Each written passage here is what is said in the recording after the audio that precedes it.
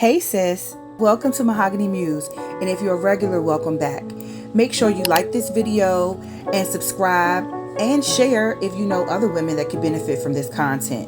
Also, don't forget to turn on your notification bell so you won't miss any new uploads. Apparently, it is fuck around and find out season, and since it's here, we need to discuss some hard truths. So what you're about to hear is a TikTok live from Saturday, November 9th, 2024. And I usually go live on TikTok like Saturday at 8 p.m. Eventually, I will start live streaming here on YouTube. But for now, we got the uploads from TikTok. On this live, we're discussing what 4B is, why 4B should not be a public movement, what are the pros and cons, why do you think 4B and decentering men is trending, those pros and cons, and focusing on yourself and finding your tribe versus attempting to convince others to see your perspectives. What are the pros and the cons of that? Now let's take off our rose-colored lenses and open our minds. Hey sis, let's talk about stepping into your power. Are you ready to sharpen your intuition, build confidence, and truly trust yourself? It's time to feel more grounded in your decisions and embrace a mindset that's all about growth and self-improvement. This is about taking charge of your life and making the shifts you need to create the future you deserve, whether it's one you've dreamed of for years or the one you decide to shape starting right now. You hold the power to create positive change, not just in your own life, but in the world around you. By learning to master yourself, you'll uncover your true potential and open doors you might not have even known existed. If you're ready to step into this journey of transformation, to unlock your full potential and to create a life that feels like you, then let's do this together. Your best self is waiting, and you've got everything you need it takes to meet her. We are offering a free introduction to self-mastery class. Join us for this transformative 5-week course.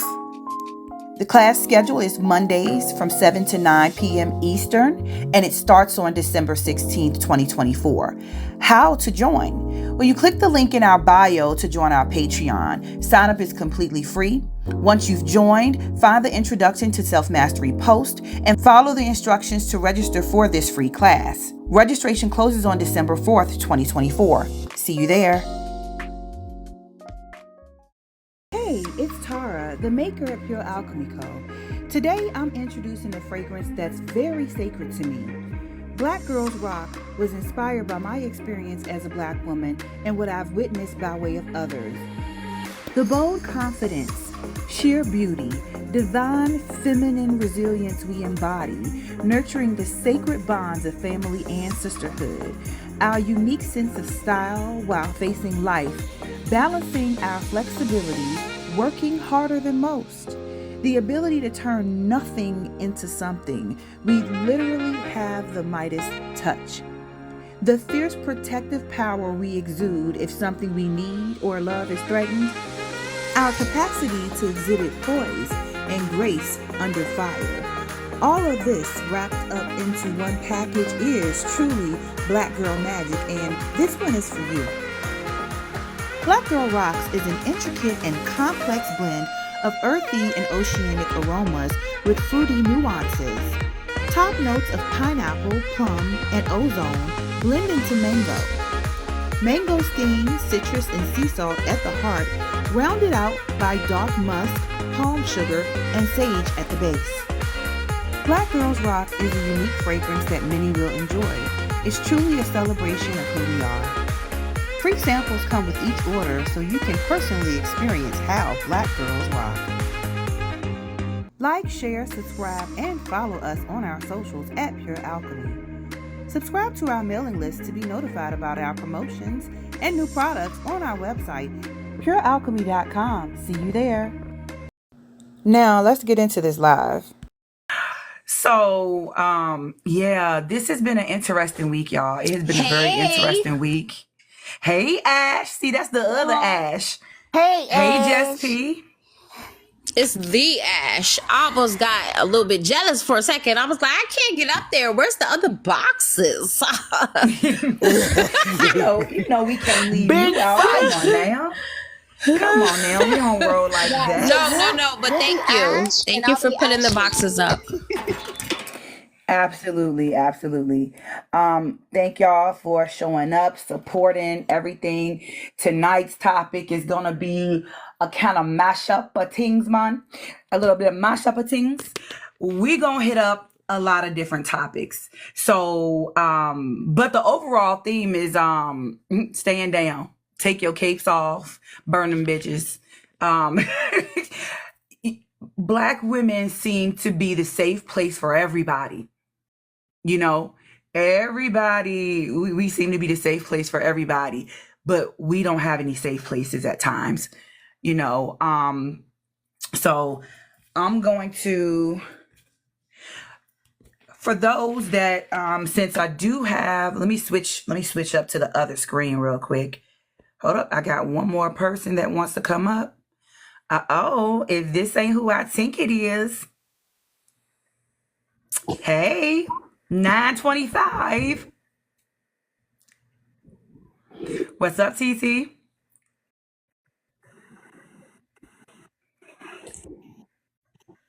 Did you mean to request up, hon?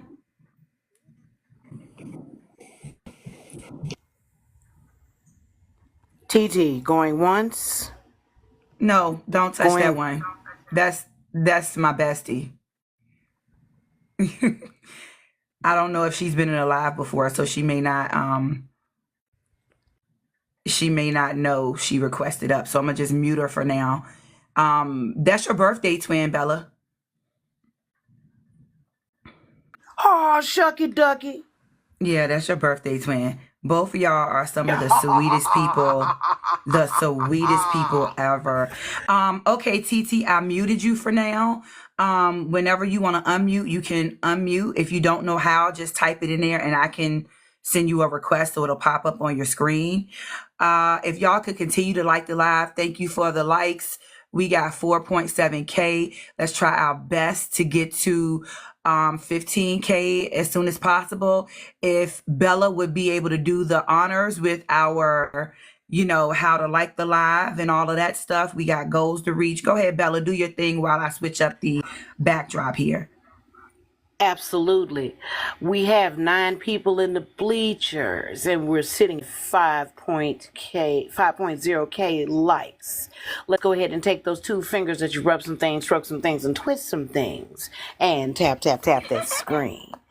Let's go ahead and take those 2 fingers that you use to twist some things, stroke some things, and rub some things, and tap, tap, tap that screen. And if you're truly enjoying what you're seeing here and what you are hearing here, make sure that you graciously gift the host to help her meet her goal, and go ahead and throw her roses, as well as if you're absolutely intrigued and enthralled with all of us here on the panel giving our commentary and our thoughts, go ahead and give us the kind that crinkle and not the kind that jingle. All right, continue to use those 2 fingers that you rub some things, stroke some things, and twist some things, and tap, tap, tap that screen. Bella, I cannot ever get over. I be trying my best not to sound like a little kid geeking when you do that, but I literally cannot help it. It'd be so funny. All right, now if I could just get this here straight, that would help out a lot. Shucky ducky. Yeah, I done figured some things out, but it's like you gotta finagle with it to get it how you want it. So I'm trying to get it how I live over here, y'all. Get it how you want it, you say. And me and this hoarse voice right here, I mean, it's a struggle. Okay, Why do this I thing feel like don't, it's dancing? cause I'm trying to move it. Hey, Sorry, I had to calm down your little buddy Timmy. He was tripping. y'all, listen. All right, birthday twin. Hey, girl. Hey, girl. Listen. Libra Hold gang on, gang. Bella. Oh, well, okay.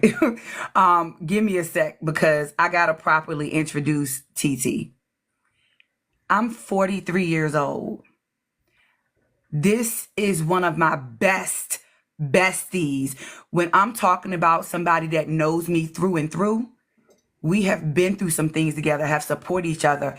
I've known her since I was 15. Oh, and I'm just sitting here And that, smiling like I'm a proud mom. I'm like, wait, I have known her since I was 15, and oh my God, she's truly an amazing person. And she and I do not share our perspectives on everything, of course, but that's the best part when you can have conversations and allow for somebody else to kind of broaden your perspective in certain areas. And the same thing, vice versa. It is a amazing friendship, and I just want to say shouts out to you for being my friend for a lifelong time, girl. So my voice already hoarse, so I can't sing the Golden Girls to you, but just imagine the song I and was that would about to be it. say the words to see if you were going to figure it out, because we've traveled down the road and back again. And back again. Your heart is true. You're a pal and a confidant. Thank you for being a friend. I wish I could get this thing straight, because I'm telling y'all, I'm about to okay, let me try to do it slowly, because I keep. Okay, let me Got to do it slow and easy, not rough. Yeah, I don't know nothing about that. I like it slow, but typically, hush, hush, hush, hush, hush, yeah. Okay, I think this is probably the straightest I'm gonna get this. Oh man, now I fucked it up again. Okay, come on, y'all. okay. Let's use those fingers to rub some things, stroke some things, and twist some things. Okay, And tap, y'all tap, know tap the what? screen. Let me just Y'all switch this heard? real quick, because go ahead, hon. Go ahead. Sorry. Y'all heard that the host is requesting 15K. Let's go ahead and give her that 15K. Come on, y'all. Use those two fingers that you twist some things, rub some things, and stroke some things. And tap, tap, tap that screen. Come on, let's make it happen. Let's make it happen. Also, share out the live. I know people will trickle in as we have our conversation. So does anyone want to, because the first thing on our topic is 4B. So does anyone care to share the details on 4B while I fight with the screen to get this centered? I will go ahead and pull up my tablet real quick. Uno momento, por favor, ladies. Sí. And gracias. So while she's waiting to pull that up, so y'all won't be here sitting in silence, and since I'm not playing no more music, and y'all see me struggling on the screen, so y'all, I can the play some struggle is music real. while I look. No, I can play some music. I'm good. I can talk. You do your thing, and I'm gonna go ahead and talk. So the principles. All right, muchas gracias. Okay, so the 4B pretty much is 4 principles, and the name of this 4B came from what they're doing in Korea. However, Korea was not the first place where this. Oh my God, I'm really struggling. For Korea was not the first time these principles have been put into place. So these principles, I believe, are no marriage with men, no dating men, no sex with men, no having children. And the reason that Korea started doing this, and again, I'm not even going to just focus on Korea, but I'm saying Korea because we're using their term, which is 4B in Korean. Each of those, the word that they use to describe those start with a B. So that's why they called it 4B there. Okay. Hey, Regal, Life, Love, Fashion. I see y'all. Hey, Free. I see y'all coming in. I'm struggling with the we getting the prompt straight, so but I'm halfway there. I don't know what halfway look like when I keep on. Okay, you know what? Okay, let's just straight. Okay, almost got it. Fuck. Every time I get close to it, it completely flips. Okay, we gonna keep it right here. It ain't exactly right, but we gonna keep it there, because I'm not gonna keep struggling with this all night. I would like. Sometimes I'm not good with multitasking, okay? So I'm not gonna keep trying to struggle with that. That's a wrap for me. So that's what it's gonna look like for now. Now I will do something else that will get our nope. All right, I'm that's ready not what I whenever wanted. you are. go ahead and give us the details on what 4B is. But before you do, I want to say that in Africa, in different countries in Africa, this was put into practice because the women did this to end a war. So they were telling the men, we gonna cut it, we can close the cookie jar. If y'all want to keep fighting and unaliving people, just FYI for anyone who's new to TikTok, there are certain words that will get us bananaed or shut down. So we don't say DEAD and KILL. So we use things like delete or unalive. If you want to say hand cannon, you say something like the actual word hand cannon or pew pew. Like there's gonna be certain words that could be a little bit troublesome. So I'm just putting that note out there for anyone who's live, who this may be their first live or unaware of things in terms of how we are censored on TikTok to that degree. Now, with that being said, I'm going to go ahead and mute up and let Bella give us the background on what 4B is.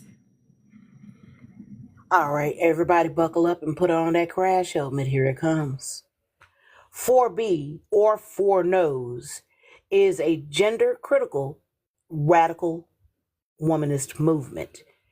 It's first emerged in South Korea gender war, as they would call it, in the mid-late 2010s on the misandric website WOMAD, and of course they would use misandric, and related to subcultures on Twitter. The name refers to its defining 4 tenets, which all start with the Korean BI, roughly meaning no. Its proponents refuse to date, get married, have schmecks, or have children with cisgendered men or transgendered women. And I'm going to name off the 4 principles. No schmecks with men, bisexu. No giving birth, be kusan. No dating men, be yone.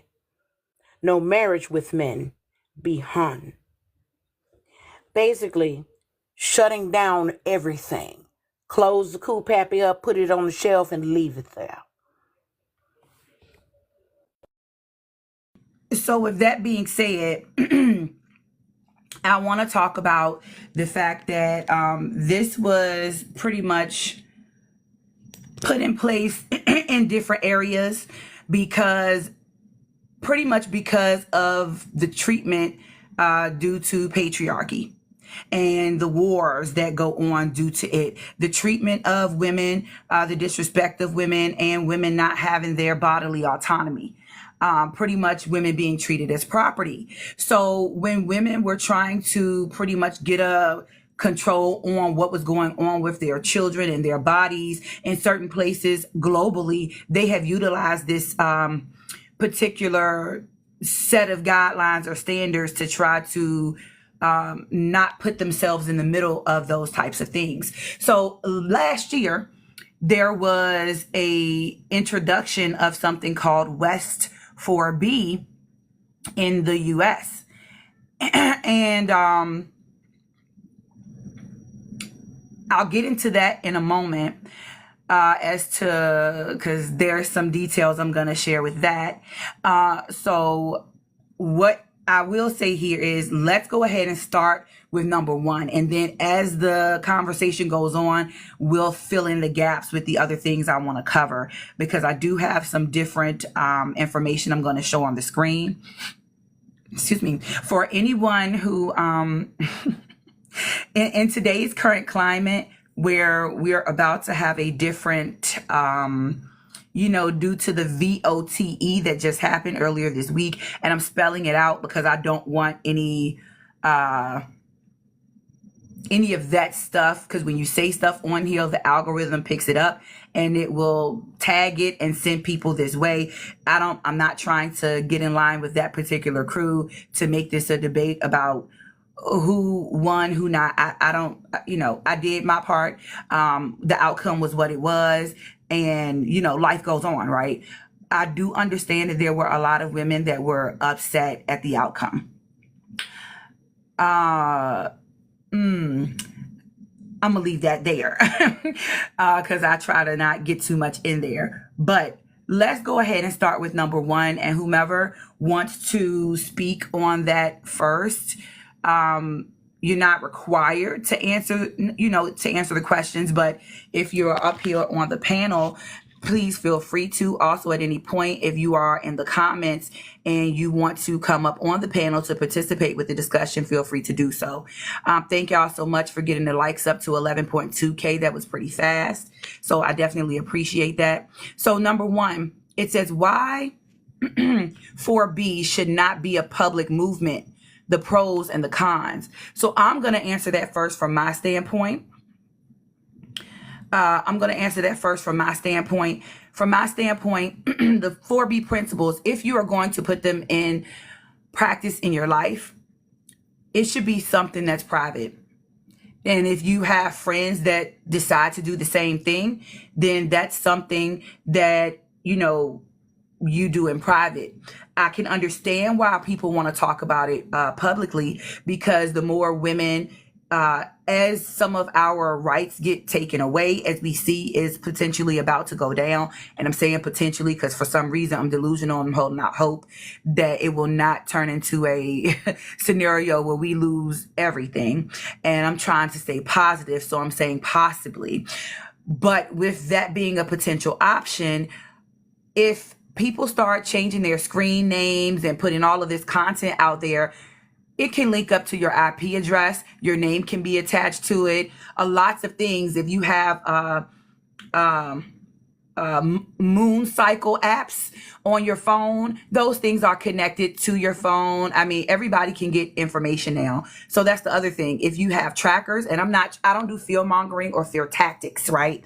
So I'm just being honest, because anybody that's into tech, and that's not my industry, but even though that's not my industry, I know what it can be utilized for and what can happen when you, get a hold of some of that information. So a lot of us use trackers to keep, up with our moon time.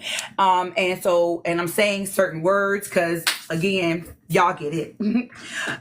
So we use those to keep track of our moon times and things. And so it's getting to the point now that some people are like, well, I don't even want this app on my phone anymore, and they're deleting it off. Well, before you delete it off, input some incorrect information for about 6 or 7 months and then delete it. Okay, go back and fix your previous settings and then delete it, because it possibly can be tracked. Just saying, if it gets to that point, you do not want y'all not slow. Y'all can read it between the lines. So for me, I don't think that it's beneficial to make this a public movement, because it could put a target on, any woman who chooses to put this into practice. And for anyone who saw the video I put out a couple days ago on both of my pages, I'm streaming from my backup page right now because I'm trying to get used to going live on this one versus my main page. But the main page is up here in the first box, that has the purple background. Y'all know that's my normal thing. So if y'all are not following me on the backup page, go ahead and come over to the backup page, follow this page and all of that good jazz. But anyway, my perspective on this is that you put a target on you when you start indicating this on a mass scale publicly, because once it is known that women are saying, you know what, y'all did what y'all did, and y'all doing all this stuff with these changes to legislation. So if that's what's going to happen, we just going to not deal. We're not going to, walk down the aisle. We're not going to do, we're not going to, we be child free. We're not going to interact with males and, men or what have you. And if that's the case, then unfortunately, there's a high rate of femicide. Unfortunately, there's a high rate of grape. Remove the G, because yet again, that's another word that can get us bananaed. So, a high level of grape. And oh yeah, that was what I was going to say. There's a video I put out on both of my pages that talks about a grape axe. So, all of these things, in order for women to, and we can get into what a grape axe is later. Somebody put a pin in that for me so I can remember to bring that back up later. But all of these reasons, to me, while women putting these things into practice in their life, it's a plus, it's a win if women collectively could do that. Of course, it's never going to be 100%, and it ain't got to be for a lifetime, or it could be if that's your personal choice. But it's the point is, if you're going to do this, just cierra tu boca. Do it, keep your mouth shut. You don't need to put that out there on a public platform consistently to the point where you can constantly be linked to it. Just do whatever it is that you think is best for you and your life and your safety, and you keep it moving. And that's that. So that to me is why I don't think it should be a public movement, even though I do believe that it could be beneficial and have a greater impact on society. It would show how women do have a impact in getting things done by saying, okay, so y'all birth rate's about to go to hell. Y'all not gonna have no access to the cookie jar. And if you try to take it, you gonna get this surprise when you think you're gonna try to take it. And that's all I'm gonna say. So that's my take on it. Bella, since you're in the first box, we're gonna go ahead and let you go and tell us why 4B should not be a public movement, the pros and cons. And if you disagree with that, also share that standpoint, because of course we're well-rounded here, so we want to have some dialogue with everybody's perspective, because I believe in people being well-rounded. So the floor is yours, Bella. All right. Thank you again. And to those on the panel, good evening.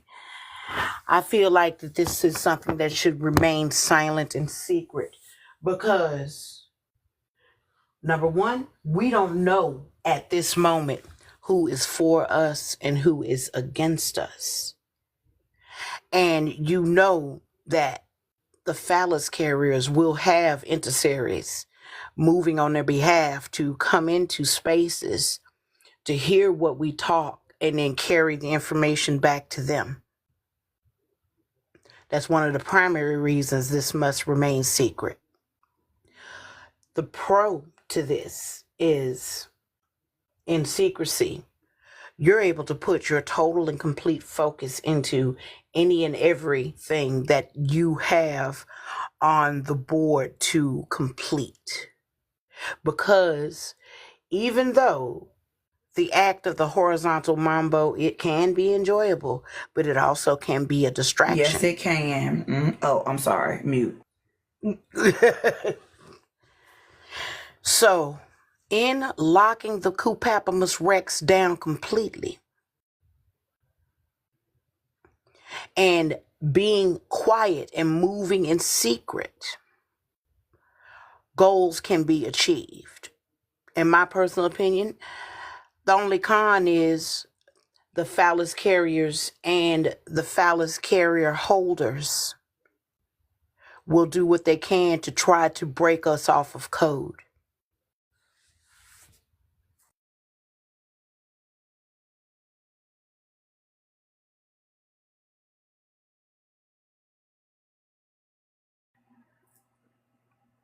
Oh, you were done, my love? Yes, I did a mic drop. You do that often. And so, I didn't know if you was going to come back with the peanut butter boxes here. Hey, anybody be watching those Chewy commercials, if you got a fur baby, and everybody give hugs to Miss Stormy in there. I know she probably don't want me to call her out, but she just recently lost her fur baby. So we want to give her some love. So if y'all could find that emoji to show her some love and send hugs to her, please do so, because yeah, that's rough. So we with you, sis. We're gonna move on to Ashley. Ashley Rose, because we got two Ashes. So we're going to go to Ashley Rose. Then we're going to go to the Ash after her. Again, if y'all want to request up on the panel to participate with the conversation, please feel free to do so. We got 3 boxes open. I'm going to keep my other live up at the top, so I won't be freeing that up until we're about an hour and a half in, just so people from my other page can trickle over here and it will still show live there. So with that being said, Ashley Rose, take it away. Why 4B should not be a public movement? What are the pros? What are the cons? Yeah, I personally too. I think that 4B should not be a public movement. I think it's okay every once in a while for it to be a conversation, but we do have to remember that men want whomever and whatever does not want them. For whatever reason, that is the weird way that they are wired. And so, just like religion and politics, whatever, 4B is not something that should be put on as a performative way of showing up in social media society, in any society, but specifically social media society. I think that this could potentially put a target on your back. And I think that if it's something that you want to build a community around and you want to host live streams and have people involved, it needs to be a subscriber only live stream and make the subscription expensive, because although that's not a foolproof method, it's less likely that people will use their own hard-earned money to gain access to spaces with people that they don't resonate with. You know, you have to be a real troll to end up in those spaces, and then most likely you're going to get booted out anyway, right? So with that being said, what I'll say for myself, the reason I think it's okay every now and again for it to be a public conversation is that I personally felt very seen when I came on TikTok Live and found that there were women who were living a 4B lifestyle and had been for some time. I felt very seen. I felt very heard by that. I really resonated with that. And I think that representation is important so that we don't feel alone. But for the sake of our individual safety, that is not something that needs to be a loud and proud thing that you are declaring on a regular basis on social media, especially. Those are my thoughts.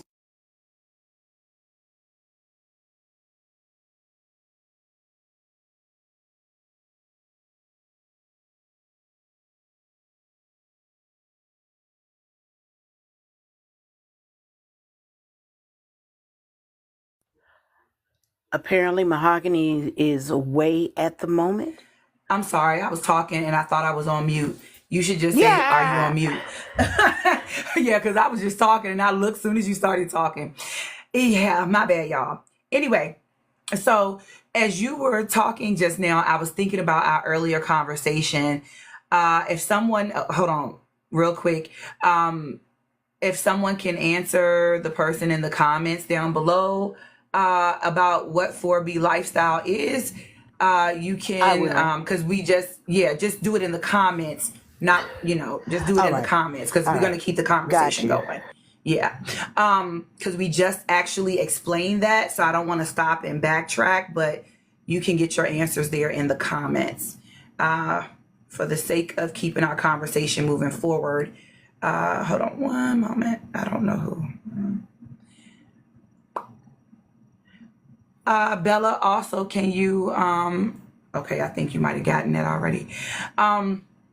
So,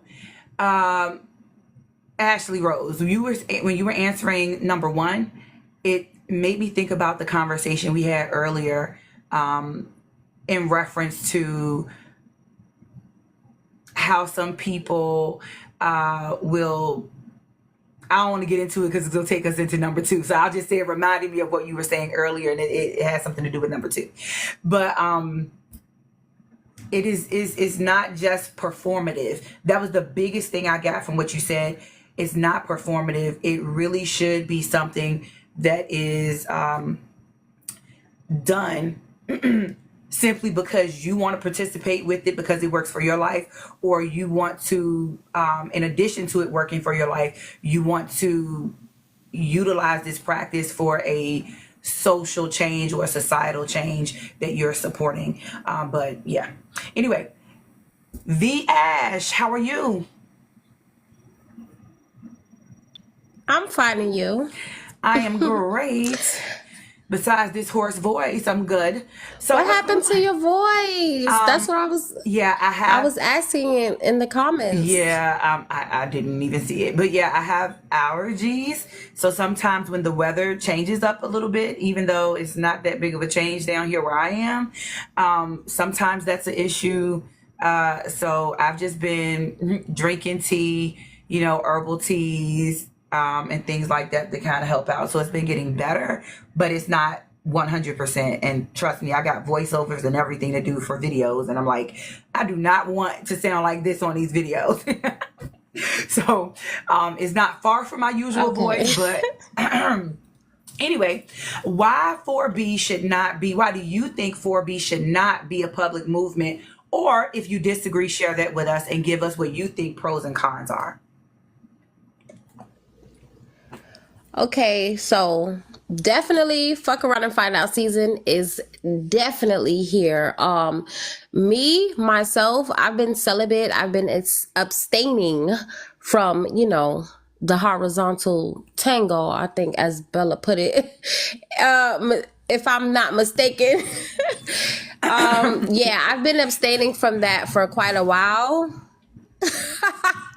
Mambo. Since 2021. What did you The call it, Bella? The mambo. horizontal mambo? Okay, And okay.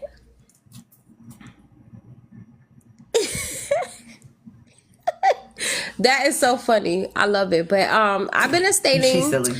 and I'm going to continue. This is not something that for myself, this is not something that I was like, oh, guess what? I'm about to stop doing this. This is something that I've been doing. So, yes, it is something that you incorporate into your life. It's a decision that you make for yourself. It's a way that you decide that you want to live.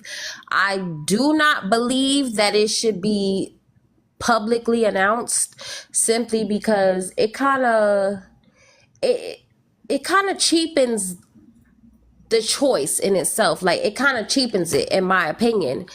It kind of makes it feel like you're doing it for show. It kind of makes it seem like, oh, this is something that I want for validation. Or another thing that could happen is possibly, someone could be like, oh, she's being celibate, she's abstaining, and I want to do something to her. It could possibly put a target on your back. That's all I'm saying. That part. I just That don't think part. that is anyone. I don't think it's anything that you need to consult with anyone. I don't think that is anything that you need to tell anyone about. I don't think it's something that should be made public at all. And that's just my take on it. So I think those are the Okay, so cons. The pros, I don't think there are any pros to announcing this. I don't think there are any pros. So that's just me. all right. Well, I don't have anything to add to what she just said. TT925, do you have any comments or opinion on fuck around and find out season is here? And number one, why the 4B principle should not be a public movement, whether you would be for something like that or against it, and what the pros and cons could be.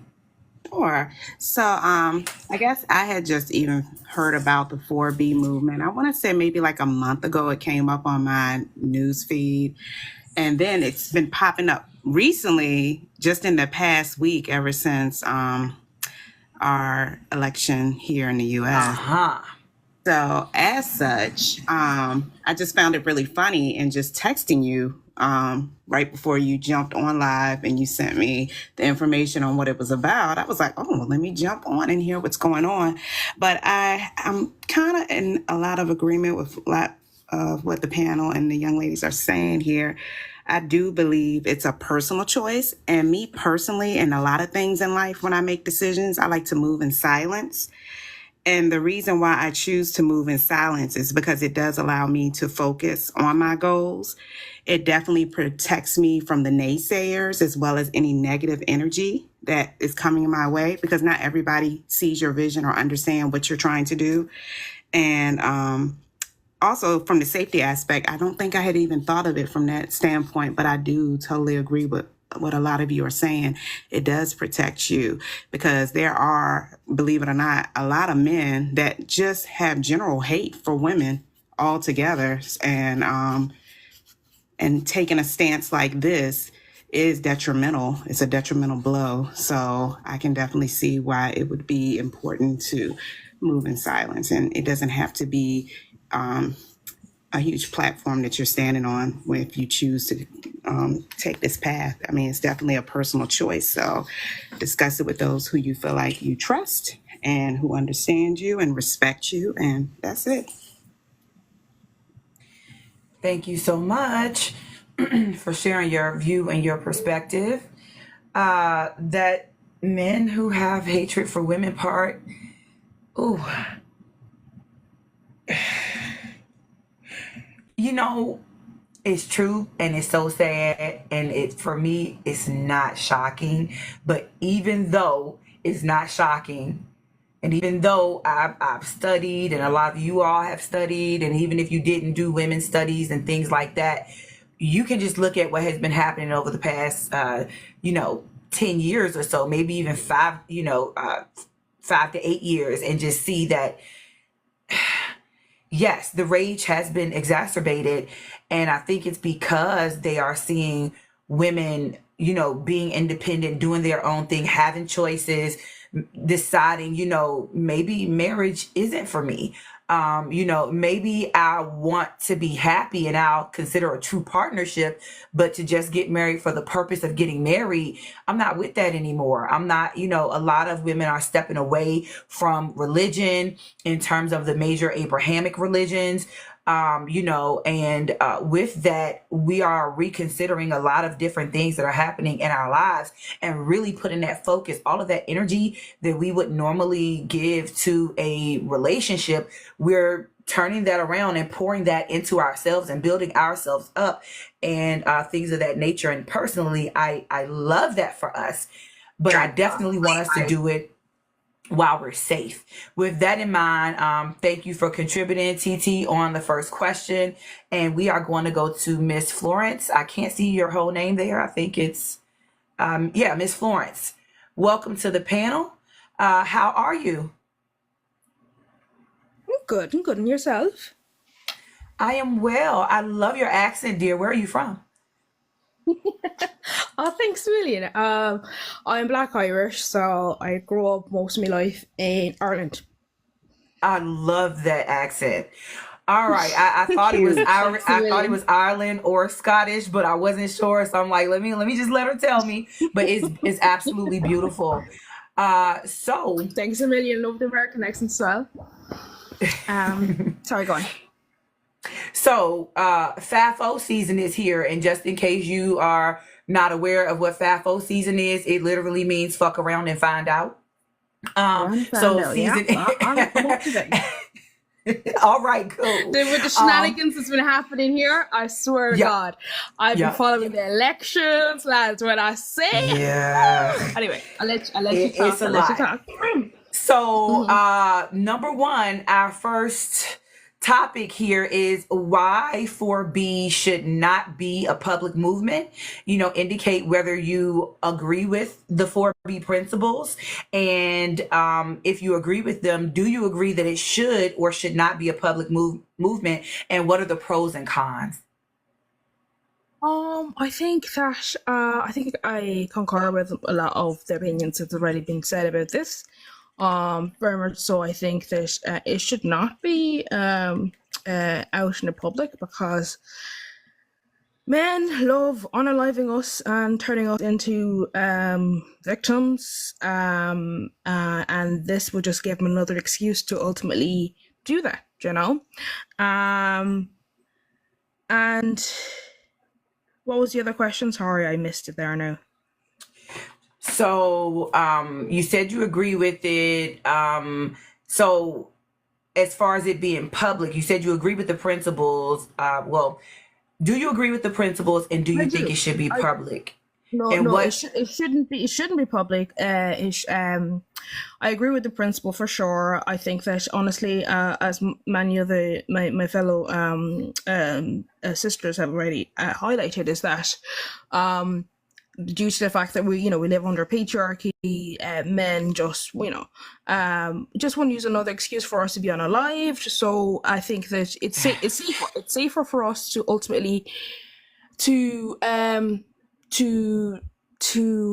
have the movement done, spoken about in a very, not in a secretive but a secure location. I think someone already specified that if it was in a social media network setting where somewhere it was where private, limited amount, you know, the people that are there, they're being vetted, and if anyone wants to join in, there is a strict criteria for people to come in there so that you know who it is, you know.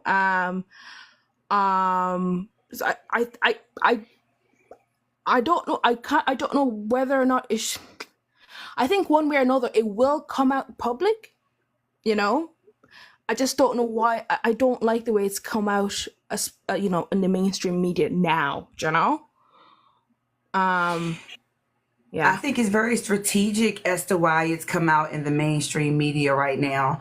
And that's because I don't know if you all are aware of this, but of course, the women in Korea have been doing this for quite some time. Their birth rates have dropped. The Korean government has offered money to women and to families to have children. But of course, that requires the women to be in agreement with that, or either it to be forced upon them, which, I mean, in the past, it was forced upon them, so to speak, because women were not respected as human beings. They were pretty much, this is your duty, you know, and if you know, y'all can do y'all research on that, because I'm not trying to really get into the Korean shenanigans as to how they got there. And plus, I would prefer for you to read it for yourself and not just take my word for it, you know, because I'm a true believer in people doing their own research and coming up with their own opinion versus me giving, you know, forcing or trying to convince my perspective, because that means when we have these conversations, we're educated about it versus you just taking my word for it. Not that I would, you know, tell y'all lies or anything, but it's just better for you to educate yourself. That way no one can tell you what something is and isn't. So thank you, Miss Florence, for your take. Oh, okay, Yeah. go ahead. Sorry, I just want to say that I think like the numbers in Korea are quite are low, right? And I think because it's a lifestyle, it's been strategic enough. Like this movement, it doesn't need the majority of women to actually participate in this. And It does not. I don't even think majority of women are going to participate in this, because the Right. the white women came on this fucking app saying that, oh, well, since my partner for 2 years so that I've been fucking shagging him, he's just voted for Trump, and now I've dumped him and I'm going to be a phobia. I'm like, what the fuck? Darling, you've been shagging him. You knew this guy was a Trump supporter, and it's just the shite that they were talking, that come out of their mouth is ridiculous. They've turned this 4B movement from a serious issue to a fucking joke. It's a joke now, in all fairness. When you, like, it's a lifestyle. You can't, it's not like a trend where you can dance to it and be like, ha ha, I'm participating to it, and then go, you know, pretend, and then go on with your livelihood as if it's nothing that's going to affect you, you know. But no, I suppose my point is ultimately to highlight that in South Korea it didn't take the majority of women. It just needed Right. women who were dedicated and who knew what they were doing and knew why they were doing it, and that's it, you know. Correct. I forgot what I was gonna say earlier. I think it was something along the lines on just the numbers. Speaking of the numbers, if you look at birth rates, you know, here in the US, they're not as low as some other countries, but when you look globally, there's a decrease in women giving birth, you know. So women globally are looking at how we're being treated, and I truly believe it's because of the internet, social media. We can hear and see other women's experiences, so now we know it's not just what we're experiencing. We're starting to have a global identity as to what women globally are experiencing, and it's sad, right? But so we can have an impact on that. And the impact you have is the one you make in your life. It doesn't take, you know, you to link up with everybody else. It doesn't need to be on a big platform, you know, but if you're going to do it, take it serious. Don't play with it. Don't play with it. Don't play with it. Anyway, I'm going to go to Free. How are you, Free? It is fuck around and find out season. Number one, why would the 4B movement, or why should the 4B movement not be public? What's your viewpoint on that, and what are the pros and cons if it's not public? Okay. Yes. Fuck around, find out season. To me, it's been here. That's why we're getting so much backlash from men and women, because it's already here. It's been here. We're just sealing the deal now, basically. We're just sealing it. Hopefully. I see a lot of women, like, after the whole, I'll VOTE. I'll say like you did, because I don't want that. I know why you said that. So I see a lot of women, trying to jump on the 4B train since this, and talking about, oh, we're not doing anything and we're not doing this. Where was that before, though? Even though there were many women, right? Even though there were many women already talking about this, saying that they didn't want to deal with men anymore. They don't want to have kids. They want to be celibate. They want to be abstinent. And those same women, you were telling to them, oh, you need a man. You're going to be lonely. Don't you want somebody to hold you at night? Don't you want this? Don't you want that? What about this guy? Da-da-da-da-da-da. And this has been something that's been going on for generations. For generations, women have been saying, I ain't dealing with these niggas. Like, I'm done. I'm tired of I'm getting smacked upside my head. I'm tired of them cheating on me. I'm tired of them bringing stuff home, STDs, STIs, and all this. I'm tired. I don't want to do it no more. And every time that a woman would do that, there would be another woman telling her, girl, you crazy. I could never. Oh, I love my man. Yeah. So this has been going on for a long time, that women have been saying, I don't want to deal with men. I don't want to deal with them. And we didn't really have a backing. Those women didn't really have, support. They never did. And so they ended up going, the route that they were conditioned to go, which was, well, damn, I guess I got to get a man. Okay. So it's just funny that it took this for y'all to jump on board. It took for y'all to feel like y'all lost to jump on board. And I don't understand why. And I know some people are like, feel a way about it, but I don't understand why it's called 4B. It shouldn't be called that, not here, because the B's don't have the same meaning here. We're not Korean, we are American. So why is it called 4B? If Facts. You know what I'm saying? And I've been said that too. I've been said, why is it called this? The four ends, the four no's. Yeah, I mean, right. Even if you take the four out of it and just say hell no, and be a part of the hell no, it don't whatever. Oh, that would have been so much better. That sounds more black to me. Hell no. Hell no. But I just really, whatever it's gonna be called, with all of this going on right now, it just doesn't make sense. Black women are already targets because we're independent. We're going to do what we need to do for us. We always have, and so we're already the targets, right? So go ahead and put a bigger target on stop having these babies. That's all. That's it, and that's all. Because that's all we do. We have a lot of kids. We got a lot of kids. Because all these niggas want to have babies with us. They don't want to marry us and, make an honest woman out of us. They just want to make us baby mamas, and we walk around with kids all over the place. Okay, this is my problem. I'm gonna keep it a buck though. There's a lot of women. And I'm talking about myself. There's a lot of women who have children and who are married, and they're still single married mothers or married single mothers. Yes. So, if marriage is just, for me, I feel like marriage is more for men than it is for women, and that it comes from, we're conditioned to think that we should be married. So it's like, if a partnership is not what we're talking about, does marriage really work for women? If it's not a true partnership, if the man that you're mirroring, well, that was a Freudian slip, because that's probably what it is. The man that you're marrying, if that's not going to be a true partnership, and he's participating with what's going on in the home and the raising and rearing of the children and supporting the woman, she's not just his helpmeet. Okay. We're talking about a true partnership. And if that's not going to be what the case is, then why is it beneficial for women?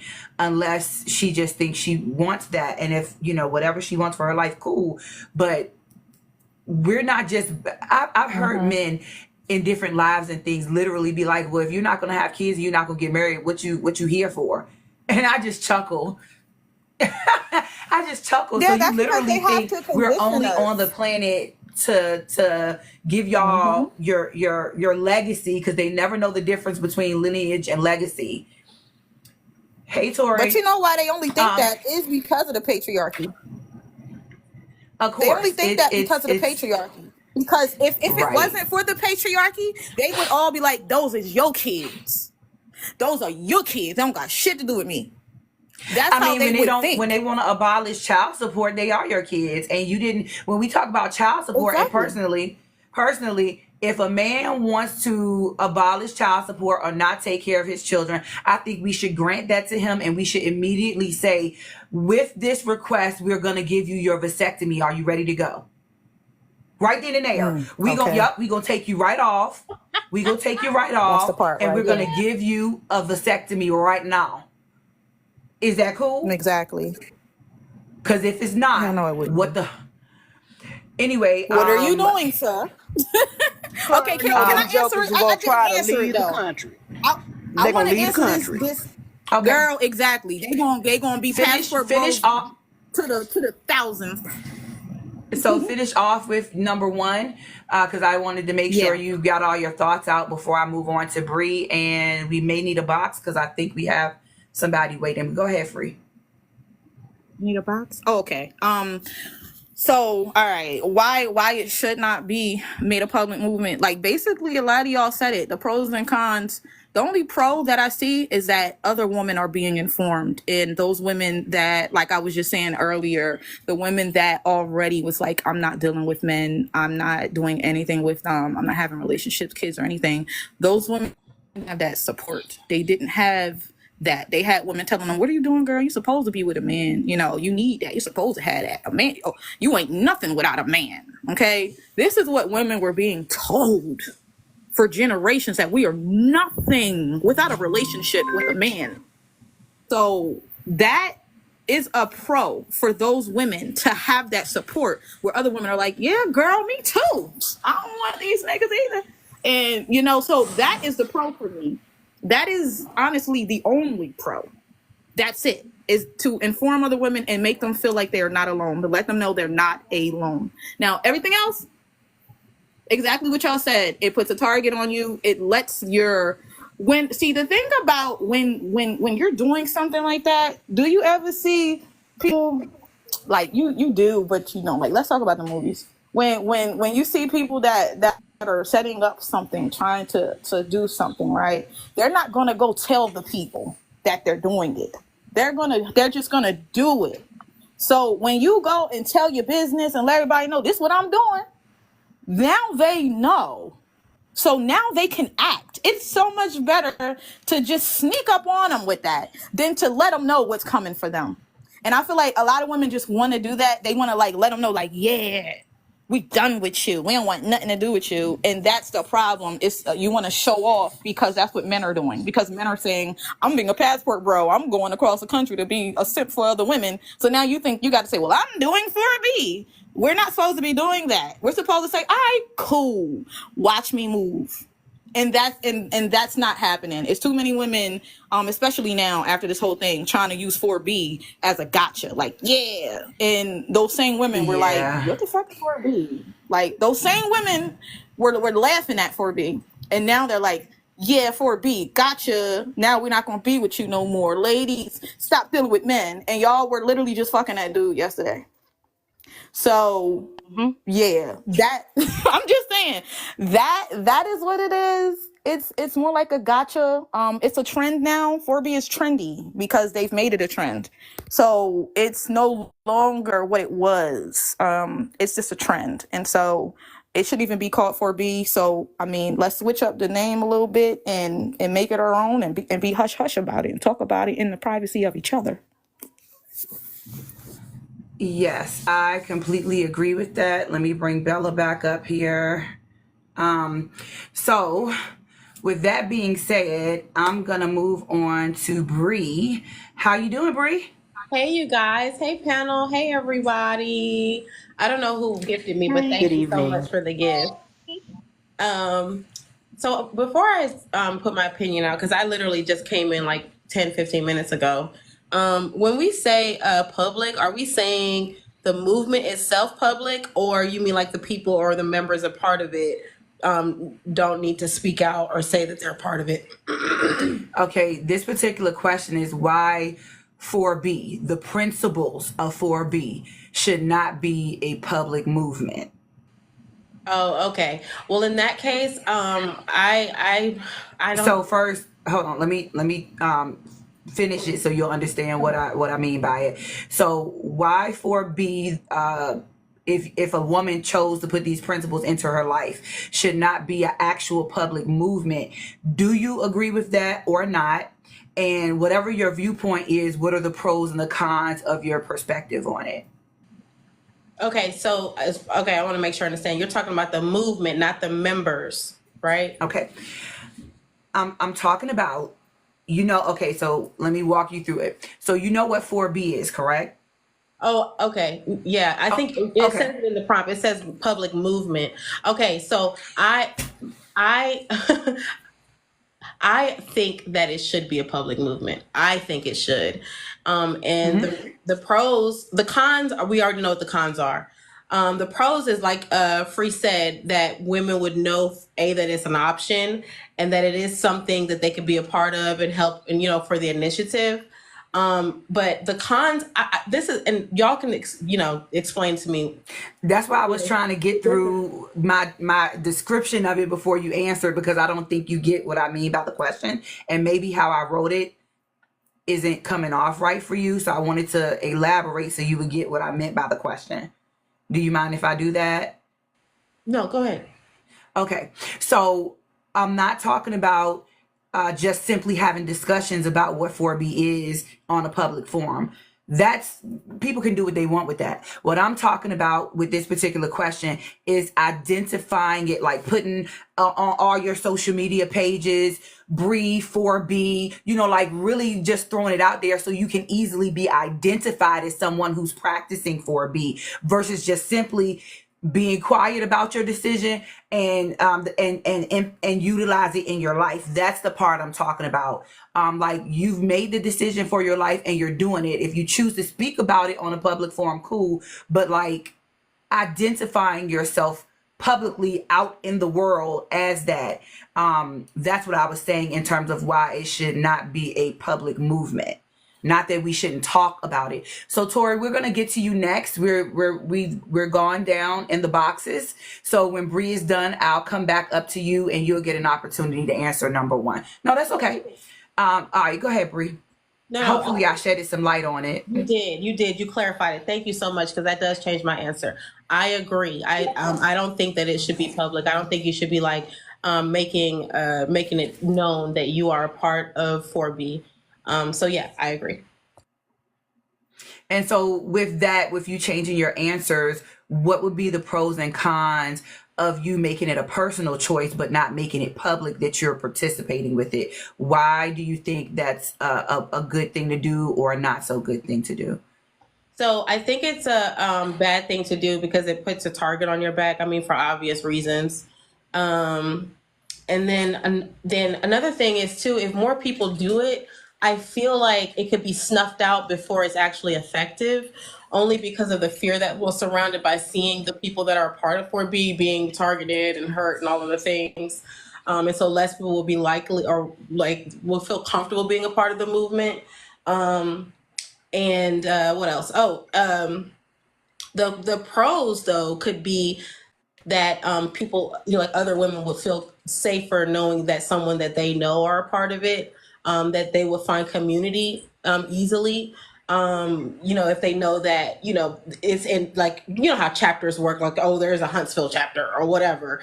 And so I think that's the pro, but it honestly, the cons outweigh the pros in that instance, because I just don't feel like it'll be helpful that it becomes like news that 4B people are being graded, or you know what I'm saying. And so a lot less people would want to be a part of it if they see like public retribution. Okay, you brought up some really good points, and this is also the reason why I like having panels, because it brings out a lot of good information, and we have a lot of great dialogue about it. But the biggest thing I'm hearing is that retaliation. The biggest thing I'm hearing is that it will put a target on women if we publicly say, hey, we're doing this. And that's mainly what I was trying to have some dialogue about. So, okay, so let me see here. All right. So yeah, that's mainly what I wanted to have some dialogue about. So thank you for sharing your thoughts. Now, Tori, if you could look at the prompt, it is definitely fuck around and find out season here. We are pretty much talking about burning our capes and everything. So prompt number 1 is, why should the 4B principles not be a public movement? What would the pros and cons be? Do you agree that it shouldn't be a public movement and just personal principles that you apply in your life, and maybe you talk about it amongst your friends or your tribe that also shares those same thoughts? Or do you think it should be out there and everybody should be putting 4B in their name and tags on their car and on their keychains? And how far should it go? Should it just be a private thing that you and your friends that are doing the same thing know about? And what are the pros and cons about your views? I want to say that the first question is like, no, I don't think it should be public. Only because like I don't know if y'all look up a lot of stuff that's happening in was it Russia? The women who That's what I was gonna bring up. Thank you. I should have. Yeah, because I was going with that when in between Free and Bree talking, but I forgot. No, it was when Miss Florence was talking. Thank you for bringing Russia up. Yes, but they're making it illegal for women, even if they could be child free. They're making it illegal to actually speak about that, because I want a lot of women to understand that they look at us as incubators. They look at us as their soldiers and they workers. That is the only thing they look at us as. The reason why I say that the 4B movement, mind you, I was always supportive of it. I was more like a dissenter man. That was me. And I said that to anybody who know me. Hello, Ashley. Hello, Free Spirit. Hello, Auntie. Hello, Florence. Hello, Brie. I want to shout y'all out because I love every single last one of y'all. Hey, Tori. Hey, sugar. I love you guys. I really do. I really do. Regardless of what we went through, it doesn't matter. I still love you guys because I'm always going to be there. That's how loyal I am no matter what. So it's not even just loyal. Anyway, but what I'm saying is we shouldn't, because you never notice that the silence speaks louder. It does. Yeah. So we have to show them, because if we keep glorifying, remember when we said the bear or the man? When we did that, there were more men attacking us because we chose the bear. Sometimes, you know how they keep, I don't even want to say it, but how women should be silent. The reason why we should be silent is because they should not know what's coming next. Because what I tell you. Exactly. Yeah. When I tell you that these men, the ones that found out about the 4B, they're literally cyber stalking these women. right? It doesn't matter if they're like if they identify as 4B, there are Cybermen, incels, of course. They are literally trying to take down the 4B. They actually succeeded when it came to the supposed leader of West 4B because of her belief. I'm not even gonna go there, but at the end of the day, like, it was so easy for them to shut it down. So I think as women, especially Black women, we should just not say nothing. Our actions still speak louder than our words. Like, I just made a video talking about how the YT women, like, we're sick of you. We're sick of trusting you. We're sick of holding your hands. We are sick of trying to save you. And I put that publicly. The only reason why I did that is because I need what just happened to a lot of Black women. Because big ups to Black women. I swear I'm going to stop. Big ups to Black women. We had 80-90%.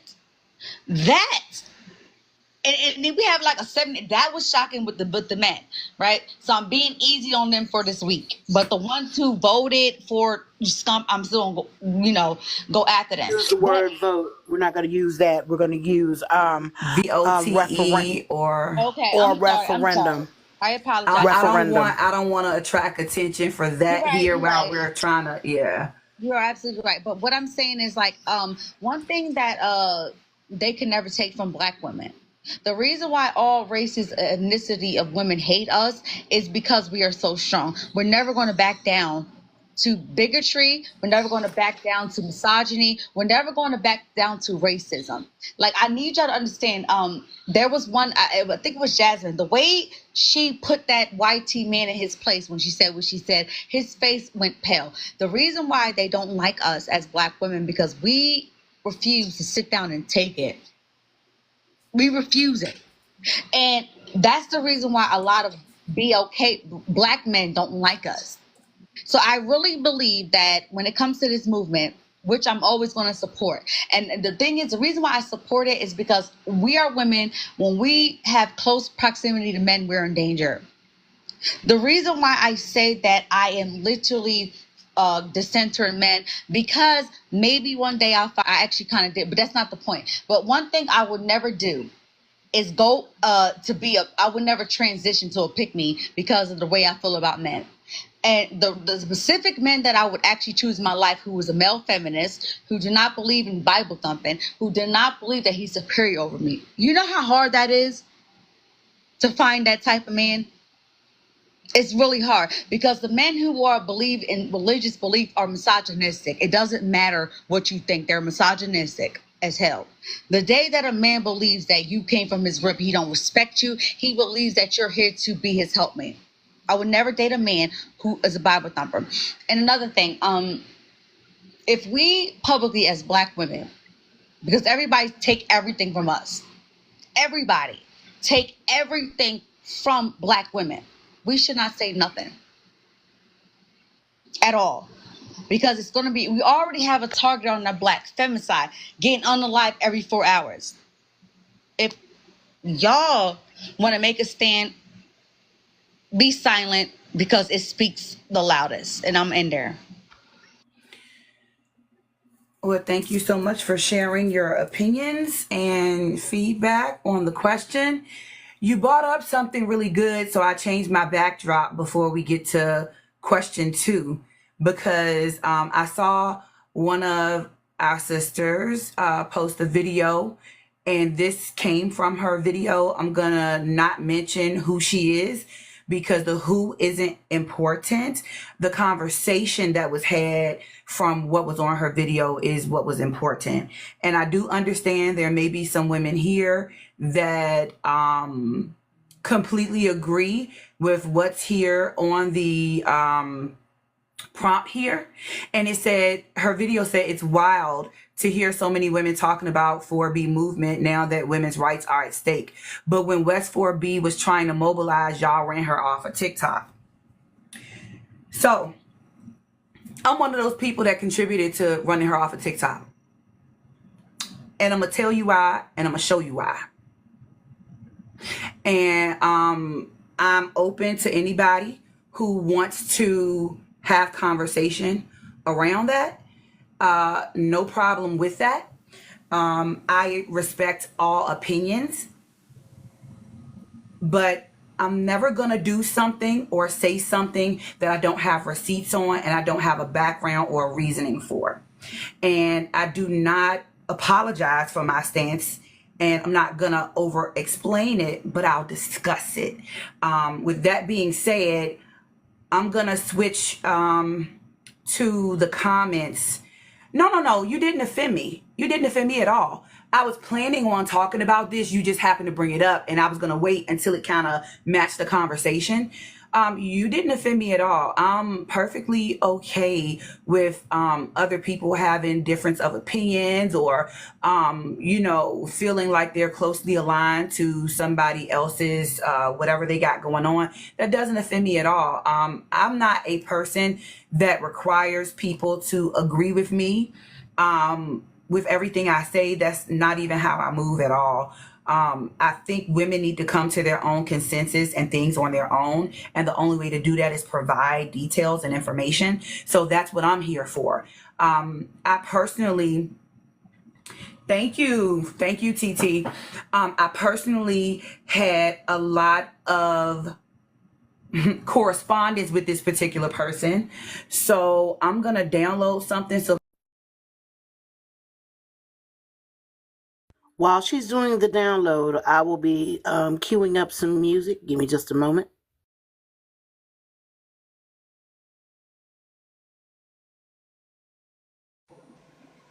Hi, y'all. I'm new to the panel. I was just wondering, would anybody be able to kind of let me know a synopsis of what you guys are talking about? Fastenal at 2314 Stanley Avenue looks good. I think we was talking about hiding the 4B movement because it's actually putting a target on a lot of women's back. I think that our silence is louder than noise, because at the end of the day, because even when I was where I'm in Ohio.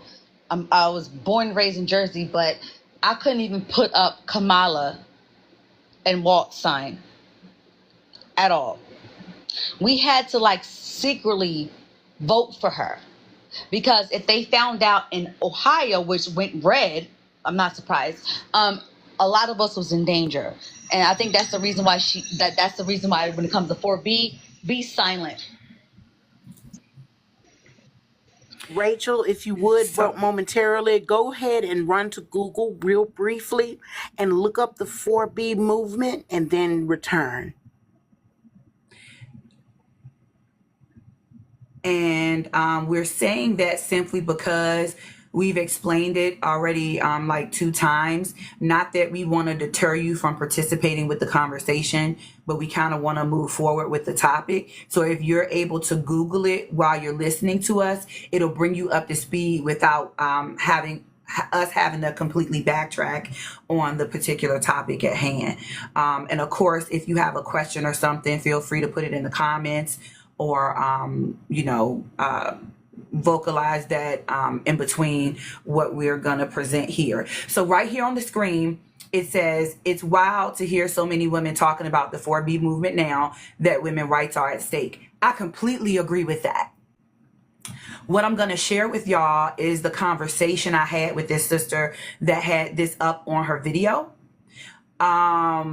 And I will fill in the gaps. And if you all have questions or things of that nature, I'll fill it in. But I'm going to share with you the conversation I had with her in her comments. And hopefully it'll be big enough on the screen. I have it on my screen so I can enlarge it. 2021, hold on. Copy link.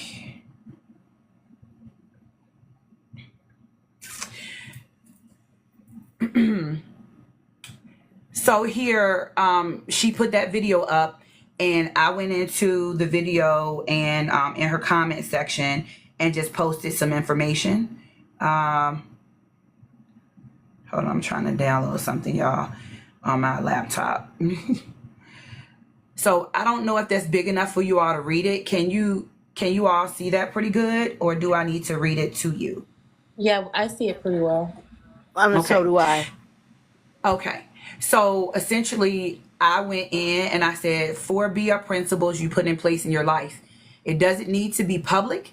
Just my opinion, though, because again, I don't believe that everyone has to agree with me. I don't push my perspective out on other people because I believe women are brilliant. We're intelligent. We've done a lot of things out here on our own. I don't need to force my opinion on somebody else. We are grown women. We are out here paying bills. We're taking care of children. We're taking care of parents, sisters, aunts, uncles, daddies in some cases, things of that nature. There's no reason for me to have to, treat a grown woman like she's a child, or like she's incompetent. I'm not going to do that. I believe we are very brilliant and amazing people. So with that being said, I'll continue. Also, the person, if it's going to be a movement, the person has to truly care about women. The things I've seen her do to women was crazy, but who am I? So she responded, you know her personally, or are you referring to her lives? And I went in. I've interacted with her personally before she changed her profiles to S4B, when she was trying to get people to follow her content for Satanism and atheism. And I'm going to pause there because I was a part of a group that came from off of Princella. As soon as I'm done with this, absolutely, Tori, you can ask questions or comments, but I want to get through this part really quick. I was a part of a group that kind of was an offshoot of, I had found Princella online, and I met up with Jennifer, because that's her name. West 4B's name is Jennifer. I met up with her as a part of this group, and this was about almost a year before she was on TikTok as West 4B. When I was in this group, we were on Zooms together. There was a lot of communication in this WhatsApp group. At one point, it had like 170 something people in it. And these were all people that were supposed to be supporting Princella. And in this group, she started trying to pretty much poach Princella's followers and I sat back and watched this with my own eyes. I'm a very observant person. I know what I see. I know what manipulation looks like. And I know what trauma bonding looks like. I know what real empathy looks like. So when I saw the movement she was making, I just sat back. Because not only was I sitting back watching her, I was also watching Princella. So I was seeing what Princella was doing, and I was seeing what Jennifer was doing, aka West 4B, aka those other people call her Supreme. There's no way I'm gonna call her that because her actions were not supreme. If you are going to be disrespectful and demeaning to women and at the same time say that you're starting a movement to support women, then your actions need to match what the fuck you're saying. And I'm not going to apologize for my tone right now. I'm not going to apologize for the vitriol I have right now, because that shit is real. It is real. I saw with my own eyes what she was doing to women. And it almost always was black women. So I make no excuse for how I feel at all. Nobody has to agree with me. Nobody has to agree with me on that. But I'm going to stand 10 toes down on my circle, not on my square. Because women do things in circles, and what goes around come around. I'm going to leave that there. Anyway, in that group, I saw her do a lot of different things. So in that group, she was trying to get people to follow her on TikTok. She was trying to build her following. And as she was trying to build her following, she got upset because the people that were in the group were there to support Princella. They were not there to become atheists and Satanists. And so, when you're deconstructing from religion and deconstructing from patriarchy, there's going to be certain conversations that are had. Those conversations are going to be about the Bible, not because you're trying to study it, because you're trying to figure out, how do we get caught up in this shit? And it was as if she was trying to tell people, you can't discuss this here. Why not? If we're deconstructing from patriarchy and deconstructing from religion, why can't women have simple conversations to help them figure out so they can know better for themselves and possibly help other women when those conversations come up, right?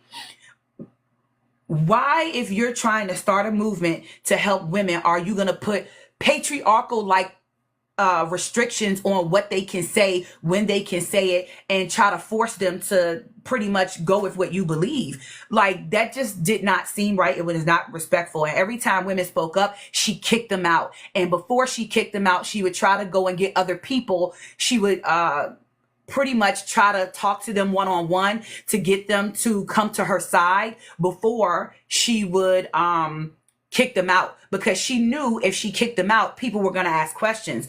So I was one of those people she would come to try to get her to be like, oh, such and such did this. And every time she did it, I was like, oh, wow, I didn't see that. You know, I'm sorry to hear that. And I just would sit back and watch. And I noticed it was a pattern. It seemed like every week it was 4 or 5 or 10 people being kicked out, to the point where the numbers were going down.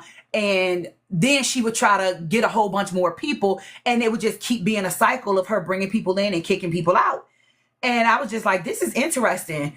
Anyway, I'll digress. So if I keep going with this conversation, I indicate I was in the group, I was in the Zooms for several months. I sat back and watched her. I observed. Same thing I did with Princella. Same thing I did here. The funny part is the two of them have a very similar personality and the way they go about things. And I'll just leave that there, because I'm not talking about Princella right now. I'm talking about Jennifer. And I end up putting that here. And by the way, when I started, there was a live that Jana had back in May of 2024, and I participated with that live when we were pretty much exposing what was happening. And I always wondered, when she was in those Zooms, how come she always had her picture up. I've seen plenty of pictures of her, but she would never come on camera. Never. I'm talking about, you are witnessing somebody that's on Zoom live with other people all day on Zoom talking, but she never turned that camera around on herself. Not one time. She would show her daughter the stuff she is buying for her daughter. I've seen videos of her in Curacao. Okay. She is not, and has never been, since she's been on this app, she's never been in the city or state of New York. She's from New York. Yes. But while she was in that group and while she was on this app, she was never in New York. So she lied about those things. So she was collecting information on people. And yes, it could have been for the purpose of doing a movement. But when a person is not ever coming on camera, like if you go to my page, I'm on camera. You know what I look like. And thanks to her, everybody knows my number and things of that nature, because she also doxed me. So I'm cool with that. But anyway, so if you keep going, it says, y'all see what it says on the screen. So yeah, when she sits there, and you cannot sit there. Yes, I've been doxxed. But the thing about me is, I give no fucks. If you come and see me, you got to get past the security at my gate, in which case your tags on the front and the back of your car and the make and model of your car and your name is going to be taken at the gate. And then when you get to me, you got to deal with my 2 dogs. You also got to deal with my Zodiacus. And then you also got to deal with the gators in the lake that's behind me. So come at your own risk, because you won't leave. Anyway, so I have nothing to hide when it comes to public. I don't treat people wrong. I don't do things wrong, like, to people like that. I'm the person I present myself to be. Anybody who has spent time with me, talking to me, hell, one of my friends who's been friends with me since I was 15 is in the comments. I have no reason to hide anything. I'm not just somebody that popped up, and I've been doing these things, working with women, hell, for the last 15 years or so. So I have a history of doing that. And this is not a tit for tat. It's just that I really need women to understand that you got to use your discernment. And if you can never lay eyes on the person that is supposedly running a movement, and nobody questioned why she never wanted to come on camera, but yet when you Google stand with Jennifer and you find all of that stuff, hashtag stand with Jennifer, and you go find all of that stuff and you map the videos up and you listen to the voice, you find out why she didn't want to show her face. Now I'm gonna pause for right now, because after I said all of this on this woman's, on this sister's video in the comments, I then went to her inbox because there was more I wanted to share with her that I didn't care to. So my divinity, getting into what happened with West 4B, because someone put some information out earlier, I think yesterday or so. And exactly, Stormy.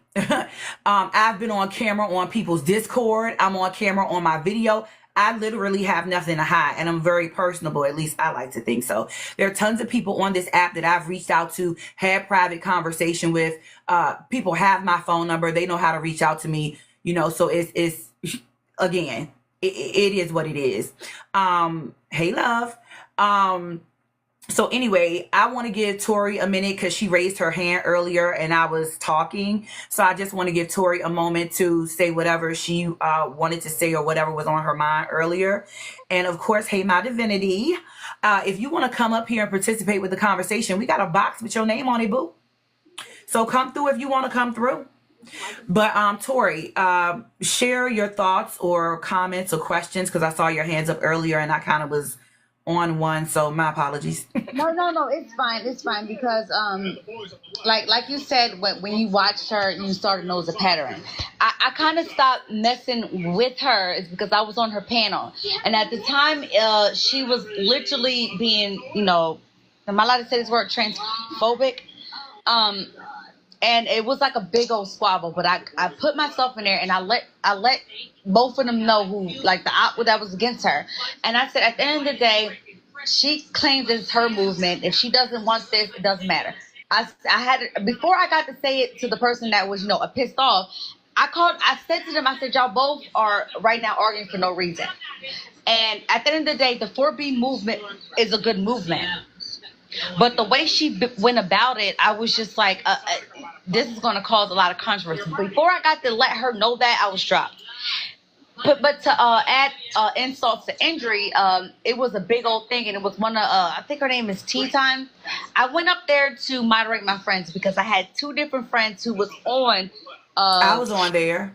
Oh, okay. Yeah. I was trying to moderate it because, mind you, she literally said something about one of my mutuals, right? Like, you had such and such baby daddies. And I thought that was a fucking low blow. She has a baby dad. I know, but she basically didn't use. And she wasn't even telling anybody she had a child either. But see, I've seen the child. I know the child's name. So when I started Googling Staying with Jennifer and I saw her pictures, because I saw her pictures before when we were in that WhatsApp group before TikTok, I could identify her and her child and knew the child name. So that's how I knew it was her. Like, you can lie to other people that ain't known you and ain't spend that type of time with you, but you can't lie to me. Anyway, carry on, Tori. Yeah, it was just kind of when you have like a terrible feeling about something, I guess it's called intuition, you should like leave out of it. But when she took me down, I was basically letting them know that she's not going to change her mind. And the other one, I was going to let her know, like, she's going to be who she is. Let's let it go. I have no problem. I don't believe in doxing anybody because I think that's childish. I'm sorry. When she doxed you, that was childish, right? But her movement was a good idea, but the way I knew she was going to do it because she doxed so many other people. So when I spoke up, I already knew she was going to do it. I've been watching her tactics for the longest time, so I already knew it was coming. I mean, all them texts from people going on my LinkedIn profile, sending me texts talking about what's up, ho. I just blocked them. I took screenshots though, so I could, I keep all receipts. So don't come for me unless I send for you. Continue. I'm going to say this as my conclusion. I'm getting like really sleepy. But if you are for women's movement, you should never down another woman who disagree. You know what? I'm lying because any woman that voted for Trump, you're scum of the earth. I'm just going to put that out there.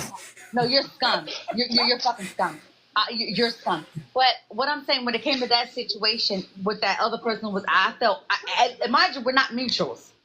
It broke my heart so bad, I kind of got turned off from that. So I agree with what you're saying. The reason why I said it, because maybe it should have been another person who did the 4B movement, but the 4B movement is a good movement. It's a great movement for women to understand that at the end of the day, we had the most power. They cannot have soldiers, they cannot have workers, they cannot have a community without women. And that 4B movement, especially when it came to Korea, the men realized who's actually the most valuable thing ever. It's women. But they had to subjugate women. They had to oppress women. So the 4B movement is a good movement. But the way she went about it was wrong. And that's all I really want to say.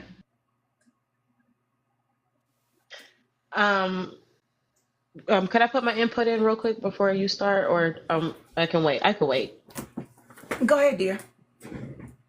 Okay, so yeah, so I was there from its inception. I was there when she was, supreme and having her lives and everything, and that's how I became a part of the community at first. Just from Um, TikTok? from TikTok. Oh, okay. Okay. Yeah, and so she lost me at the tea phobic stuff, for so many reasons.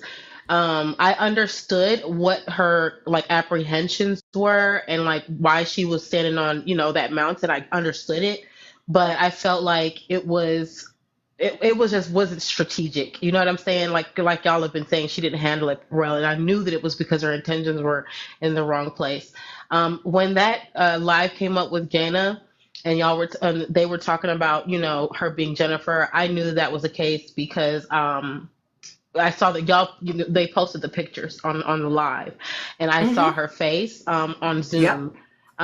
She mistakenly, how you try to turn the camera on and it goes front facing instead of the back camera. I don't think she planned for that, and we ended up seeing her face, but she really was trying to show her a laptop or something like that.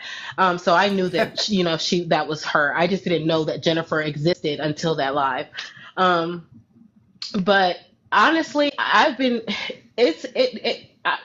I cried for weeks when Yeah. I saw it descending. I literally was weeping because it was a powerful movement and it could have been great. But when I started noticing Yes. her having conversations with like Cartel and all these other guys and talking about some of y'all said that we were baby mamas and we need to keep our legs closed. Now we got 4B. And I was like, why are you doing that? Like, why are you antagonizing anybody behind it? And you're making it already I a can target. answer that for you when you're done, but Yeah, I'll well, wait. to be honest with you, I just realized that it's just her disposition. That's what I thought it to be. I mean, that's how she was as Supreme. There would be no different with being West 4B. So I was just like, that's just how you move. But long story short, I wept. And um, she ruined it before it could even fly. She clipped the wings, and then that really hurt my feelings. But anyway, I haven't really spoken on it on a public platform or at all since it happened, just because I felt um, I I felt like negative attention would only bring the effort down even further. You know what I'm saying?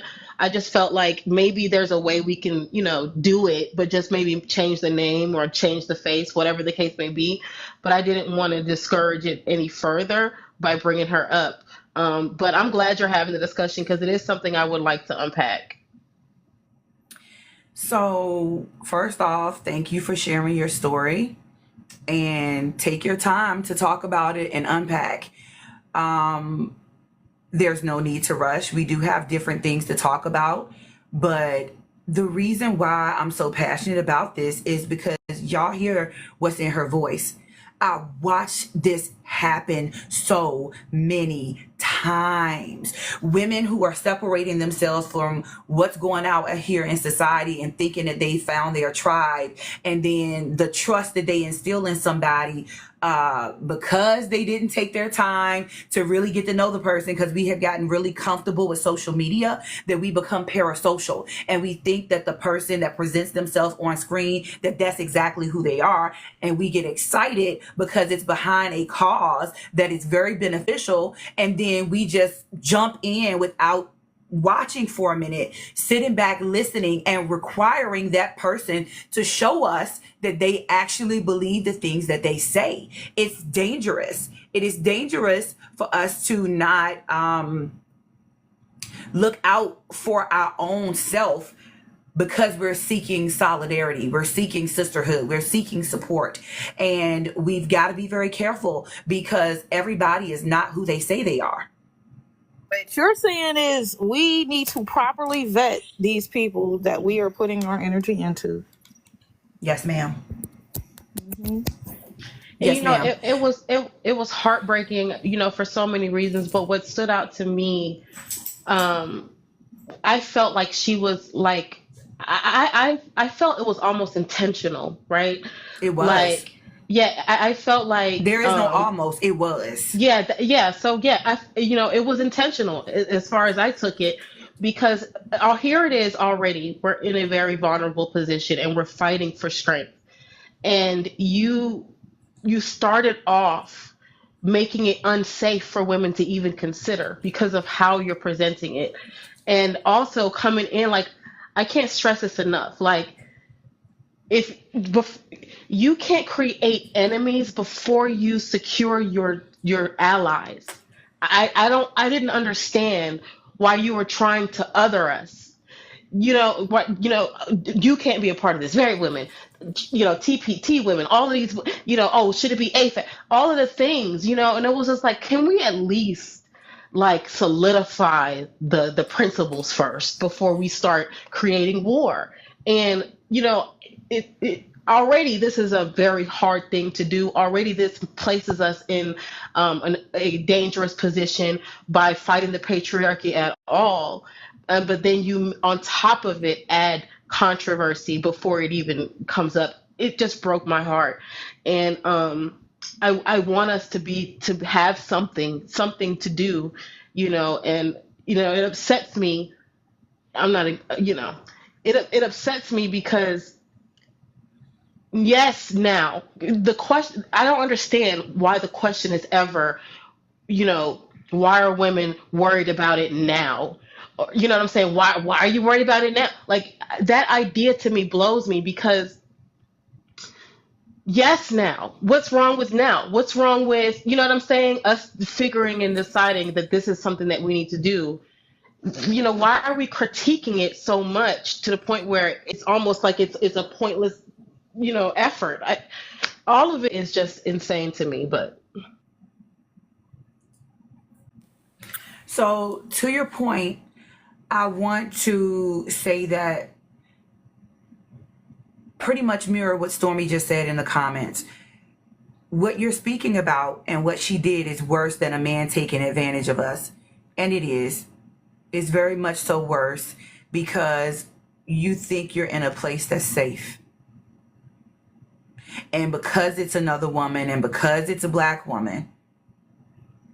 So when we figured, when it came out who she was and everything mapped up, and then you go back and look at what she did in New York and why she fled New York and the money that she got from that situation in New York, because of her personality, as I was sitting back looking at what happened in New York, I was like, she set this shit up. She created an issue. I'm going to let you know I have no actual proof of this, right? Because I'm not going to sit in y'all face and tell you a lie.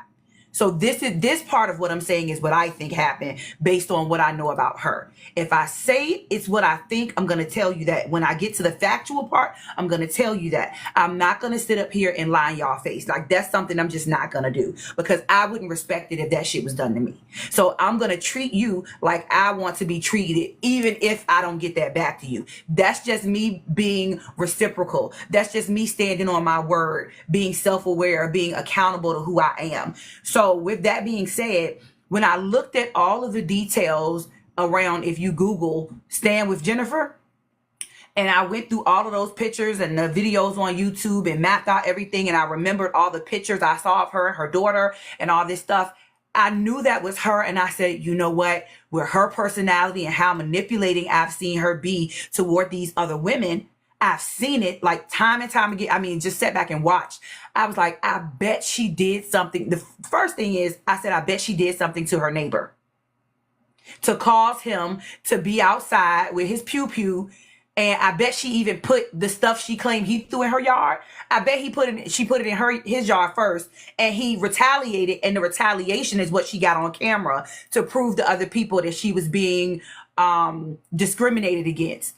And the thing is, that house that she bought, it was a foreclosure, and the previous person moved because that person said they had problems with the neighbor. So that means that if she had done the research before she bought the house, she already knew the neighbor was problematic.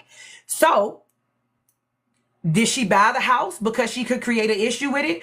Or did she just take advantage of the situation that she was in? And because it was the George Floyd thing, BLM, and take advantage of it. All I know is if you got that many men protecting you and sleeping outside your house for free 99, and then they gift you up to 60K and you flee when they find out that you lied, because the information was out there. There were people that said she lied. So she took $60,000 and left, moved to Georgia, and then moved to Jamaica, and then moved from Jamaica to Curacao. What are you running from? When I first found out all this stuff, before I found out who she really was, I kept saying to myself, why is she running and why she never get on camera?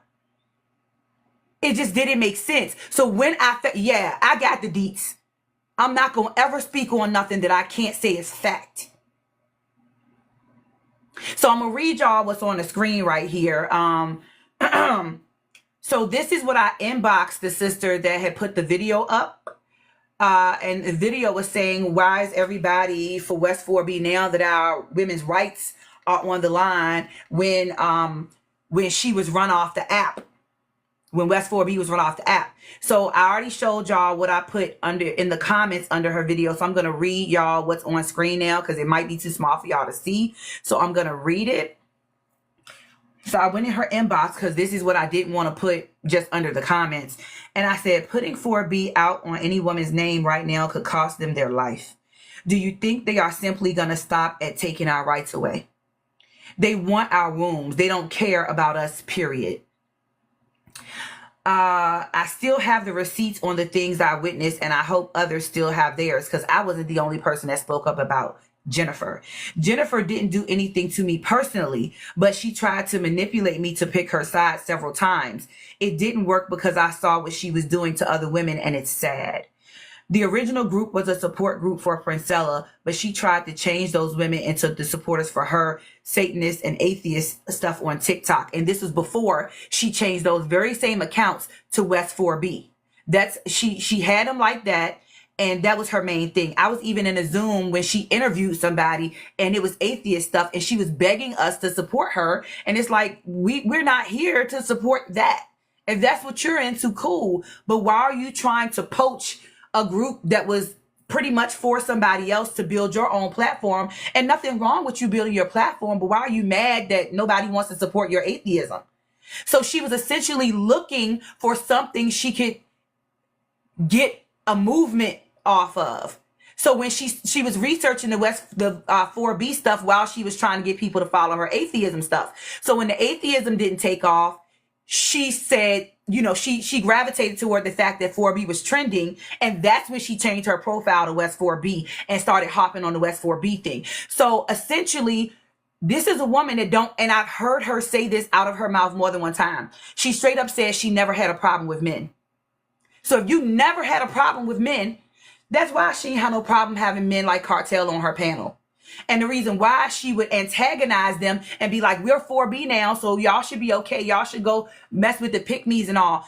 She took a note from Princella because Princella used to love to go on men's panels and argue with them and take her following over there. And then when they became like debate type, she would leave their panel and take all her followers with her. So like 2,000 to 3,000 people that would be in their comments would just leave their thing and go back to Princella's live.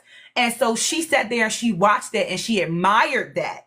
And so she came on TikTok doing the same thing. And I just sat back and watched. Because one, I was confused at why are women so easy, and this, no shade to anybody that thought she was who she said she was. Y'all didn't have the foresight I had. Y'all didn't have, and I don't mean that in a derogatory way. I was watching her. Y'all didn't get that. So y'all would not have known that. Nobody that followed her and thought she was for real would have known that because y'all didn't see her the time that I did. So I just sat back and I was like, why are we so gullible? Why is nobody curious about why she never comes on camera? And I just sat back and it was a social experiment for me, because at that point I'm like, this woman is batshit crazy. And why ain't nobody looking into her? Why is nobody checking how she talking to women? Why is this okay? Why are we okay with why are we okay with another black woman being disrespectful to us while we're talking about building a movement for our safety? That's not safe. I don't feel safe with somebody disrespecting another black woman in front of me. That's not cool. It's not okay. So anyway, moving on with the conversation. This when the woman in her inbox says that's not good. She actually could have done something great with that movement, which is the same thing Bree was saying, the same thing Tori was saying, the same thing I would have thought if she was serious about it, but I knew she wasn't serious. So I said, I agree. She could have done something great, but the intention is everything along with actions to back it up. There were a lot of women who were hurt by this. And then I said, just enjoy your day, because I didn't want to keep going back and forth with her, but I wanted her to know, I wanted to give her some one-on-one time, because she really, yet again, another woman that thought this woman was serious. And if we keep hurting each other like this, we're never going to be able to build up bonds with each other and be able to trust each other when people do things like this. And that is why this is dangerous. It is dangerous, and it's not okay for this type of stuff to happen. Now, if anybody want to comment, you can come off mute and comment. I'm going to switch it back to what my backdrop was. Ooh, that was a lot. Yeah, I know. And it was heavy. And I chose to kind of play the background. And when we were on Jana live, when she was pretty much giving space for us to expose her, Yes, I I spoke was up to there. validate other women, because it was giving gaslight. She was gaslighting everybody, trying to act like even the person that helped her pay for the app they were building, this Amara, but in that old group her name was Emily, but Amara helped pay for an app they were building for West 4B. She spent $500 to pay for Jennifer, aka West 4B, to participate with Princella's Love Men and Manipulation Workshop. So you got people coming out there pocket paying for things for you, and you're lying and playing in people's face. Yeah. It's funny. East had said this, and that's how I found East, was on Jana's live that day.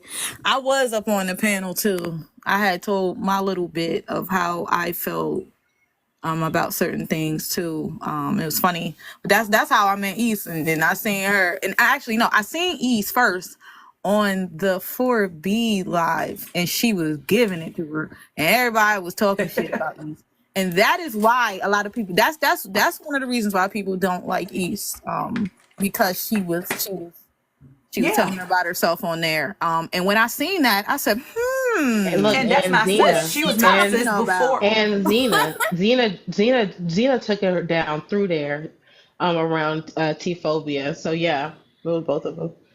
Yeah, and I've been a supporter of East for the longest before all of this. She and I were talking in the background about this stuff, and just sitting back watching. And then there's some other sisters from the original group that we were in over a year and change ago that knew about Jennifer, aka West 4B, before all this stuff happened. And so we knew who she was, and we were sitting back like, how come everybody believe her? Because people have become parasocial. We're not using our discernment. We're not asking the right questions before we just believe somebody. because they wanted something to believe in, and this is the True, thing. but that shouldn't bypass your discernment. Oh hell no! And I agree, No, but also it shouldn't. I'll say this. Questions. I asked the same All right. questions you was asking. I said, who is she? What does she look like? Why doesn't she show herself?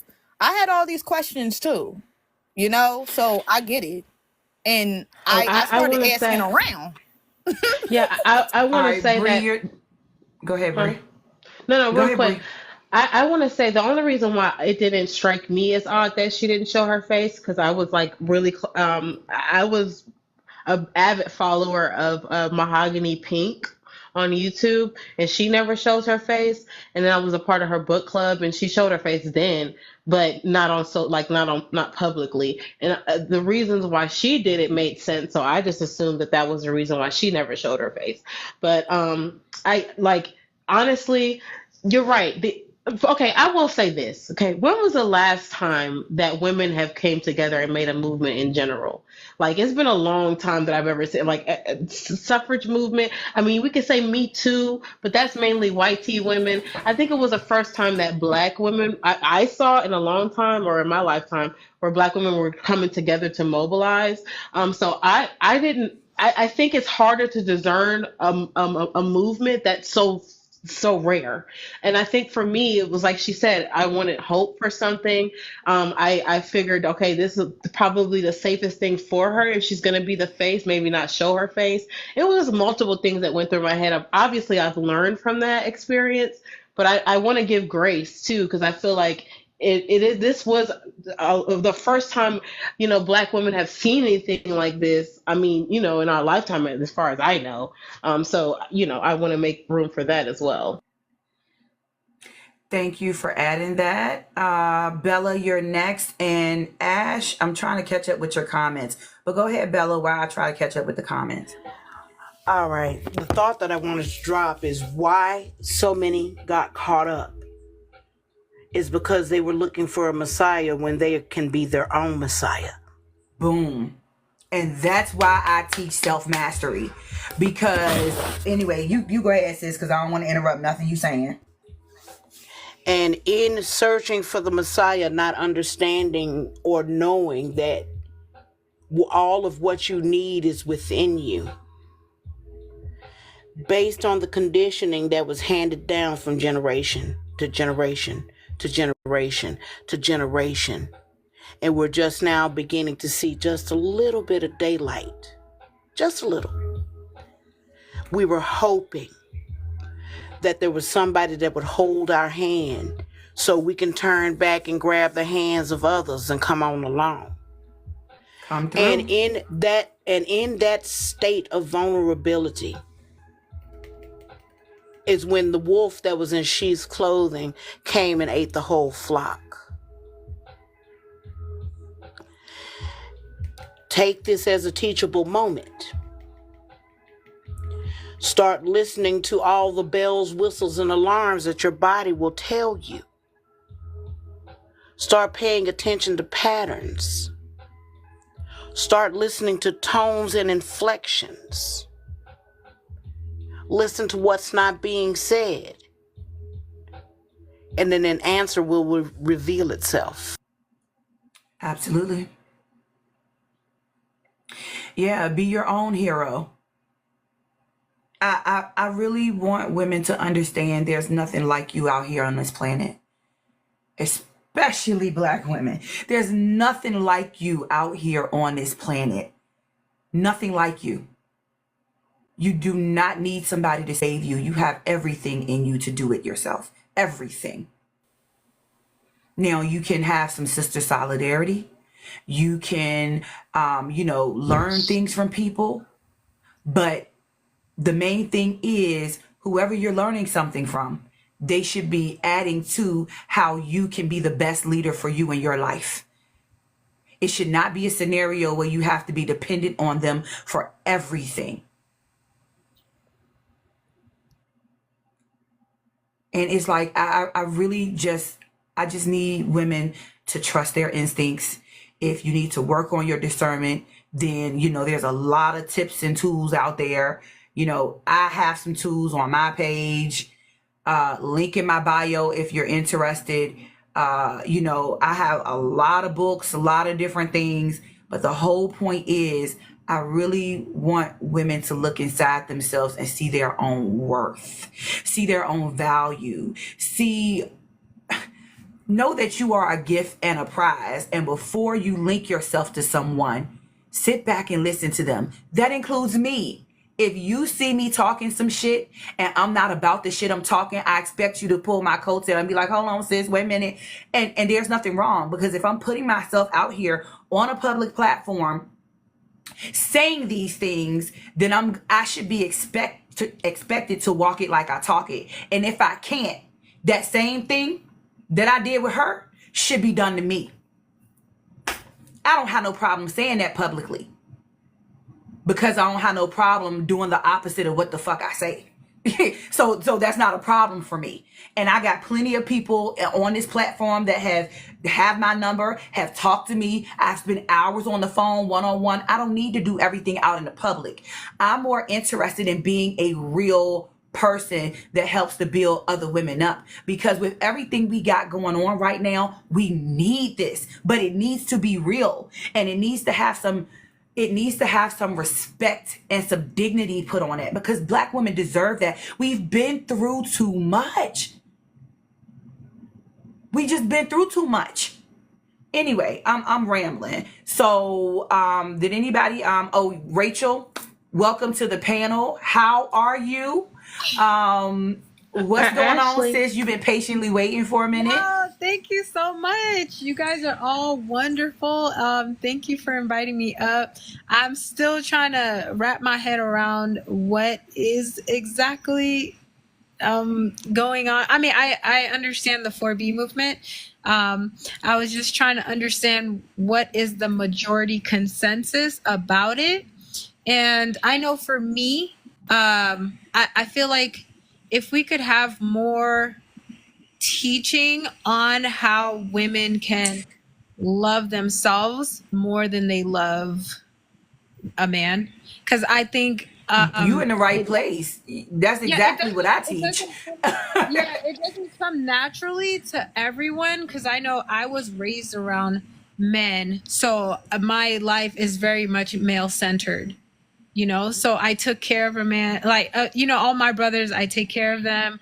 I make sure they're okay. So I am that type of person that can easily get wrapped up in a man. But I mean, I value myself now.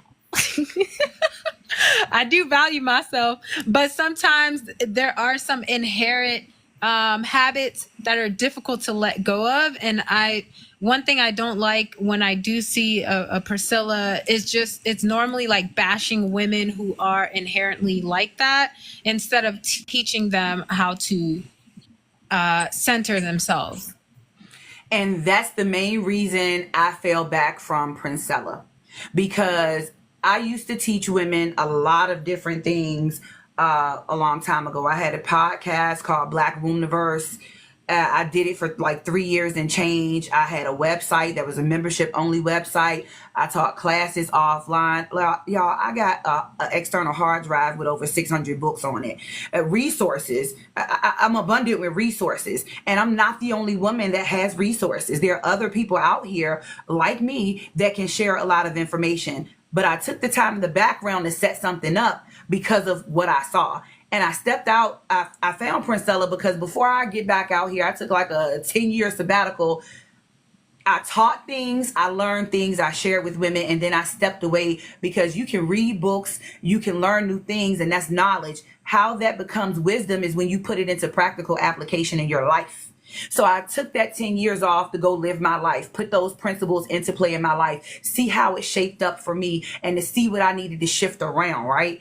And as I did that, I became self-mastered. I was already that before I was teaching people, but then I added more onto it because I added more wisdom to it. And ironically, back then, my name was Seek Wisdom as the host of Black Roomniverse podcast. I still got all of my shows and things from back then, so I'll be putting some of that out on my Patreon for people who are members on the Patreon.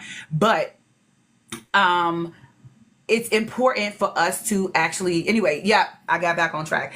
Where I fell off with Princella was her just spending so much time talking about men. What men do, what men do, what men do. And I'm like, okay, sis, when are you going to pivot? Because if you spend a long time talking about men and everybody just nut milk this, nut milk that, Peter whacker juice, all this. Okay, so what? Okay, when are you going to start telling women how beautiful they are, how awesome they are, and how we need to focus on ourselves? And what I realized is she couldn't really teach that because she does not appreciate herself as a woman. She couldn't teach that because she hasn't done her shadow work. She could not teach that because she hates herself. She has hatred for her mother. She has hatred for her grandmother. And so when you have epigenetic hatred for women and your I'm gonna go ahead and say it. I said I'm gonna go talk about her, but I'm gonna go ahead and say this.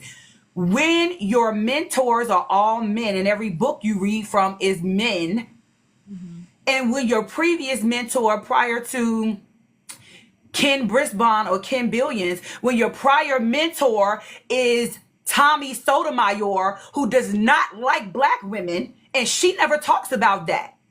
Wait, because what? Yeah, yes. Her first mentor was Tommy Sotomayor. What? Yes. The Yes. anti-black, self-hating, self-loathing, Yes. misogynoir So ass that's motherfucker. So that is the woman that's talking to women. And so you wonder why she say, oh, y'all just stupid. Women are dumb. Y'all some stupid bitches. Y'all my bitches. Y'all my hoes. I would never. And when she started talking to women like that, I was like, oh, hell to the gnaw. What you not gonna do is talk to black women like that. And you playing in my fucking face. And I'm sorry. I'm not gonna stand down with people being disrespectful to black women. I cannot. I can't. Yeah, I she can't. was playing in people's And face. I'm going to add to what the host has said. I've been on social media since the inception of social media. I've seen 9 iterations of this woman. Hold on right quick, Bella. You're answering to what I just said, but Ashley Rose has been waiting. So say what you're going to say, but we are immediately going to Ashley Rose. We're going to have our comments, and then I'm going to try to pivot back to number 2 on our topic. But we got as much time as y'all need tonight because a lot has been said, and there are people in these comments that witnessed the Princella debacle, okay? There are people in these comments that have witnessed that, okay? Anyway, go ahead, get to your point, Bella, and then Ashley Rose I'm is all you. I'm gonna get to the point. I have seen 9 different versions of her alone on Facebook. When you say who is her? When you say her, who is her? Pimpella. You mean Incella? Yes, I You have mean seen Prince? 9 different. Yes, 9 different versions Since of she her. want to talk about And my sisters, I'm going to give it back to your ass. I can't respect you if you're not going to respect my sisters. I have no respect for you. I can't wait. I can't wait. I got Absolutely so not. much to say. and here's the Absolutely thing. not. Her and a very close mutual of mine had gotten into it because she started biting her style, biting That's her what she look. does. And when it didn't work for her, she would default back to the boy. Tap the screen, y'all. Let's get up to 50K. She would try Thank you and for the bite likes. somebody else's look. And she would, when it didn't work, she would always default back to the boy.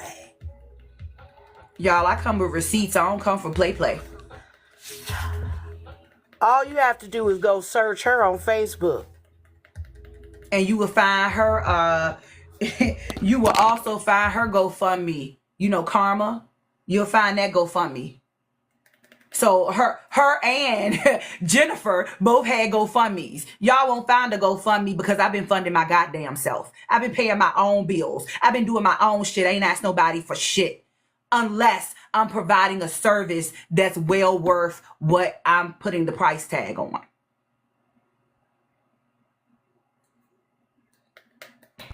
Also, there are a lot of others out there whose mentor was Tommy Sotomayor as well. And you will know them when you see them.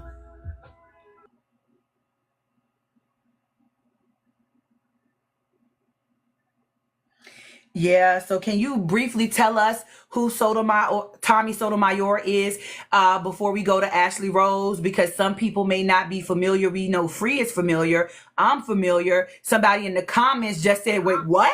So clearly other people are familiar, but just briefly, and then we go to Ashley. I'll go ahead and kind of give you a little bit of backstory of this fella. He came to YouTube in 2012. And he has a website currently up and running right now called Your World, My Views. He came on there spewing his venom and vitriol towards us. Why? Because of the great disdain that he has for the vessel that brought him here.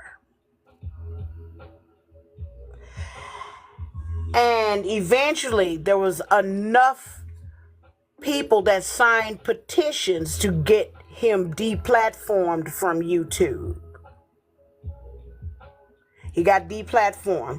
He also got deplatformed on IG for showing hand cannons on IG because he got beat up when he went to a convention Pause. Tell me you stupid without telling me you stupid. Continue. So he ended up leaving where he was leaving. Oh, not to mention, I watched him and his son go back and forth on Facebook where his son called him out. His own son said, if you hate black women so much, then why did you lay down with my mama?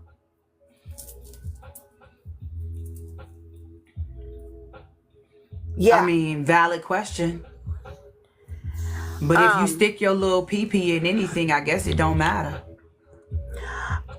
He came to my hometown in my home city for a convention. Someone stole his rental car. He went ahead and went live waiting on his rental car to be returned, talking about how he hate ninjas. He left where his home state and moved to one of the warmer climate states to where the cottage cheese cartel resides, and said that Arizona. he feels safer. Yes. And said that he feels safer living there because he ain't got to worry about ninjas. He ended up with anytime somebody gonna disrespect a black woman, I don't got no refuge for you, motherfucker. All right. I'm sorry. Continue. Right. When he ended up moving to Arizona, he ended up getting with his so-called preference, and his so-called preference robbed him of everything. She had him set up to be robbed, but he moved there because he wanted to stay away from ninjas so he wouldn't get robbed. You right, Free. All right, so we're gonna move on to Ashley Rose. Thank you so much for sharing that with us, Bella. Ashley, what do you have to say? What do you want to share? And when you're done, we're gonna start with number 2. I'm gonna answer that, and then we're gonna start with Bella, and we're gonna work our way down. Okay, perfect. So if you don't mind, my question might actually bleed into number 2. Babe, however you want to do it, the floor is yours. If it does, then we'll start with Bella, and then we'll go to the Ash. You know, since she got to have her special, that's my boo thing right there. So that's the Ash. And then we got the beautiful Ashley Rose. I mean, The Ash and Ashley Rose for the win. I love it. I love it. Yes. So here's what I will say. Everything that you guys shared, I already said this earlier, but it was only you, me, and Free and Auntie Bella in the room. So for the rest of us who weren't in the room yet, this speaks to my previous statement about being performative as women. This is why it's so dangerous. You have women who will pretend to be male decentered, but they're covert pick-me's.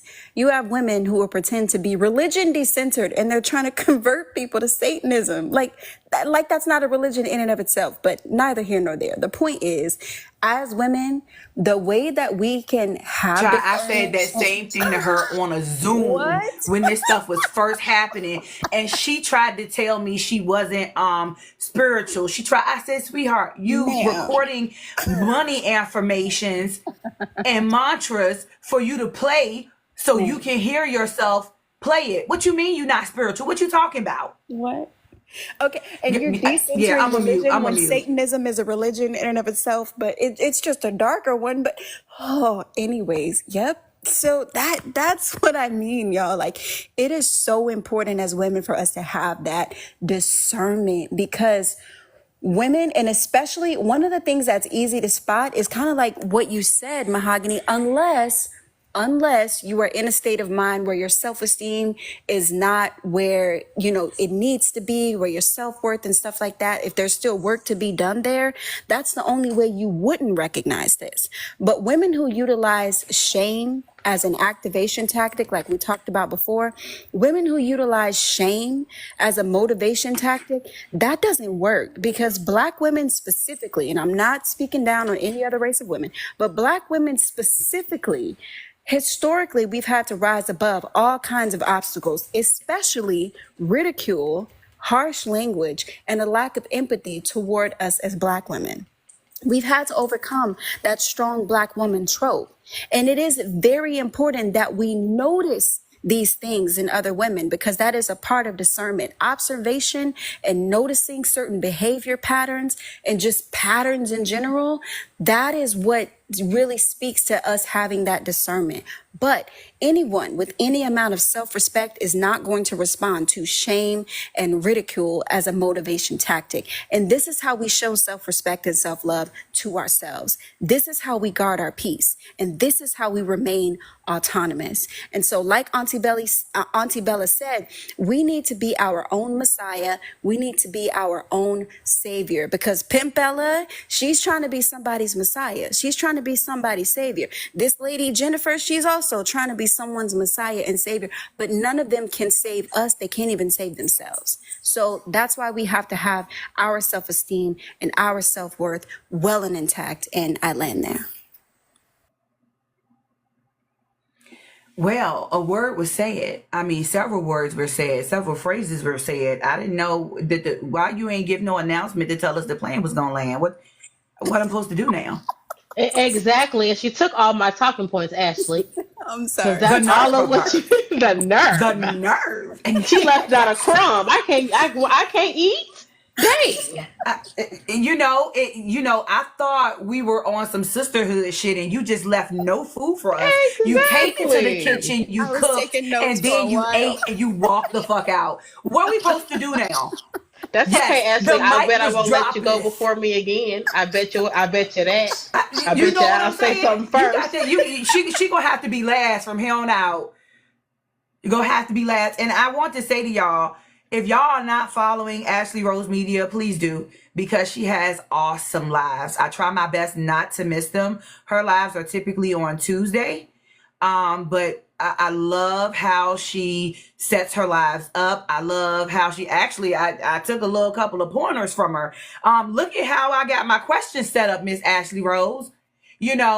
I love she puts a lot of thought and integrity and insight into her questions. I really love that. So if you're not following her, please follow her. Also, if you have a business and you need marketing and things of that nature, she also can help you out with that. So there's that. But yes, y'all follow her, because that's sis right there. All right, so what we doing? Are we at the Ash? Did you have something you wanted to add before we go to number 2? No, I'll just wait for number 2. That's all. Okay. Well, I'm going to answer number 2, and we do have a box available. If anybody, hey, Wicked Witch, I see you, sis. Thank you for coming through. The We do peanut have butter a box box is up here. Yes, that is Buddy. That's the old guy, old cat Buddy. He's so cute. Y'all, that cat is 19 years old. 19. Okay. So, number 2. Bella, I'm going to answer it first. I guess I can do that before I pass it off to anybody else. Why do you think 4B and decentering men is trending? Well, I think it's trending because women have had it.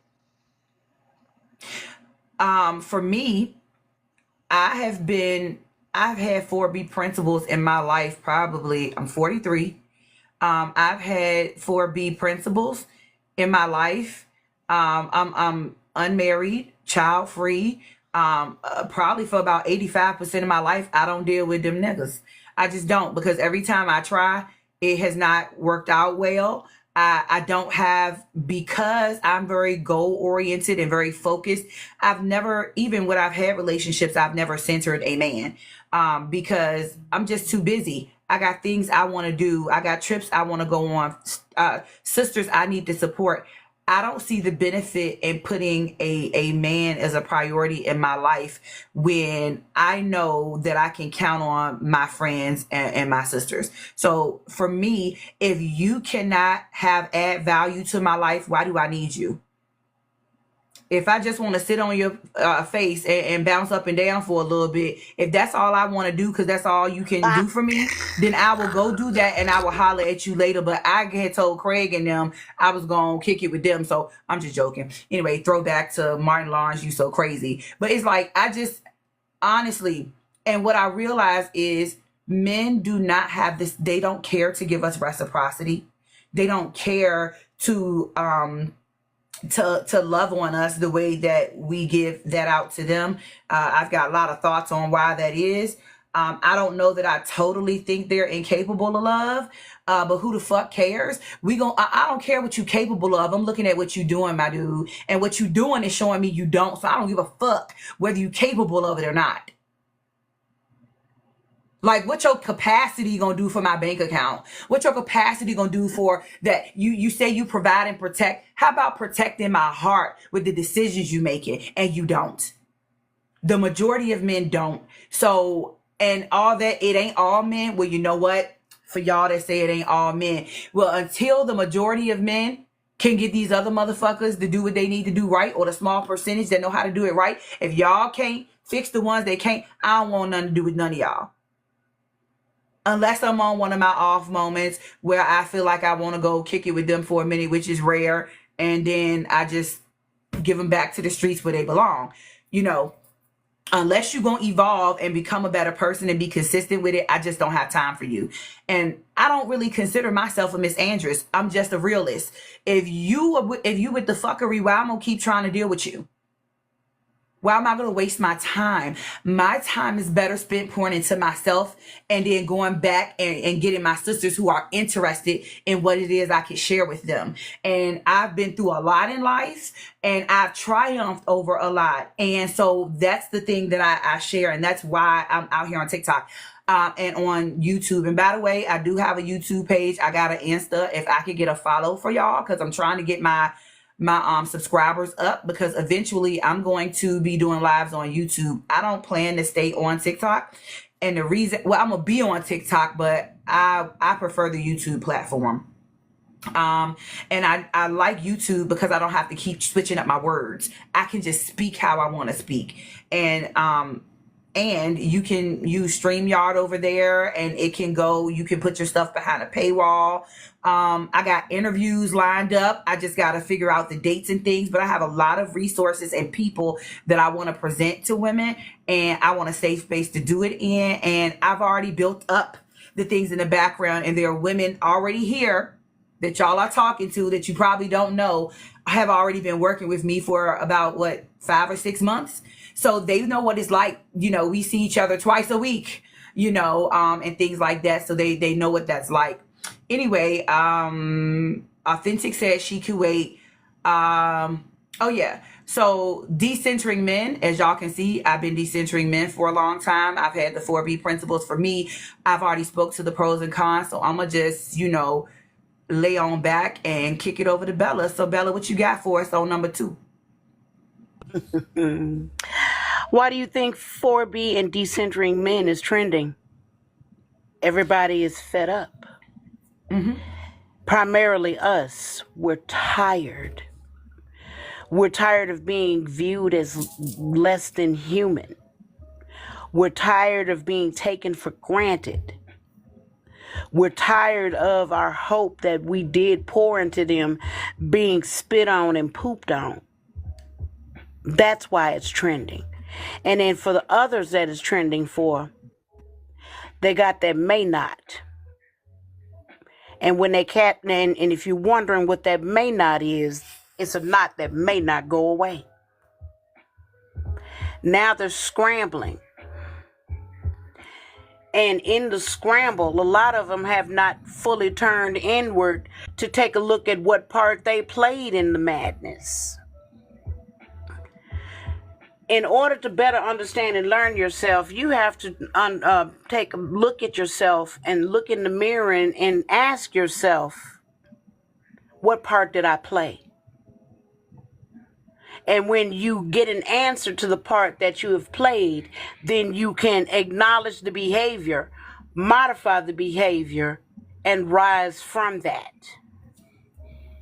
Once again, we have everything that we need within.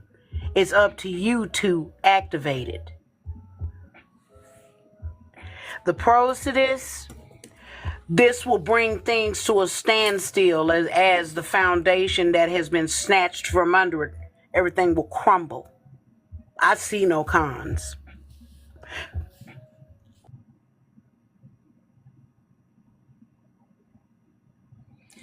Well, thank you. Thank you. Thank you. Thank you. I agree. The foundation is going to crumble as women that are like-minded as ourselves do what it is we're going to do. And it don't need to be, as we discussed in number one, it don't need to be put out there that I'm with this, I'm doing it. You just do it, right? Hey, Facts and Snacks official. Thank you for coming through. It doesn't need to be put out there like that, but it's going to crumble, and it's going to crumble because the foundation is going to crumble. We're literally the foundation. We are literally the foundation. So whatever we decide to do, that's what's going to happen. Period. And I think as each woman puts these principles into their life, because it's what makes sense for them, we're part of a collective consciousness. How often you looked at, something happened and you and another black woman that don't know each other look at each other and y'all give each other that look like girl. Like, how many of us seen videos since Wednesday morning where black women just turned the camera on and gave a look in the camera, and we went in the comments, it was like, understood the assignment. She ain't said a thing. It was the facial expression. Whatever we do, right?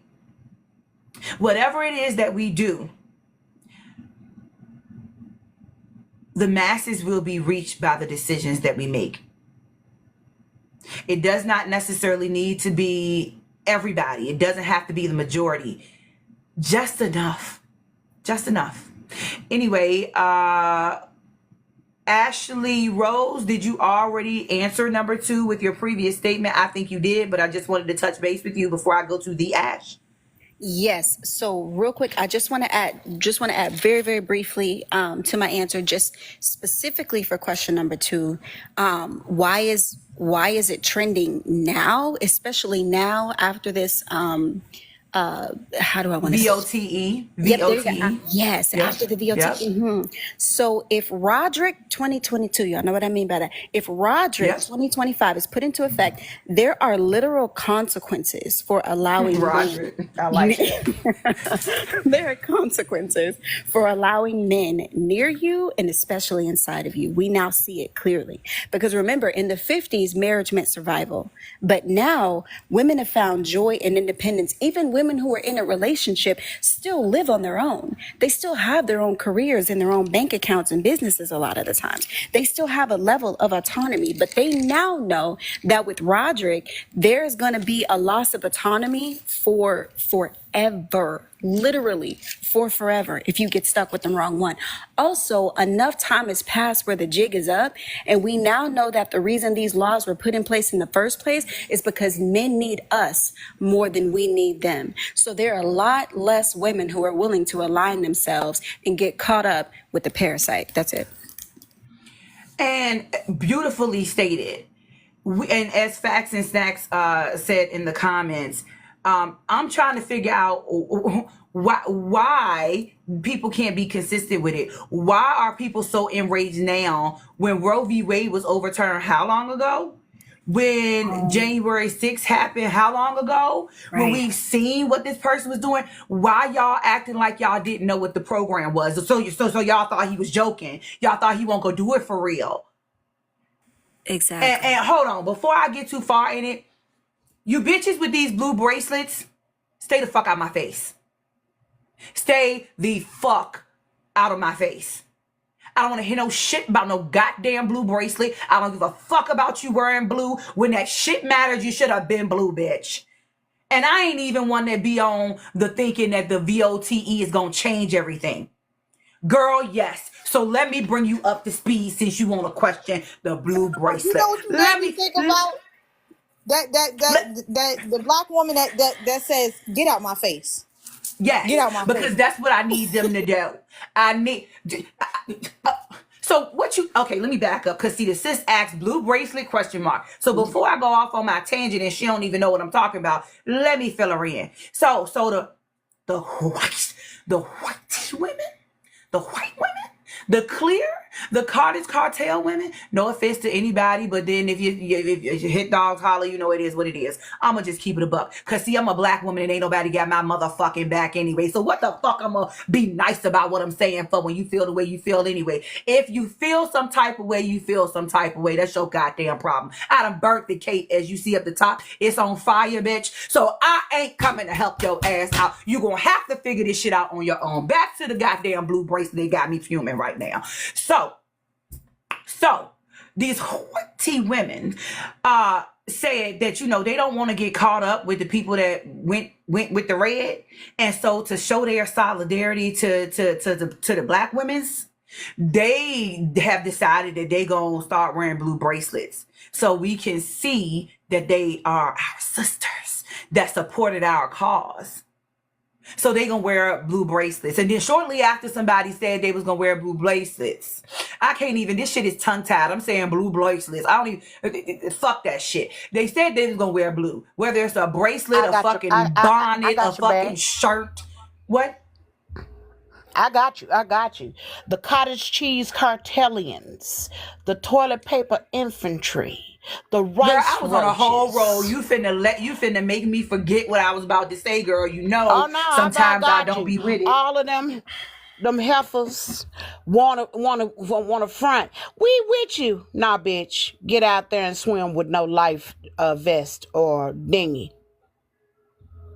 Sink or swim, bitch. Alls I know is if it's something you want me to do, press the checkout button. Unless you paying me, don't ask me for shit. If you need to know what a restroom at, I suggest you read the signs on the fucking wall. That's what everybody else do when they looking for the restroom. But whatever it is you need, if you need to be saved, don't save them. She don't want to be saved. Don't save them. She don't want... I ain't got it. I ain't got it. I got nothing. I do got something for you, bitch. I got dust for your ass. That's what Marie Antoinette said. Let them have cake, bitch. Let them have dust.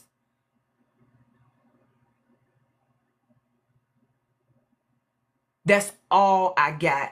And it ain't me being on no hatred shit. It's just plain and simple. You showed us where your focus was. You showed us what it was that was important to you. You showed us, and you ain't got to tell me no goddamn mo.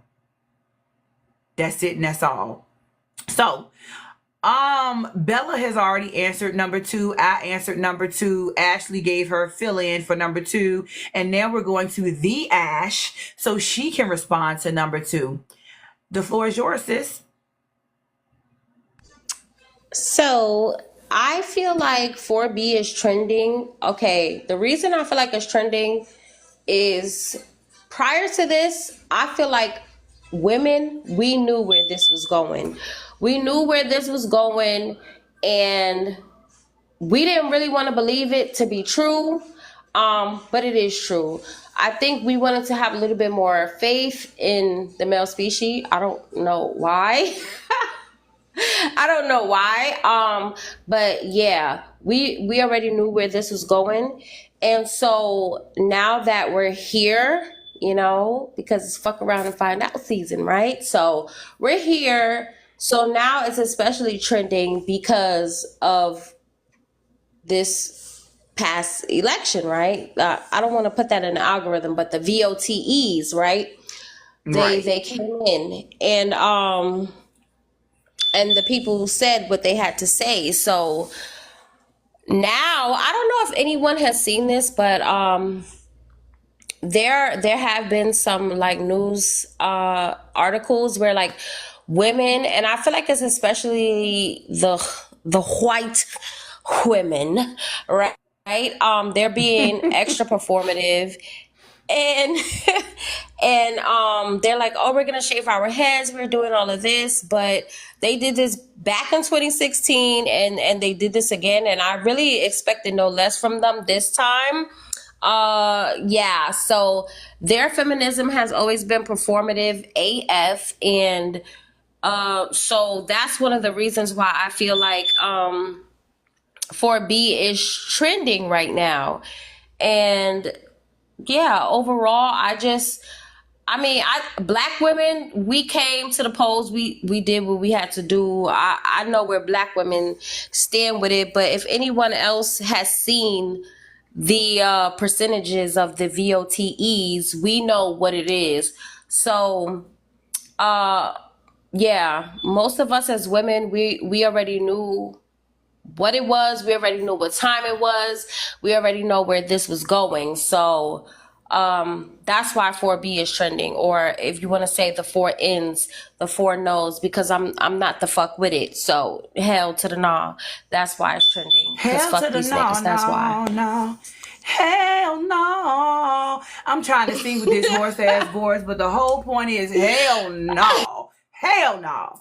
Nigga, my response on that is Rest is Resistance. This is a book by our sister Trisha Hersey, and it talks about black women taking some time off. It talks about black women not carrying everybody else on their goddamn back. Talks about us getting some rest. So see, we did what the fuck we had to do, and y'all gave us y'all ass to kiss. Cool. So we on strike. We on strike from everything you thought black women was gonna take care of for you. If you not paying us for it, we ain't fucking doing it.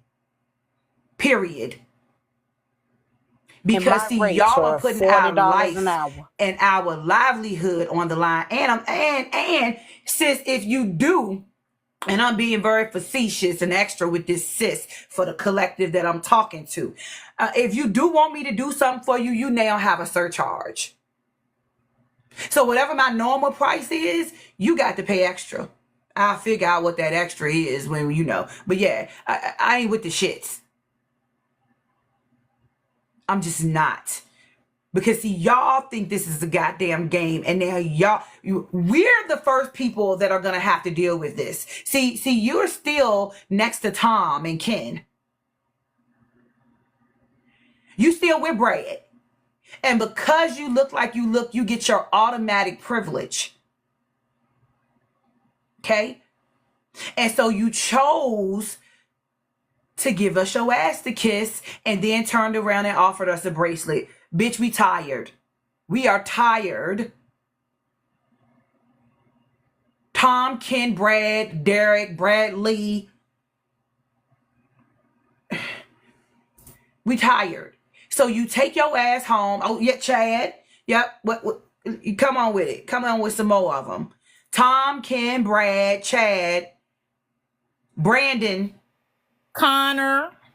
Connor. Come through. Gunner and Kyle. Exactly. Gunner and Kyle. Gunner and Kyle. Y'all better put this in the... Y'all better put this in the comments so I can screenshot this shit, because baby, Bobby. Because y'all go home to him and y'all talk to him about y'all motherfucking problems. Because you see that commercial when y'all went into the VOTE booth and your husbands was talking outside saying, yeah, you know, you talk to your wife, she's still on board, right? And then y'all went in the booth and y'all looked at each other and gave each other a nod like you was gonna do the right thing, and you walked out there, bitch, doing what? Fuck you.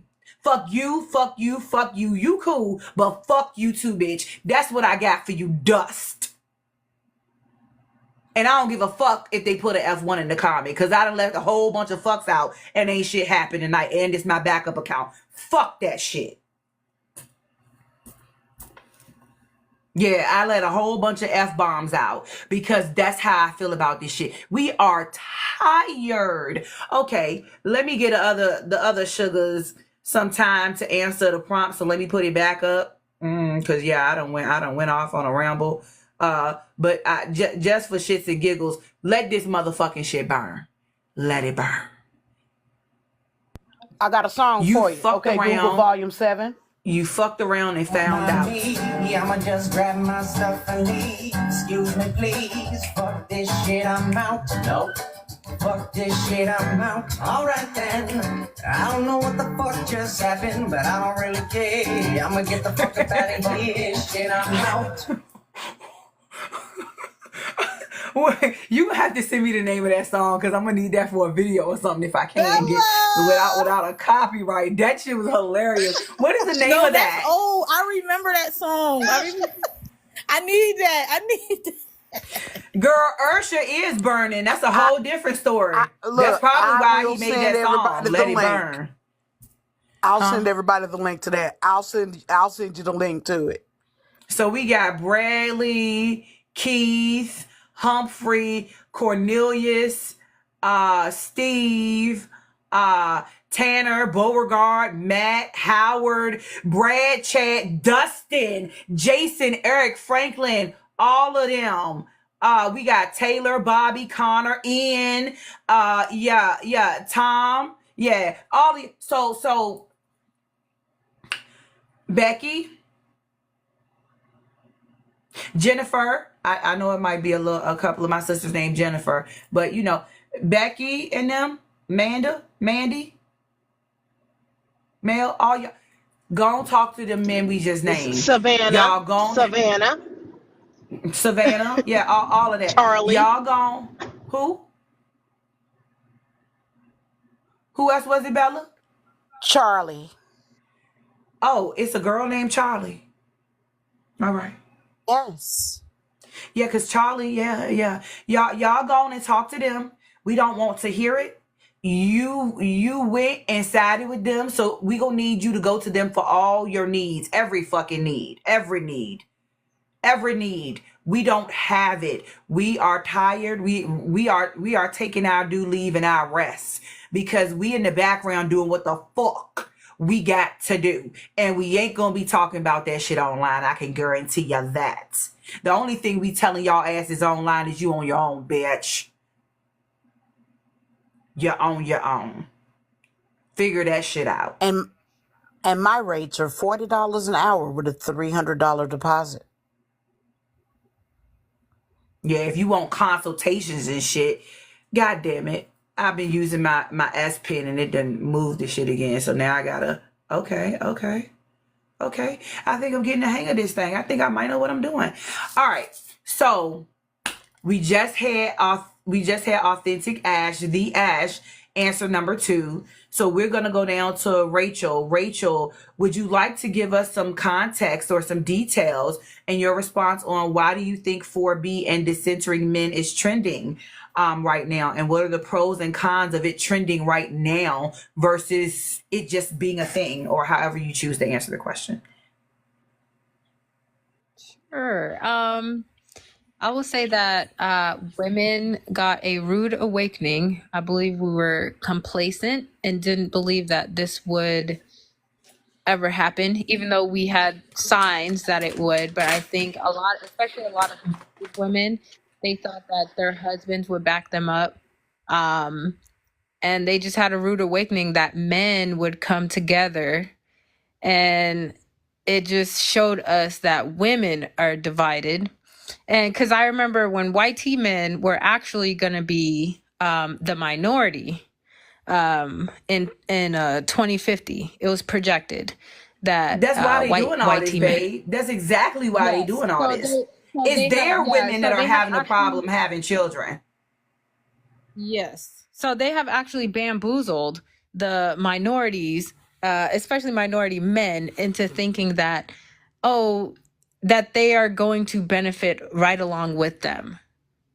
When, not too long ago, they were scared. They were petrified that they were losing all of their rights. Remember when they was like, we can't say anything now. We can't do anything as white men or white men, sorry. So I believe a lot of it was driven by fear, and they knew that a lot of men, what drives them is money, right? Because they're going to get the women if they get more money. They're going to get a lot more perks if they have more money. And so there's this idea that, because Trump is a businessman, they think that Trump is there for them to rise them up. It's weird. It's a weird psychology where men have really binded together to gain their power back. And that's how I see why, and the reason why it is trending now, because women are shocked. They're like, it really happened. This really happened, and we were complacent in thinking that, in believing too much in men to do the right things. And the pros and cons of it trending, um there's far more. I mean, I like I said, I don't really think we should be vocalizing this movement. I don't think it should be public. I think women, we need to silently do the things that we need to do, because like you said, it is actually putting a lot of women in danger who don't have the resources to protect themselves. So yes, I believe we need to show men that we have the true power, but in a more silent way. And that's it. Okay. I'm over here chewing on some nuts, and these will be the only nuts I have. I'm 4B. Okay. I'm over here. This love fashion, if you No, can mute up ma'am. for me. I will not play with you this evening. Trying to. Hey, hon. Hold on a sec. Since you just came up, I'm gonna come back around to you after I get to Free and Bree. But how are you doing this No evening? problem. I can at least greet you and see how you're doing.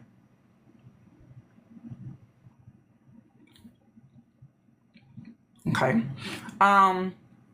So before I go, actually, I'll save the No, I'm gonna read y'all this now because it's on the screen. This was from a white a white woman. Her name was Natalie, so we should have put Natalie in there when we named Kirsten and all that. She said, "Ladies, I am not your sister. We are not friends unless we're friends.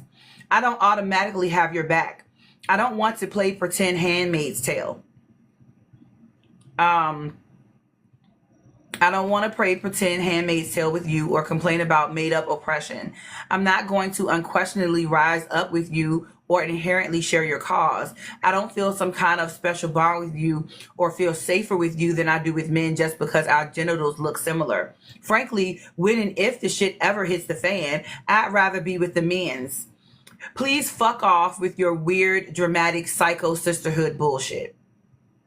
So, I just wanted to share that with you because that was a post by a white woman. She wanted to make sure her voice was heard loud and clear. She will not be wearing a blue bracelet. And I actually appreciate her for not wearing a blue bracelet. I appreciate her for being a pick-me, right? Because let's just keep it real. I have a video on my page where I wrote a thank you letter to the pick-me's. They are the true MVPs. Pick-me's are our frontline soldiers. They are veterans. They are out there taking 1, 2, and sometimes 3 for the team. We need pick-me's and we also need SMEX workers. So I don't have any problem with that. They gonna keep the men at bay. So, y'all make sure that if these sisters need water, if they need electrolytes, if they need those women right there, I will help them out. Because if they pick me's, we need them. So if they need their hair done, for a fee, of course, they are our soldiers, they're our MVP, they're our veterans, and we need to make sure we take care of our veterans. We need to make sure that they have the things that they need. So like I said, whatever it is they need, if they need to know how to balance their pH, we can give them tips. If they need to know which Gatorade, whatever it is that they need, we are here for them because we actually need them to keep the men's the fuck off us. So, shouts out to all the pick-me's. I appreciate you. We appreciate you. I'm gonna make room in a box real quick. But yes, they are the true MVPs. They are the true MVPs. We want to make sure that they are Yes. accounted for. They are the soldiers of the coup Papamus Rex. Ash, why And did you they will drop be down? I didn't want you to drop. I was girl, come back up here. and they will be the receivers of the phallic device that the phallus carriers hold. All right, I'm gonna go to free. Free, if you can answer number 2 and give us your information, I mean your response on number 2, that would be great. And then after you, it will be Bree, and then we'll come back up to Live, Love, Fashion, and then we'll go back up to the top to Facts and Snacks, just so we can have hey, soul sister. Excuse me, y'all. My You want to know allergies is what's tripping. funny? You want to know what's funny? Go What on you and tell us just your joke. showed that little, I don't know what to call it, her professing her love for men more than herself or whatever. It's funny when she mentioned the sisterhood exactly what it part. I don't know was. why my internet. Right, my internet acting is so choppy. Can y'all hear me good? Yeah, you're good, Yeah, love. you clear. Okay, You got okay. your bars back. So I was about to say this, that the reason why more women are decentering men and the 4B is trending, there is we are building back up our sisterhood. And it's being shown that we have. It started a few years ago. I would say around about 2014, 15, 16 is when more women started coming together and trying to live together, to help care of kids together, and starting a sisterhood. This started maybe about 10 years ago. And so I feel like more women are starting to see that more women are coming together and wanting to help each other. That's definitely one good reason. There's a lot of that going on. Even if someone are full of shit, it's more women saying, "Hey sis, I got your back. We in this together. Let's do this." So I feel like because of that, there are women feeling like, "Hey, this is a good idea. I have women that could back me up." And the other reason is definitely because women are tired collectively of what we have dealt with. And the reason why we have dealt with so much of this is because of the fucking nuclear family bullshit. Damn. Can y'all? Yes, you're clear. If at any point we can't hear you, I'll let you know. But you're here. You're clear.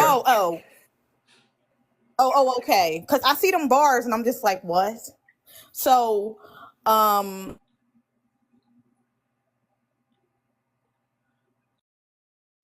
Okay, now you went out.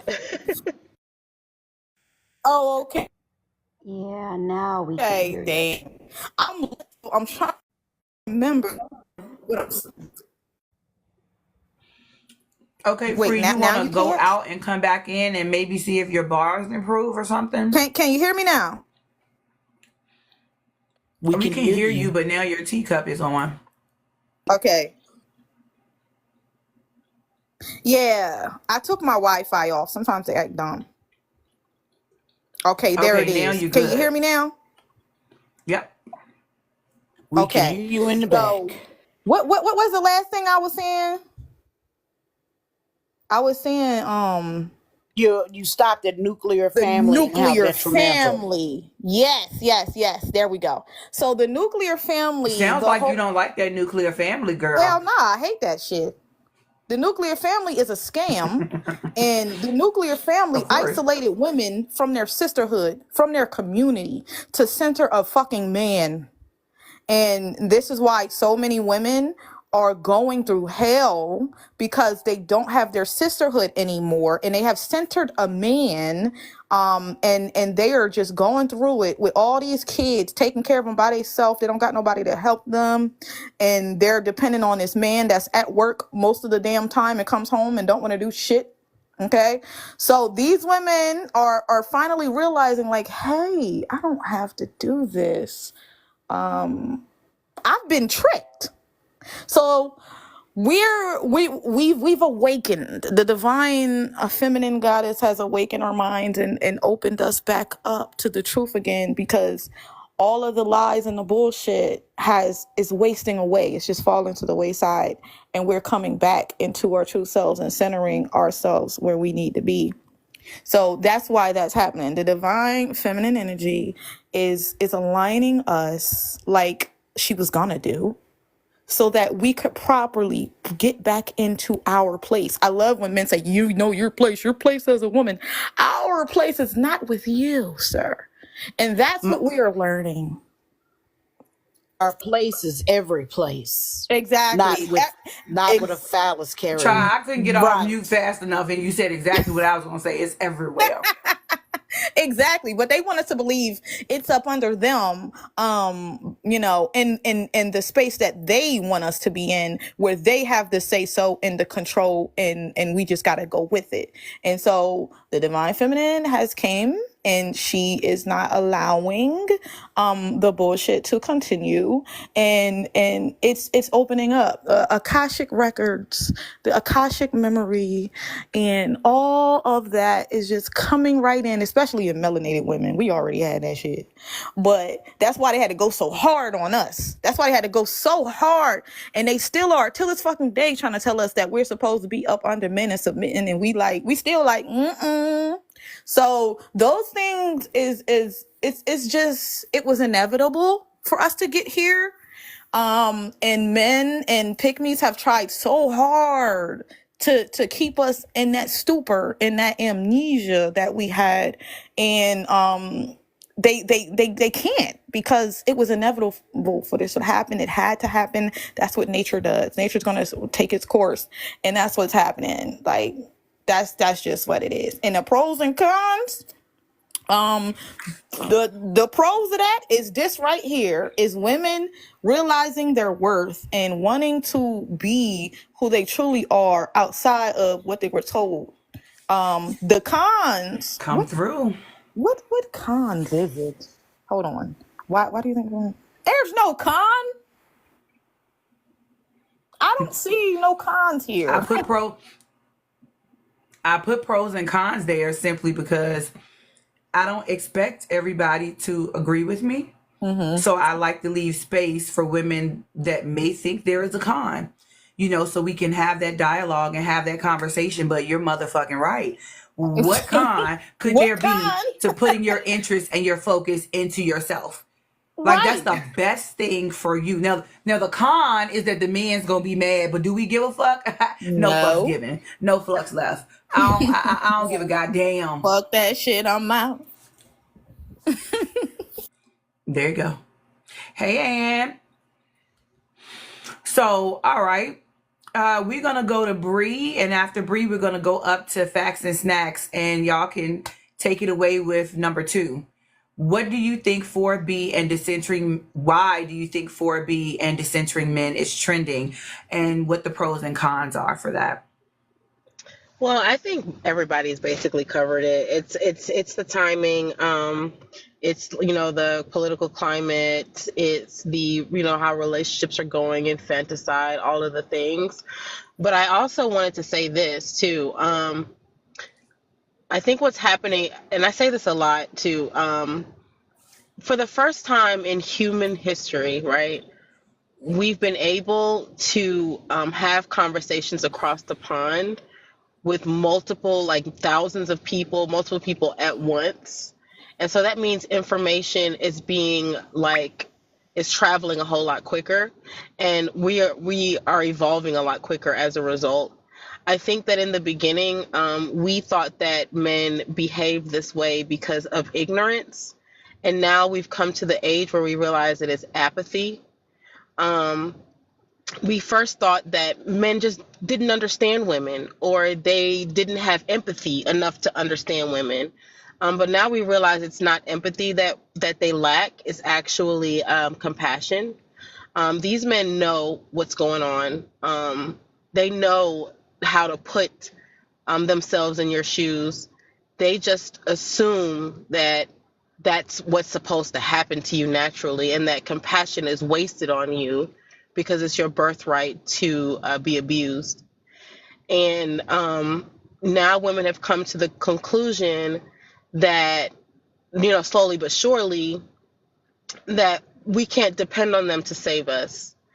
And I think it's a great place to be. I will say that I don't think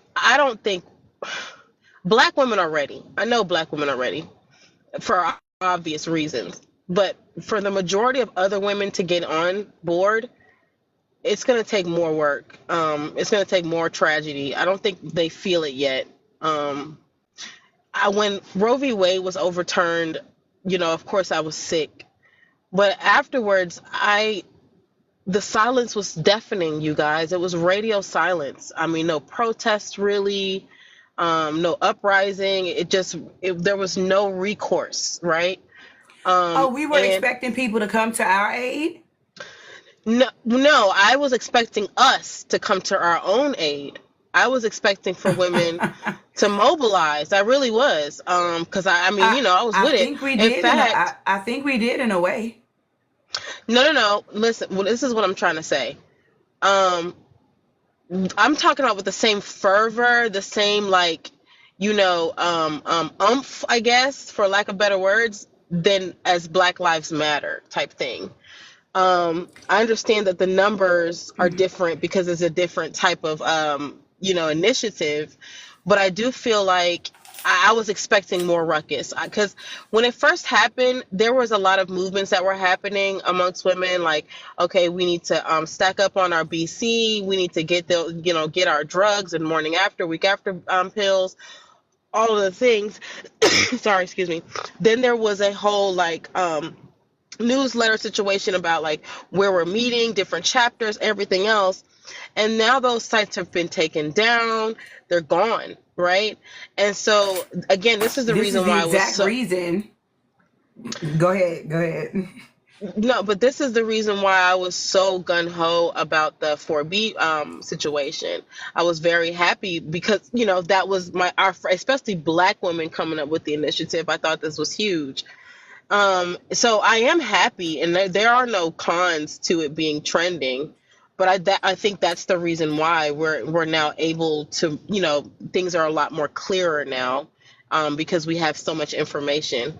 But the radio silence was deafening, you guys. It really hurt my feelings that we was just oh, okay. Even I'm a hairstylist, and obviously I do a lot of women's hair, and each woman that sat in my chair, we would have the conversation about Roe v. Wade being overturned, and every last one of them didn't like it, but it was okay, next conversation, what's going on in Love and Hip Hop, and so I was just I was expecting us to have more be more fierce in our response to this, and now that the 4B is trending, I'm really, really happy that it is.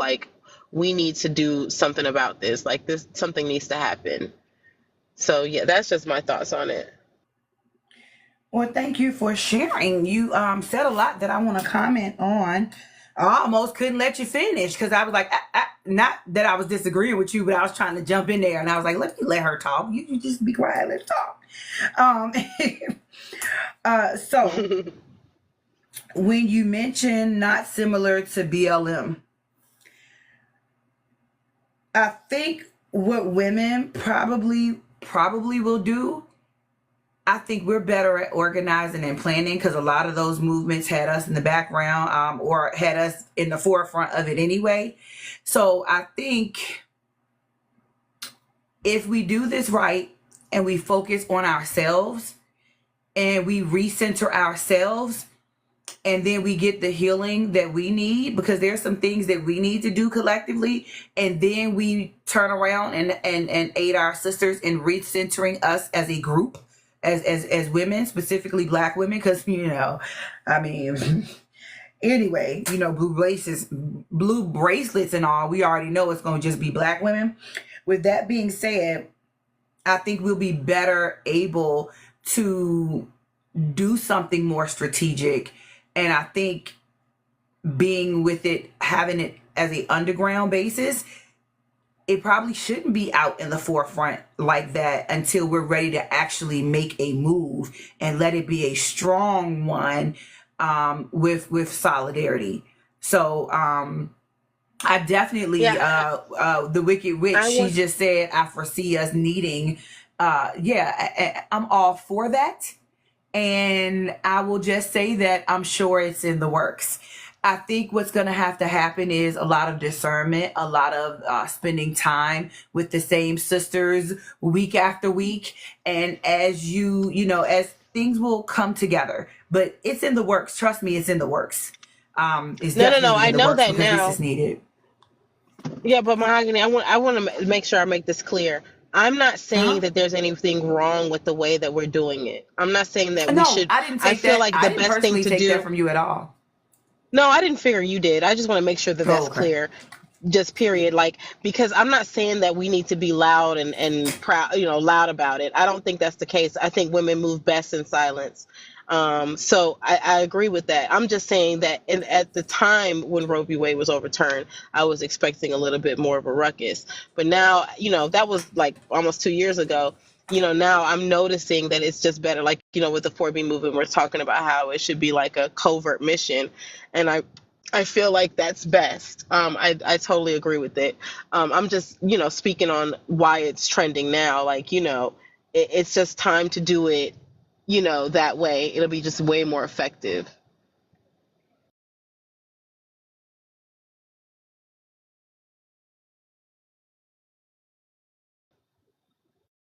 Yes, I agree with what you just shared. And you also brought something else up.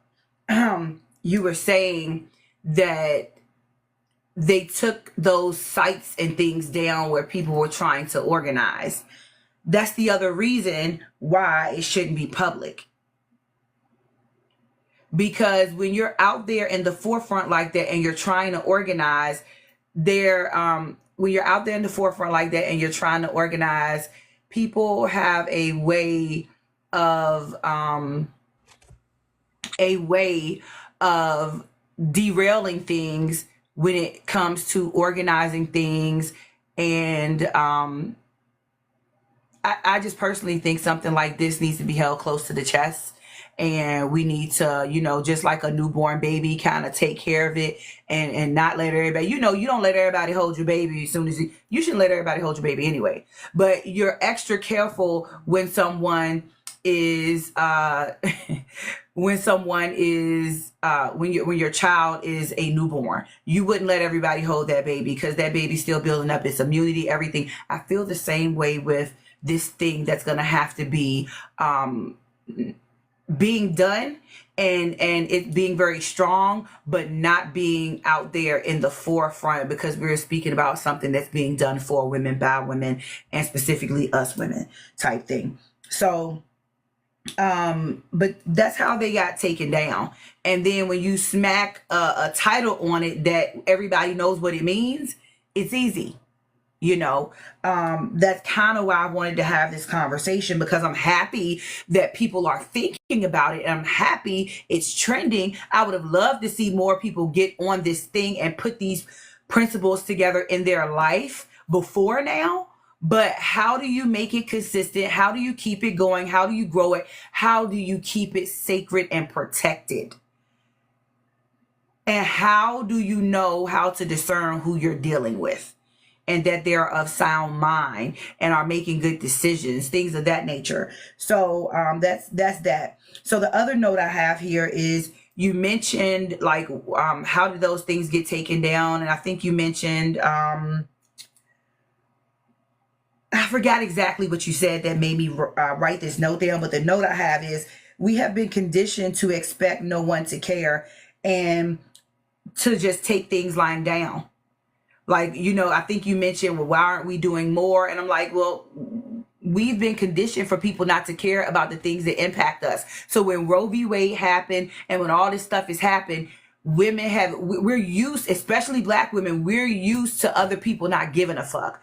And the problem is a lot of us, there are some women who believe that women can't get along. There's some women, hell, I mean, let's be honest, Princella is one of those women. She's teaching women, but she's also saying we need to come together. And she's also saying women ain't gonna do it. Y'all can't stop fucking. Meanwhile, she's still sucking. Anyway, so my whole point is, you know, there's more work for us to do. And yeah, I skipped right on over that, but I said what I said. So yeah, the whole point is, yeah, that you know, sometimes I be in the way because I be trying to focus, and then something I want to say but shouldn't say will like slip through the cracks. So you know, I just try to move past it, you know, because I'm trying to stay focused. But yeah, women, this is the other reason why it's so important how we conduct ourselves with each other, that we treat each other with respect, that we honor ourselves and honor our sisters. And just because we do not see eye to eye on every exact detail doesn't mean we cannot work together on the higher things that we are working on. We don't need to agree on everything we don't need to agree on everything to take care of the things that are extremely important. So I just wanted to put that out there. And Bree, thank you for what you contributed. I'm gonna go up to facts and snacks, and then so facts and snacks, thank you for coming up. I love your videos and your content. Thank you. Thank you. What would you like to respond to? We already answered number 1. So since you're just getting here, if you want, you can answer number 1 and 2. And if you need some clarity or context on how or why I wrote that like that, I'll be happy to provide it if it's needed. Oh, all right. That's fine. Can you hear me all right? Because I'm sitting in my car, okay? Because I was on matriarch duties today. I'm just coming in from bringing the cub and his friends. So I'm tired, but I wanted to join. All right, ladies, so I just want to say to those, no problem. But I was going to say, first of all, to the ladies that were speaking before me, like, you guys are saying a lot of very positive and necessary things. And it's always good to come into a forum and hear different perspectives, because we all have lived experiences that are different too, right? So here's what I want to say first about number 1. Part of the reason why I think we should not be making, I guess, the 4B movement or whatever variation of 4B that we're opting into or, you know, whatnot, I don't think we should be making it public, because there is consequences for people who are truth tellers. There's consequence for people who are standing and pushing back against the grain. And the reality of it is, and I think some other ladies have stated it, like, there's a way in which you can communicate, not always through your words. And so you don't have to announce everything. You know what I'm saying? You can move in silence, but the ones who are part of that tribe that you will have, they will get it. They will understand it, and you will know when to speak of it. I feel like a lot of the things that people want to get up and talk about sometimes are driven from ego. And I'm not saying necessarily that they're doing it with negative intentions, but sometimes they're giving information to, like, putting it into the wrong hands. And I think what we've established through even this conversation is that there are women that can't be trusted. And that doesn't mean that there aren't people who can come full circle. There are lots of women that are on a journey and a path, and they're shedding old pieces of themselves. And, you know, we want to work with those women, but we also have to understand that, again, they've had different lived experiences. And unfortunately, the journey and the path that we're all on we're going to meet at different places at different times. So I just don't feel like everything needs to be public. And, you know, I heard something tonight somewhere as well where they were saying, like, even with men, these men watch these spaces. They pay attention to women. They mirror us. And, you know, they're not necessarily liars. They're deceivers. So at the end of the day, they're going to use some of that as leverage to figure out how to, you know, once again, conquer some of the women that are saying they're 4B, but they're actually trying to, I guess, in some ways be manipulative to get some of the men that they want to behave the way that they want them to, rather than saying, you know what, I'm out completely. And like I said, we don't want to have those type of women having too much exposure to the things that we're doing, because they will try to veer us off our path. So that was my thought. And in terms of, like, you know, again, there's plenty of pros to making things public, but there's also the cons, right? The disadvantages of making things public. And I won't get into it because you guys just heard me talk about it. So there's that. In terms of why do I think that the 4B and the decentering men is trending? Well, I'm going to go back to what I said, probably about a half an hour ago in the comment section. Women are upset. And, a lot of people don't realize that it is not logic that actually makes us do things. Logic is a piece of what helps us to decipher some of the critical theories that we have. It is always our emotions that make the movement. So being upset is part of, again, your feelings. It's sadness. It works with anger. Those are the things that will move us. But sometimes we don't realize how our judgment can be impaired.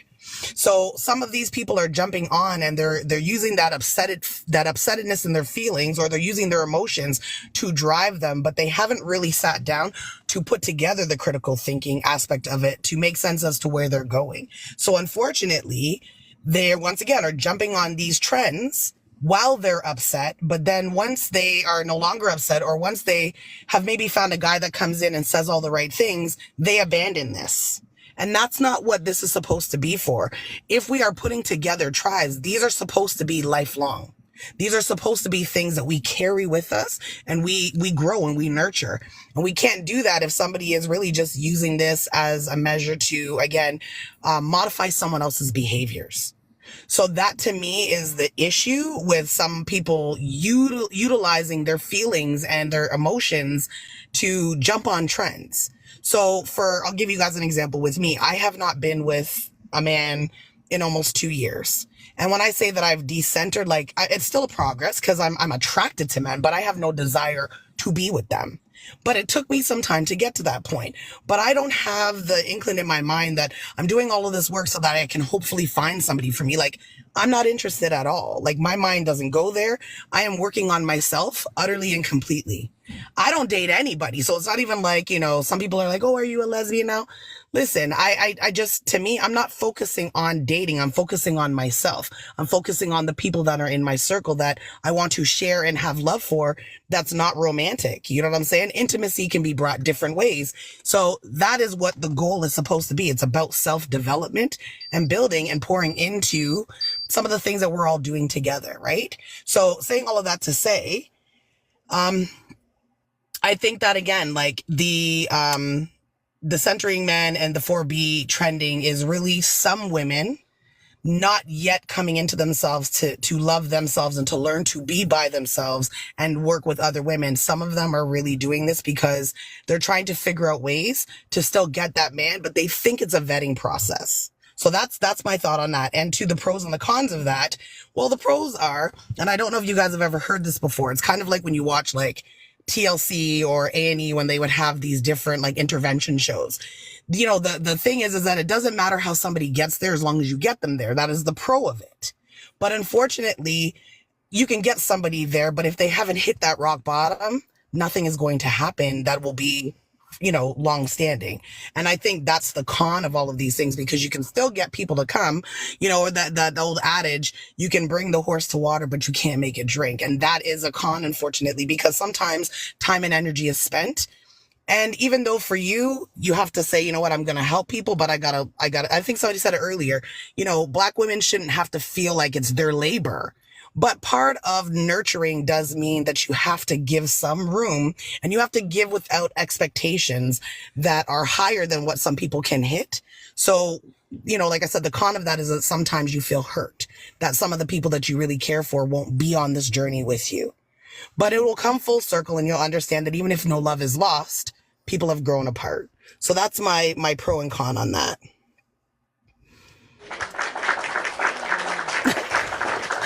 Thank you guys. Thank you. But anyway, so I want to ask you, Mahogany, before, I, of course, pass this beautiful mic over to another sister to talk. Did you want me to give you my number 3, or did you have a question for me or anything? I'm about to go through with number 3. Okay.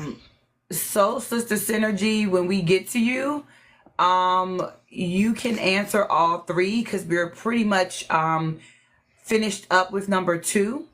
So we're gonna start with after I answer this question, we're going to start with Bella, and then we're going to work our way down. When we get to Soul Sister Synergy, you can answer all three, and then we will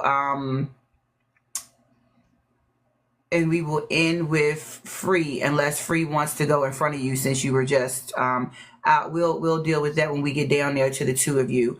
Actually, I forgot. Live Love Fashion also joined after and hasn't gotten a chance to. So both of y'all. So what I'm gonna do is we'll do Bella, Ashley Rose, The Ash, and Free, and then we'll finish up with Live Love Fashion and Soul Sister, since y'all have to answer all three, or you will get the option to answer all three. So number 3, focus on yourself and find your tribe versus attempting to convince others to see your perspective. Pros and cons. So for myself, for this, I definitely have always focused on myself and finding my tribe. I don't see any point in trying to convince somebody else to see my perspective. I will share information. If they want it, if they have questions, I will answer it. But once I'm done, I just realized I didn't put up the one that had the correct, I put an extra I in convince, but who cares? Y'all know what I meant. I don't know if we can convince anybody. But anyway, but yeah, I don't waste time trying to get somebody to come over to where I am, simply because if they are where they are in life, there's a reason for it. And if after I have some conversation with them and I give them some resources and they go off and they continue on their path, that's their path. It's not my business. But don't fucking call me expecting me to save you. That's my one caveat, because once I share stuff with you, if you choose to continue down that path, when you come back to me, you're going to hear some. So remember when we had that conversation? I'm not going to throw it in your face. I'm not going to say I told you so, but I'm going to say, so when we had that conversation, how did you think that your life was going to change going back to making the same decisions? That's when I'm going to start questioning their discernment, and I'm going to start pointing some things out to them. I had a sister of mine that I kept telling her, about she wanted a child and she wasn't having luck with relationships and stuff. And she made some crazy decisions and ended up getting pregnant by someone, and it was a guy that had just got out of a divorce. He made it clear he didn't want a relationship. She just made some bad decisions. And then when she got pregnant, she was using his car. They were living out of state. She decided to go from the state she was in to come all the way back to, at the time I was living in Virginia. And when she got to my house, she was like, well, I said, you drove his car here?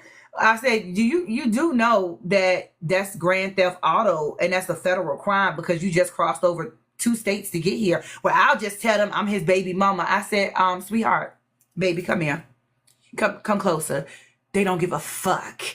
You just took somebody. Did he tell you you could drive his car from there to here? Does he know? Well, I mean, I'm his baby. I said, they don't care about you being the mother of his unborn child. If he decides to press charges, I said, that is stupid. You and your pregnant ass will be behind bars because you thought being his baby mom mattered at all. Nobody cares about that. And then on top of that, you're a woman, so they don't really care, but I'll digress. She doesn't have the background and the wherewithal that I know, and I get it. And she's still into the patriarchal religions. I get it. But here's the one thing. She's like, well, you got your own house. You got, you always got your stuff set up. And I said, and I work hard for this, right? It didn't come easy. I don't have anybody helping me.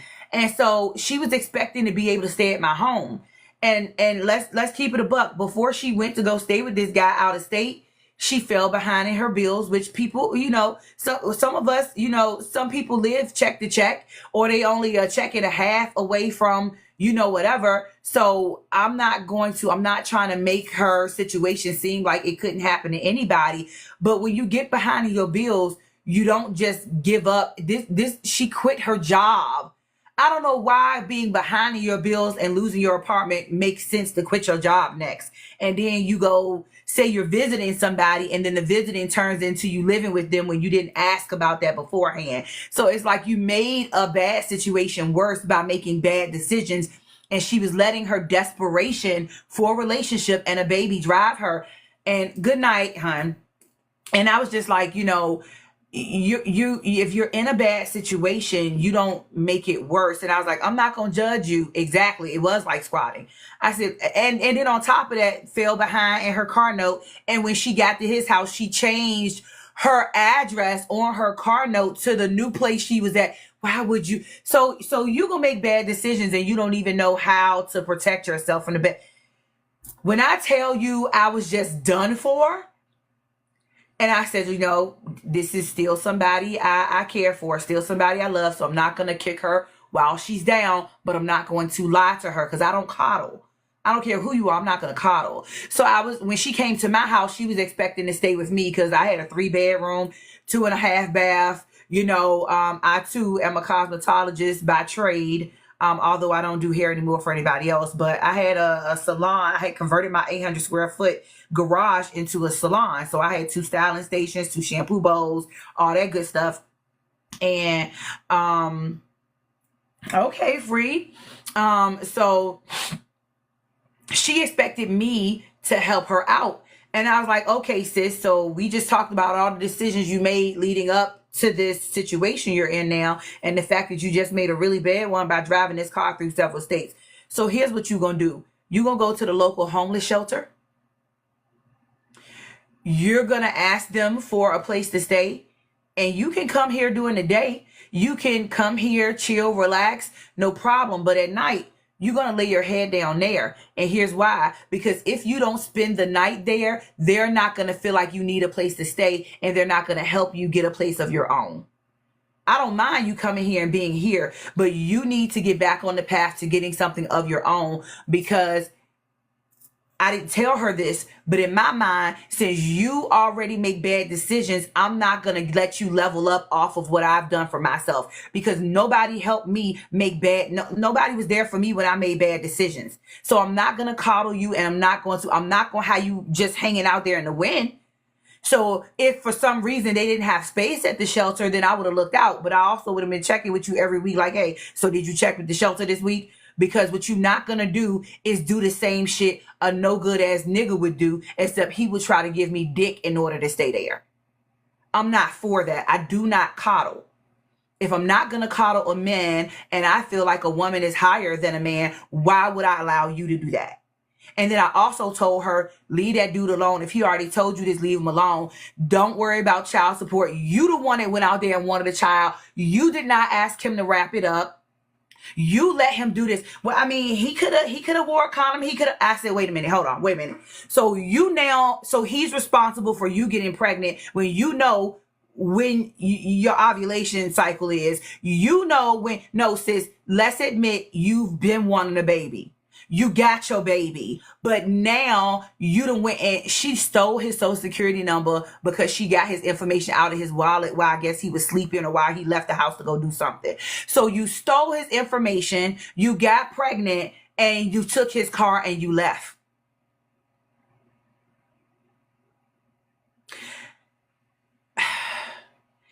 To me, I had to be honest with her. I was like, you are making a slew of bad decisions. And if I were you, you got your baby, I would leave him the fuck alone. I wouldn't worry about him. I wouldn't worry about child support. I would be about my business doing what I need to do for me. Because see, if I had made those decisions, I have to accept the onus that I did not make him wrap it up. I selected a bad man to be a father to my child.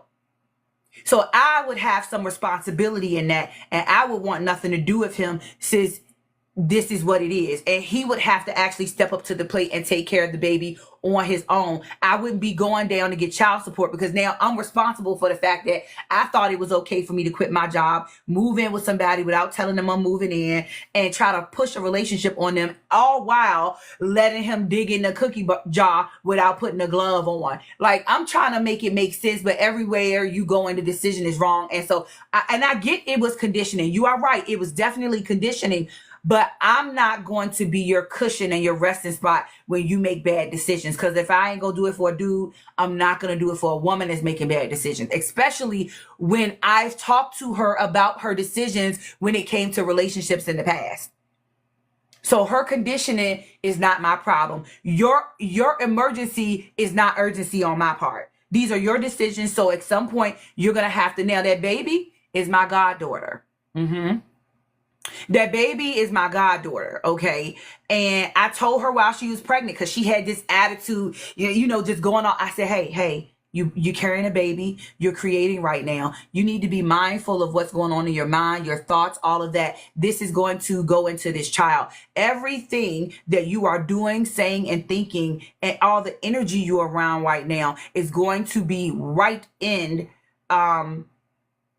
churros via email. You are hilarious, because I was like, churros, and then you talk about an email. I'm in the comments, y'all, my bad. Anyway, I was trying to explain to her everything she's thinking, everything she's around is going to be in that baby.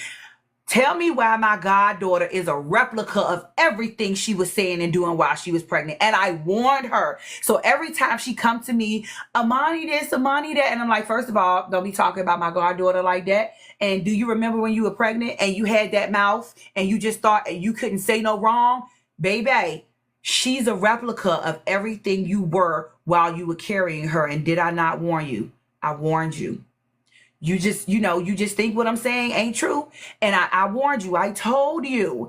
Anyway, so for me, I said all that when I was supposed to be answering number 3. My bad, y'all. When I get a story going, because for me, when you have, I'm not one that says anecdotal experience don't apply. It absolutely does. Because when you can learn from your life or the life of others, it saves you from repeating a mistake or making the same mistake you seen somebody else make. Like, I don't need to learn like that. I don't have to make all the mistakes myself. If I can see some shit a mile away, I'm good. Made the note, clocked the T, got the, I ain't got to go making the same mistakes you did, because I can just learn from what you told me. Just like we learn from elder women who tell us our stories, the women that told us the BS as to why they were married and why they got married and why they had to stay married because they didn't have, we learn from that, right? So for me, if you focus on yourself, you find your tribe, there's no need to convince somebody. You teach them and you let them go their own way. And when they make mistakes, you also hold them accountable for the mistakes they made. And some people say you can't hold other people accountable. Actually, in that scenario, you could. In some scenarios, when they come into you looking for you to don your cape for the mistake they made, you can absolutely hold them accountable by walking them through the mistakes they made and how they seen stuff coming ahead of time. In that instance, you can absolutely hold them accountable. So in that case, I did, and we're still close friends. She's nothing like she was now because that 11-year-old baby taught her some things, okay?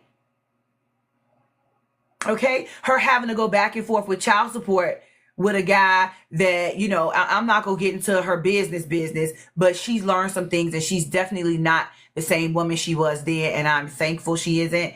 And my goddaughter is beautiful, and yes. So yeah, ain't no forcing you or trying to convince you. I'm gonna just give you some tips and some tools, and I'm gonna back up and I'm gonna let you live your life, because you deserve the right to live your life the way you want to. I cannot infringe my perspective and my viewpoints.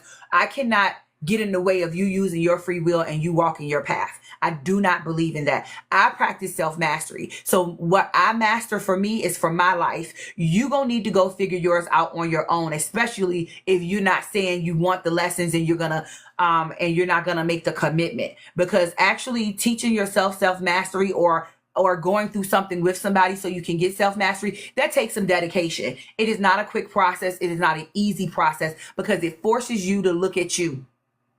You're not paying no attention to what everybody else is doing. You got to look at you and your bullshit. And you got to fix your bullshit. if you want to be a newer, better version of yourself every day. You got to deal with you. So that's my answer. Bella, is your turn, because I was long-winded as hell, but I think it was a very good story. Okay? You're good. You're good. Focus on yourself and find your tribe versus attempting to convince others to see your perspective. I too have a story. My own blood sister, the baby. She would always call me, sis, this, and the third, that, this, and the third. Woo wop de bam. I would give her the solution. She would call back, this, and the third. Woo wop de bam, flu flop de flam. Give her the solution. She called back again. Finally, I told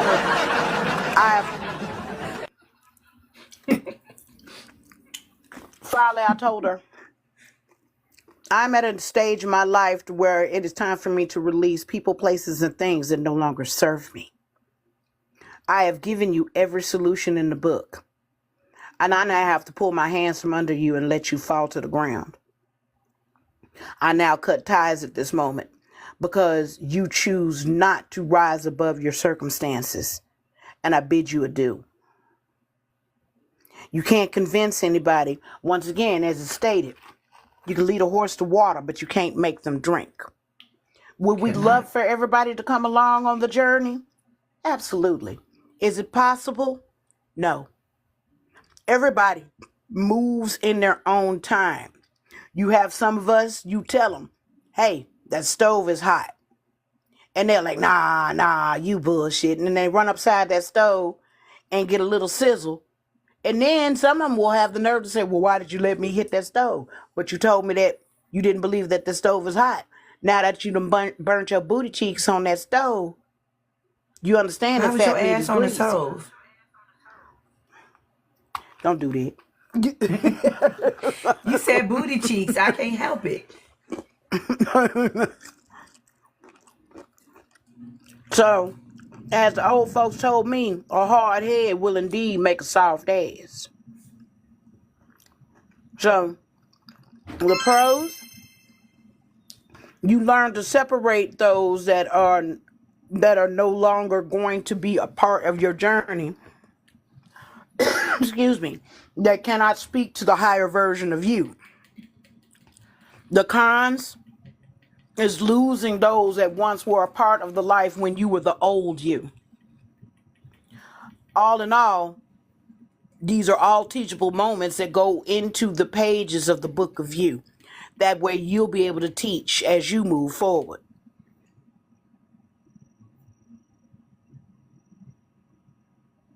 The book of you.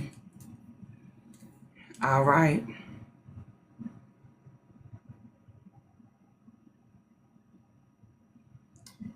Yes. That's one of my favorite phrases, the book of you.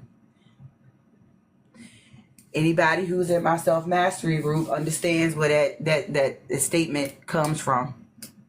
The book of you. All right. We are going to Ashley Rose, number 3.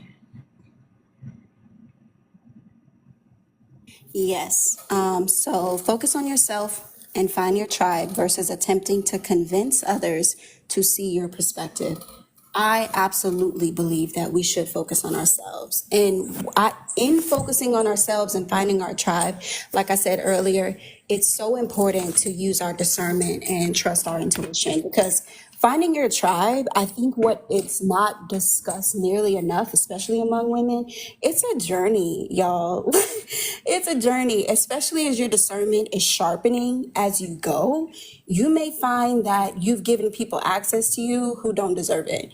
And then you have to trust yourself to set your boundaries appropriately. You know what I mean? Like, because the danger in trying to convince other people to see your perspective is that you get rewarded with fake allegiance.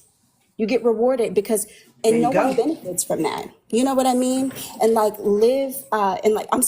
Facts and Snacks said, we're already at risk of women who are extremely male centered, but They see the attention that 4B women get because men are gross and men are predators and they want whatever doesn't want them.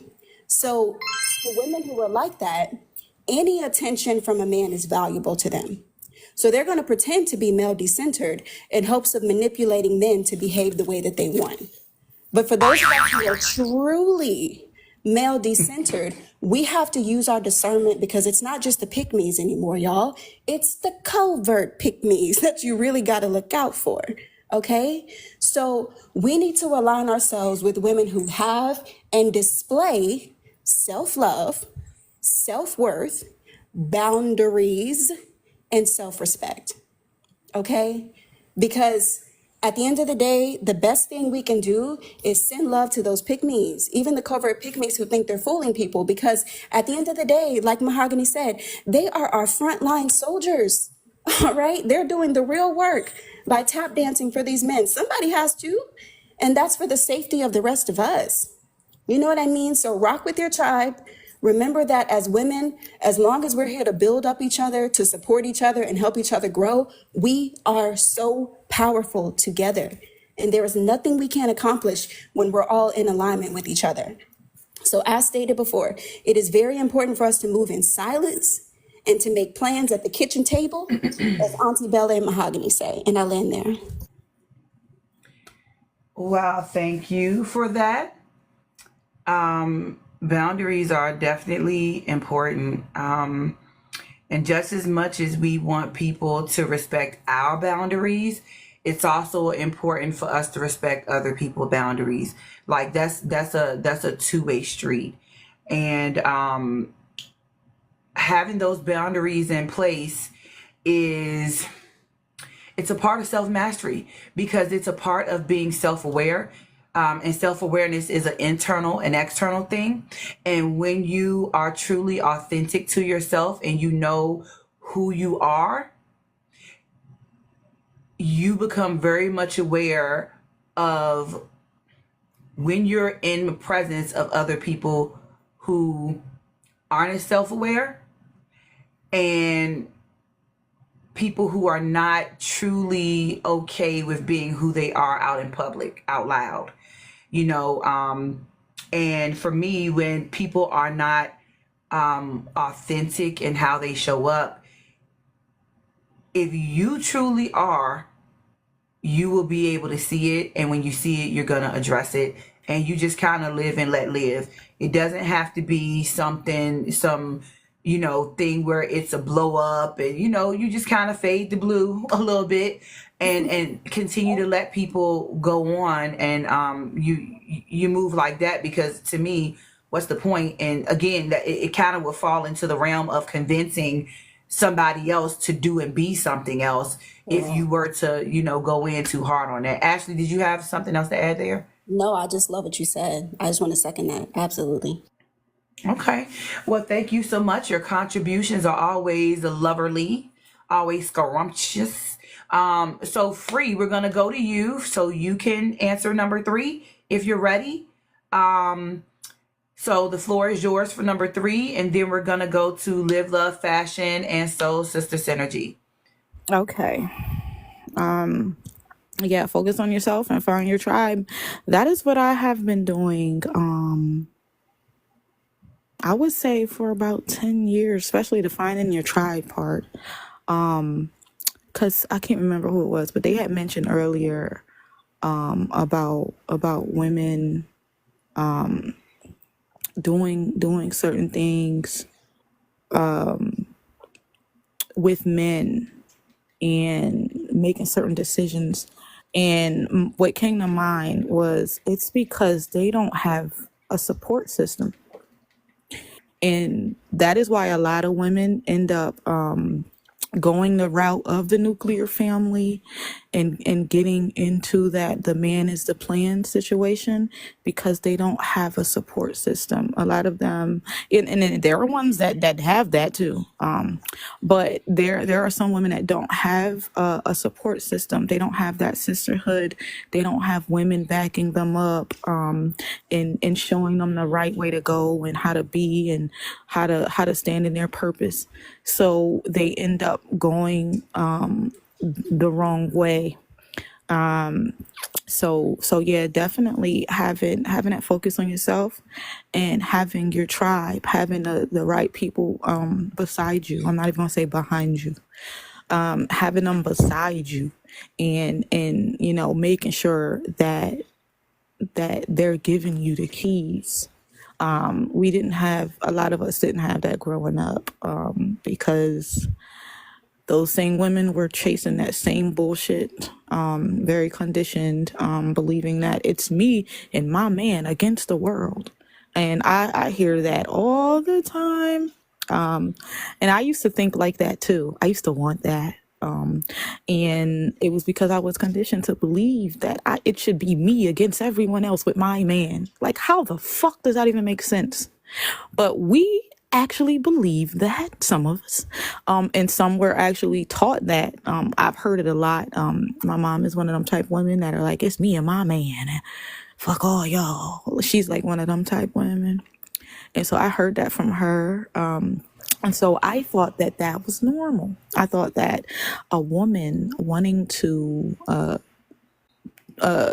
be against everyone else with her man, that just sound crazy as hell. And of course men made that shit up. Okay, they're the same ones talking about, I go out in the world and war every day, out in the world. So they really, so that it literally ain't no woman. Come on, we're the ones, like you said, we are the circle. We created the circle. That's how we work. That's how we think. We think circular. We don't think linear. So yes, men made that shit about you against the damn world. And so when you have that going on, it's easier to go that route when you don't got women behind you saying, girl, no, your purpose is not that, and you get to choose what it is. Nobody gets to tell you what your purpose is in life. That is your choice and your choice only. So it's very important, I would say, to do that. And having other people care, or try to see things from your perspective, that is kind of crazy. I remember trying to do that. I still do here and there, but I catch myself because I know that it's not my job to try to show somebody what I see, to try to make somebody see what I see, to try to make somebody, you know what I'm saying? Yeah, I do. Yeah, like I know you want to, we want to, and we still try, because it's certain reasons, why a person does it, but to really try to get somebody to have your perspective, it's not going to ever be that way, because that is yours. That is a journey you went along where you came to that conclusion and that understanding. And so it's going to take for them to have their own, thing going on and find their perspective. The pros of that, the pros is what I said, basically. You know yourself, you learn yourself. And the cons of it is having to go through the ups and downs, the trial and error to get there. Because it can make or break you. And I don't think people understand that. And we don't give each other enough grace sometimes when it comes to going through that, and that path and that journey of like discovering yourself and what's really and truly important to you outside of what you were told. You have to really find that, and it could be a very hard, tumultuous journey for some, and it's hard to get out of that teaching that it was pushed in your head, and the things that you did, and you didn't have those people, rooting you on and giving you that support and information. So yeah, it matters. it does matter. It does. That's why we're here right now, doing this right now. Exactly. So for me, working, I'm listening to what you're saying, and I'm going to speak to that sisterhood aspect, and then we're going to go up to the other two sisters. What I wanted to say here is this is essentially why I'm here doing the things that I'm doing. Yes, I teach self-mastery, but anyone can do self-mastery on their own if they are given the tools and given the resources to do it. Because I didn't have somebody supporting me. But I'm not a person that necessarily needed support all the time. I just needed a little here or there. Other people don't have, and I've always had a huge sister circle around me. Even before it was women that were of the same thought process as me, I went out and created that sister circle on my own. But just having the support of people that know you, I've always had I've always had friends, right? Even though my friends did not think like me, they still supported me. They were there. They were people I could talk to. So that still helps. But it helps even more when you go out and you find your tribe and you create that space. And that's essentially what I'm doing here on TikTok, creating safe spaces for women so we can have that sisterhood of women who are actually doing the work on themselves, wanting to be better versions of ourselves every day, pouring life and speaking life into each other. That's exactly what everything I'm doing on social media is for. If it wasn't for that, I wouldn't be here, because I don't really like social media. I'll be honest, I don't. And I don't like it because I've seen the benefits of it, but I've also seen the harm that can happen when people get so comfortable. And I'm talking about like back in the day when Facebook and all these other things were first starting to come out and groups were starting to be formed and people were getting to know each other online. I've seen a lot of things. I've seen the good, the bad, and the ugly. And it's gotten uglier because technology has gotten better. Anyway, but that was a good point, Free. Thank you for adding that. I did see the note in here from Soul Sister Synergy. So Live, Love, Fashion. I'm going to ask you a quick question. I know you've been waiting a long time, and you got to answer 3 questions if you want to, but I am going to ask, do you mind if Soul Sister Synergy answers her whichever question she want to get to real quick, because she said she's going to go. So if we could give her an opportunity, and then you can have the floor is yours after that, but that is up to you. Okay. Well, thank you for being gracious. Soul Sister, what's going on? Hi, my loves. Hi, everyone on the panel and everybody in the chat.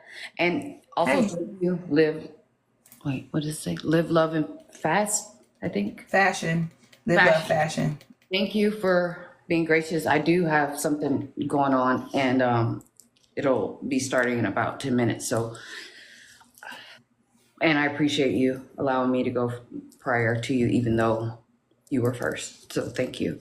And how is everybody? I've kind of been like in hermit mode, and just really quick, how is everybody? I'm doing good. I am pretty good. I'm a little hoarse here and there for some allergies and stuff, but I'm pretty good. Warm lemon water. Warm lemon water every morning, and then take you a steam shower with some eucalyptus. You should drink warm lemon water every day just because it's great for your digestive system. That's what I said. It's every single day. But if you I've got been allergies doing or something like that, it's gonna. And then if it's really, really, really bad, somebody already beat me to it. I was gonna say I beat her to it. Yeah. I'm already doing it. It hasn't been that long, but I've been using herbal teas like the throat coat and the echinacea, and of course I put lemon in like it the and stuff like ones? that. The ones that already come packaged? Yes. Okay. That's good. If you can, they're organic.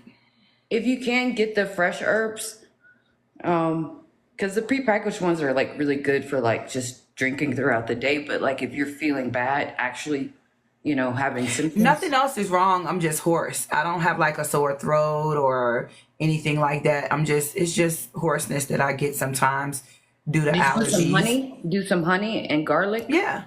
Okay. Mm-hmm. Oh, you saying honey and garlic? Yeah. I haven't done garlic, but go ahead. Yeah. No, I was saying you know what to do. That's great. I've studied herbs for a very long time, so I'm pretty good. I love herbs. That's my go-to for everything. But I was just answering your question when you said, how's everybody doing? I was like, other than being a little hoarse, I'm good. But yeah, go ahead and give us your take on what we have here. I want to make the best of your time because I know you said you got to go. Okay, so why 4B should not be a public, the same way that any type of movement that is meant to create any type of, and so many of the women on here are so intelligent and had such great points that really I feel like I'm going to be repetitive because I mean, I can't remember her name, but she left like no crumbs. She was at top. Facts and snacks. Yeah, she left no crumbs. So yeah, I had feel some like I'm notes. going to be repetitive, but she was great. She was awesome. Like I was just like, But again, the same reason every movement that is meant to make any type of actual change should be private is because there are people that are always listening, that are always watching, that are always in there. And like we say about the pygmies and how they are a danger because they are allowed in our spaces, right? We have to be able to filter and focus out those people. And we cannot really truly completely do that. We can do our best online, but we can't really truly do that. You know what I mean? We have to vet people and do that. And she brought that up. Hold on, what is it? Okay. Okay, my time is running short.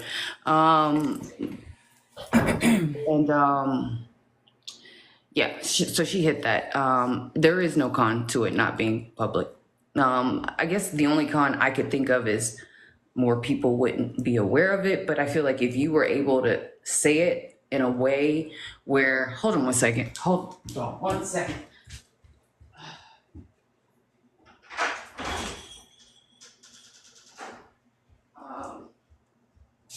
I feel like if you were able to say it in a way to where you could lead people to, like a second destination, then it would be okay. But other than that, I don't think there is any con. 4B and decentering men trending pros and cons. I don't think I've never ever felt centering a man. I've always felt like I was the center. I don't know. I don't think there is an issue with that being a pro at all. I think every single woman should feel like she is the goddess that she is and should walk in that light. So I don't see any cons to that, actually, other than the fact that it may make some people angry. And we have to remember the nature of these people. And they can become violent, which is why I would always encourage my fellow sisters to do things to protect themselves. I think that would be the major con to it. Is if once they figure out they are no longer the center and they no longer have control, then they become dangerous, truly. And that's why I don't involve myself with them. And see, me, I know that I have a son, and and I've raised him to be respectful and to be a certain way. And so I don't follow the whole, and I also feel like we created them for a purpose. So they have a purpose, but we have allowed them to get too much power.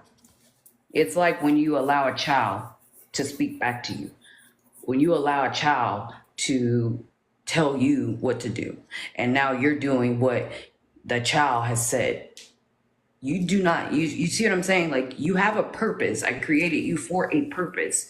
And because you're behaving so badly, now I'm having to go back to a time where you were no longer a purpose. But in this moment, me as a mother of a son, right? And knowing how I have raised him, I don't think that I don't have a whole, like, all men mindset, because that would include my child, and he's not one of those men, you see. So, and he is here and he is serving his purpose and he's doing the right things and he is kind and he's empathetic and he's everything, and you know what I mean? So I could never be an all man purpose for that very specific reason. right? And I think most mothers of sons could agree with that. And then really quickly, focus on yourself, find your tribe versus attempt. Always focus on myself, because I feel like being authentic, and I've said this over and over again, you can scroll through my page and you'll see over and over, I say authenticity is the key. When you are authentic, everything works out for you. Everything works out. My mom always used to say, you're like a cat. You always land on your feet.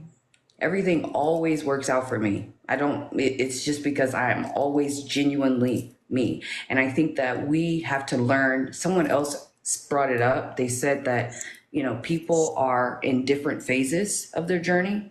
The journey is like a spiral, right? So people are in different phases, and you have to be, if you are truly authentic and truly trying to find your tribe and truly loving and truly accepting, you have to be willing to see that and acknowledge that and not take that personally, not bring that on.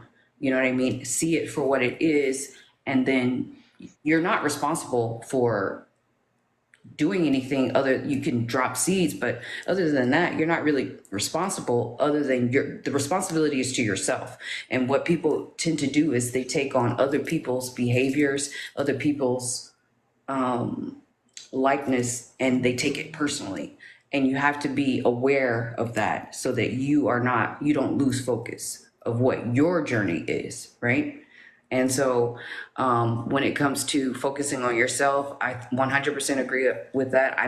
I personally have never had an issue with that. Finding your tribe, 100%. Finding your tribe takes time. It takes, I think Ashley said it takes discernment, and discernment is very, very important. We also have to have discernment on ourselves.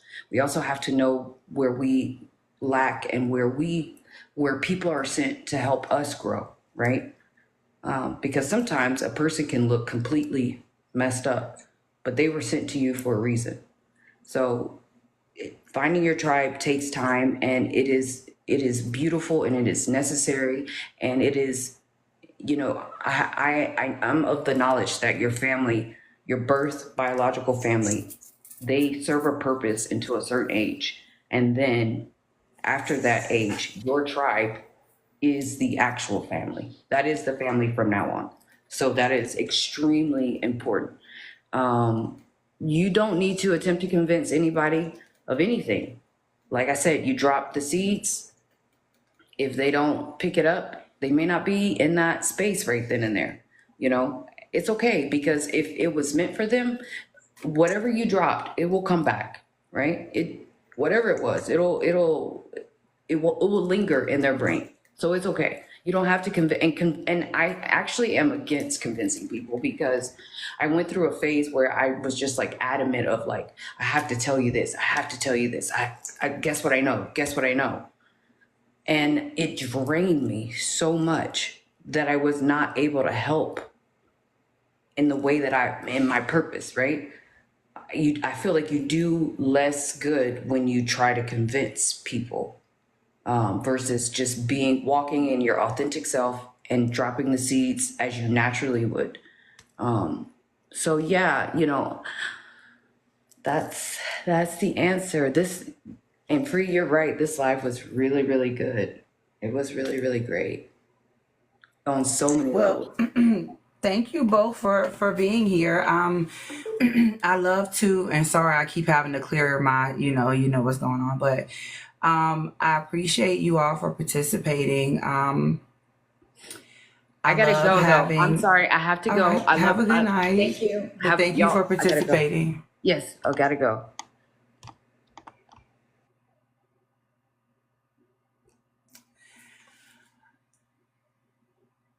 Live the fashion. It's your turn. Yes, the cheese at Sandra. Absolutely, Udra, come on up. At 2 a.m. TT time.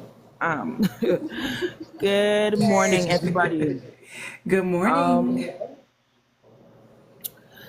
This was a mouthful of a whole topic. I was in the comments. Firstly, I want to say to the men that in this room, all in all yourself, please leave. Thank you very much. Secondly, everybody made some very great contributions. I was trying to let everybody know there were men in the room, but I guess Auntie Bella and everybody didn't pick up on that. But I know them, so I told them to leave, so they get the point. Thank you. So We I'm were so gonna. focused on us that we I just. know, I know. So thank you So for I'm taking gonna care of merge. that. I'm not gonna answer it part by part by part. I'm gonna merge everything into one because of time, and Okay.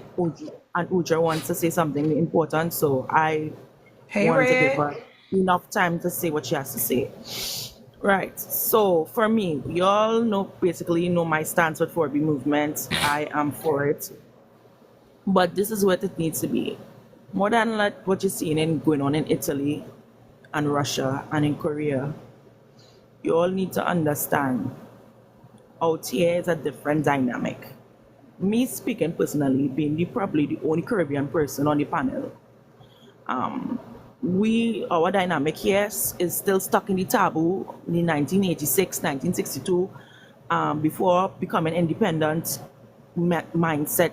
We are still there where it comes to our thinking. Everybody wants to be pick-me's and nobody wants to be an individual and think for themselves critically. So for me, it should not be a public movement mainly because men's private clubs and men's spaces are not even public. They are only for who's it who's and who knows about it, and spaces for them to speak and talk about mental issues amongst themselves. There was a case recently where a woman in England, I believe, or some part of the world, I can't remember basically, but I remember the case well, where she took someone to court that had a complaint against her having a women's only club with women staff as well as women's security. She had a problem. Men had a problem that they cannot have access to that, and she won the case, right?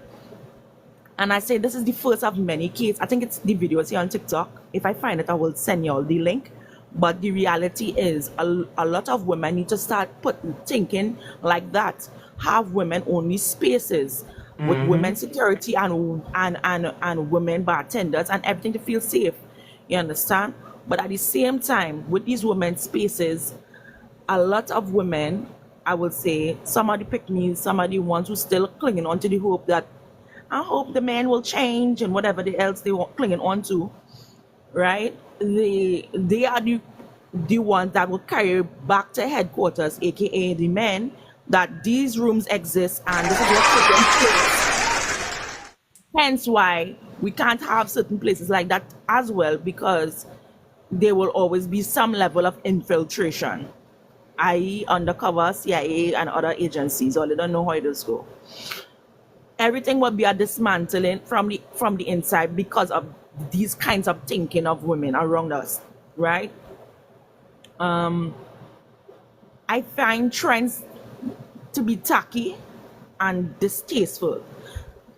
Trends is for jeans, hairstyles, makeup, accessories. Trends should not be for movements and activism. That is something that's supposed to be continuous regardless.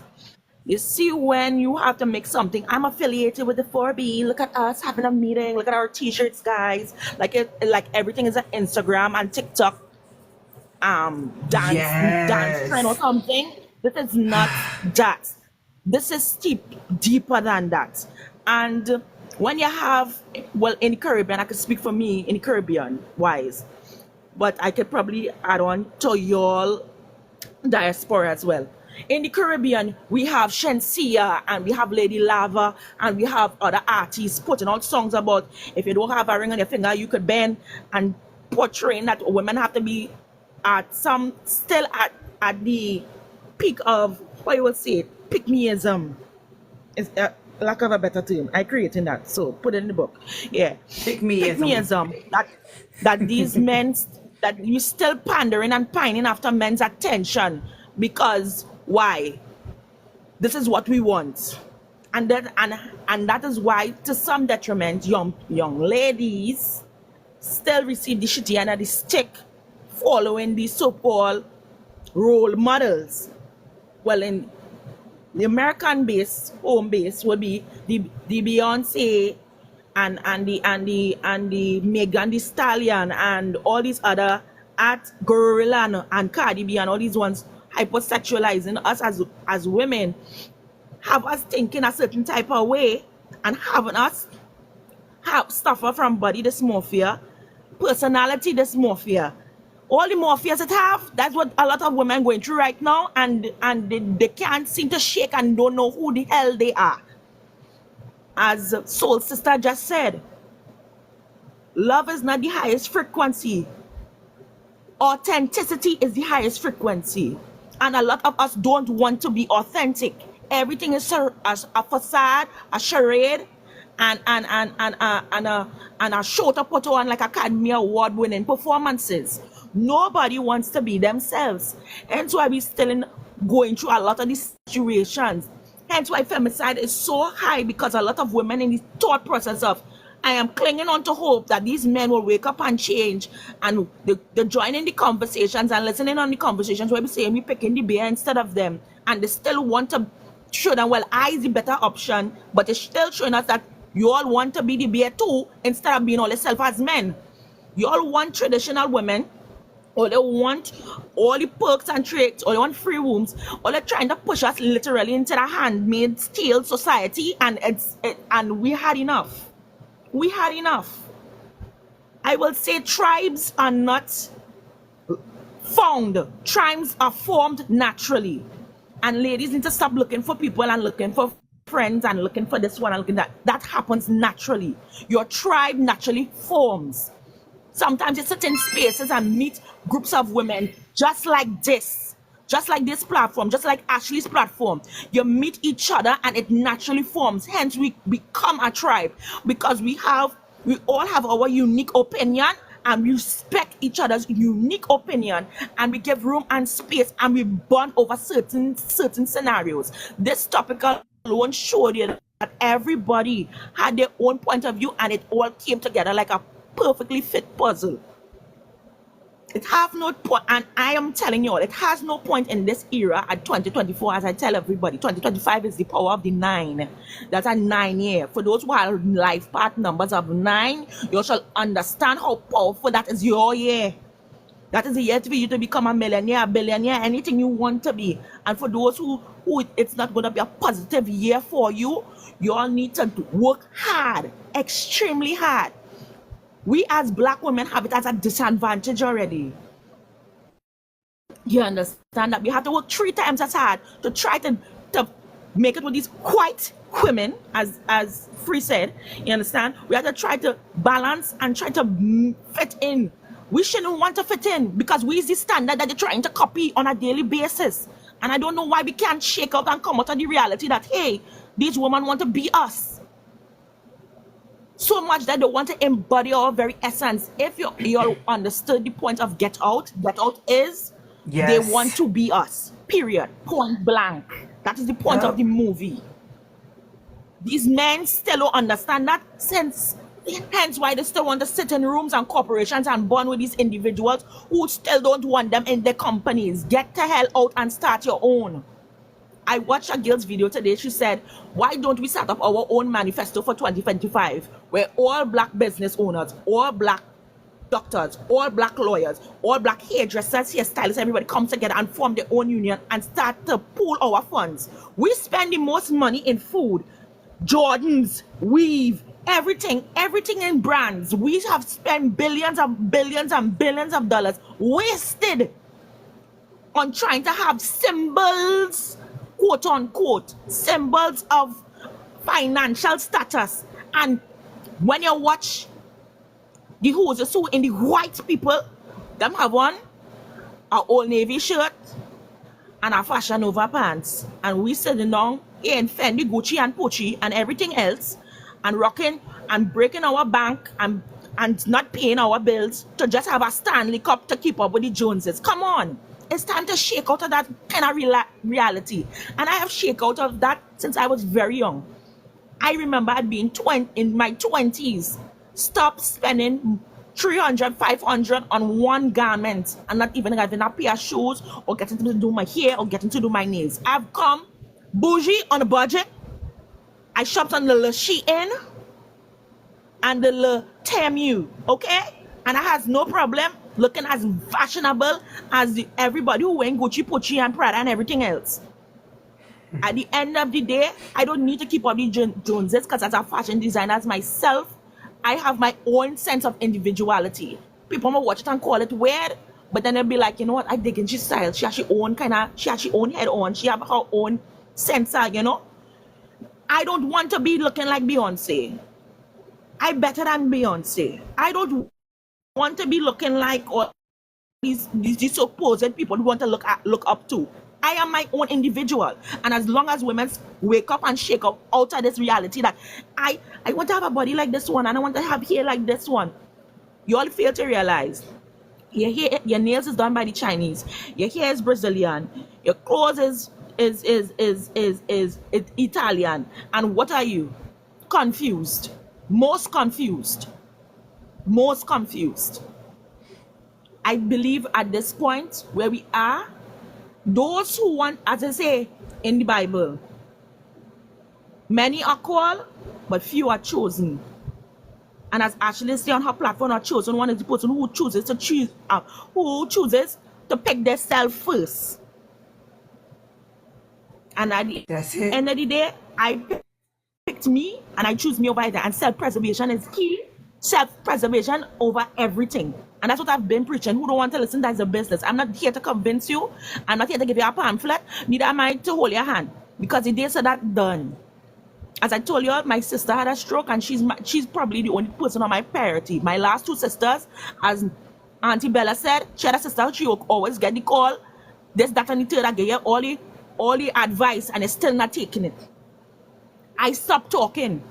I tell them already, you have a spirit of poverty around you. You are in a as you say, you're in a karmic cycle of what do you call it? Repetition? Yes.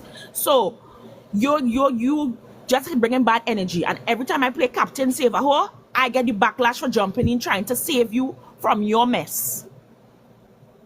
And as Auntie Bella perfectly said it, I am stepping away from things, places, and persons that no longer serve me and are having me in that level of redundancy. I need to see about me. I am very sorry. I have to be selfish. I don't care. Don't ever apologize for being selfish. No, I'm sorry and not sorry at the same time. My father has said the worst about me, and I really don't care, because when I was being abused, you never came to my aid and you knew about it. But my sister ended up in the same position and you went running after whatever and got the hour of the morning to get her. But there's a difference. That have nothing to do with me. At the end of the day, I will always say, no man ever protected me, loved me, or treated me the way that I could do and I could pour into them the way I expect them to pour into me.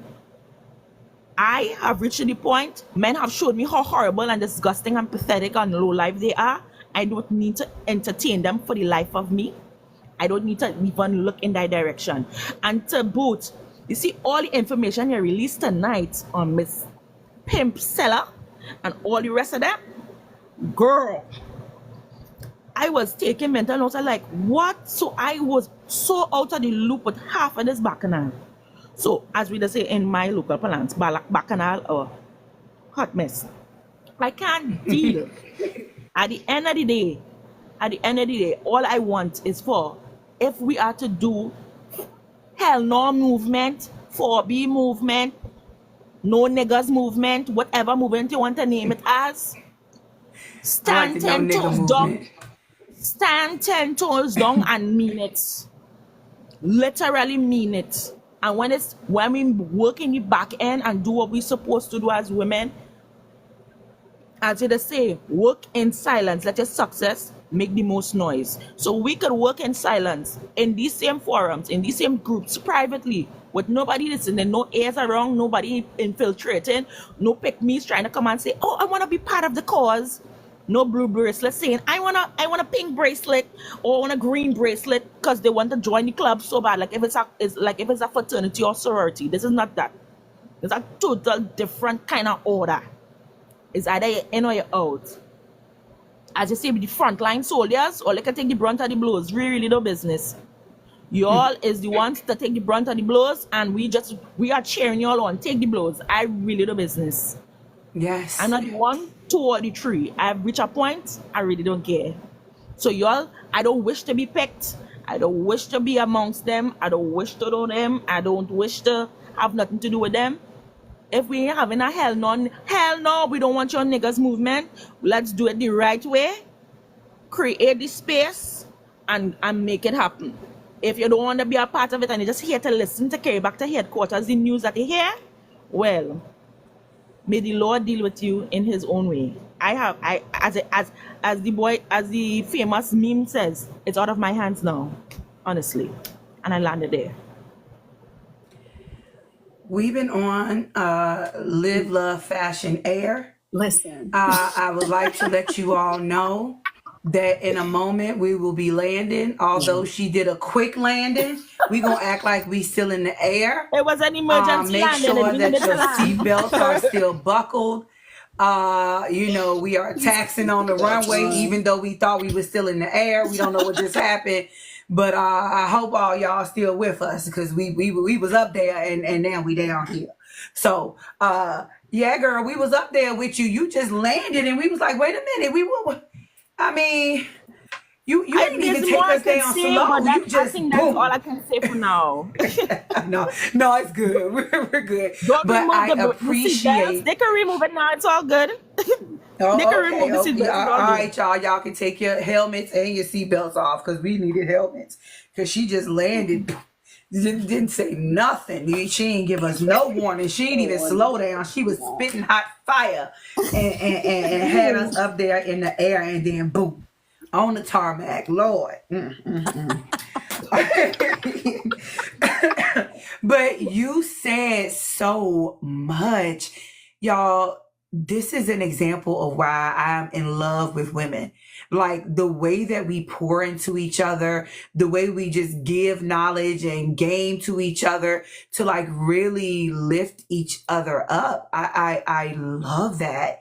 And that's why you can't come around me treating women wrong and talking shit about a black woman. I'm not doing it. Like it is truly an honor to be of service. Now, the service I provide ain't the service that our soldiers are providing. Just FYI, my service is different.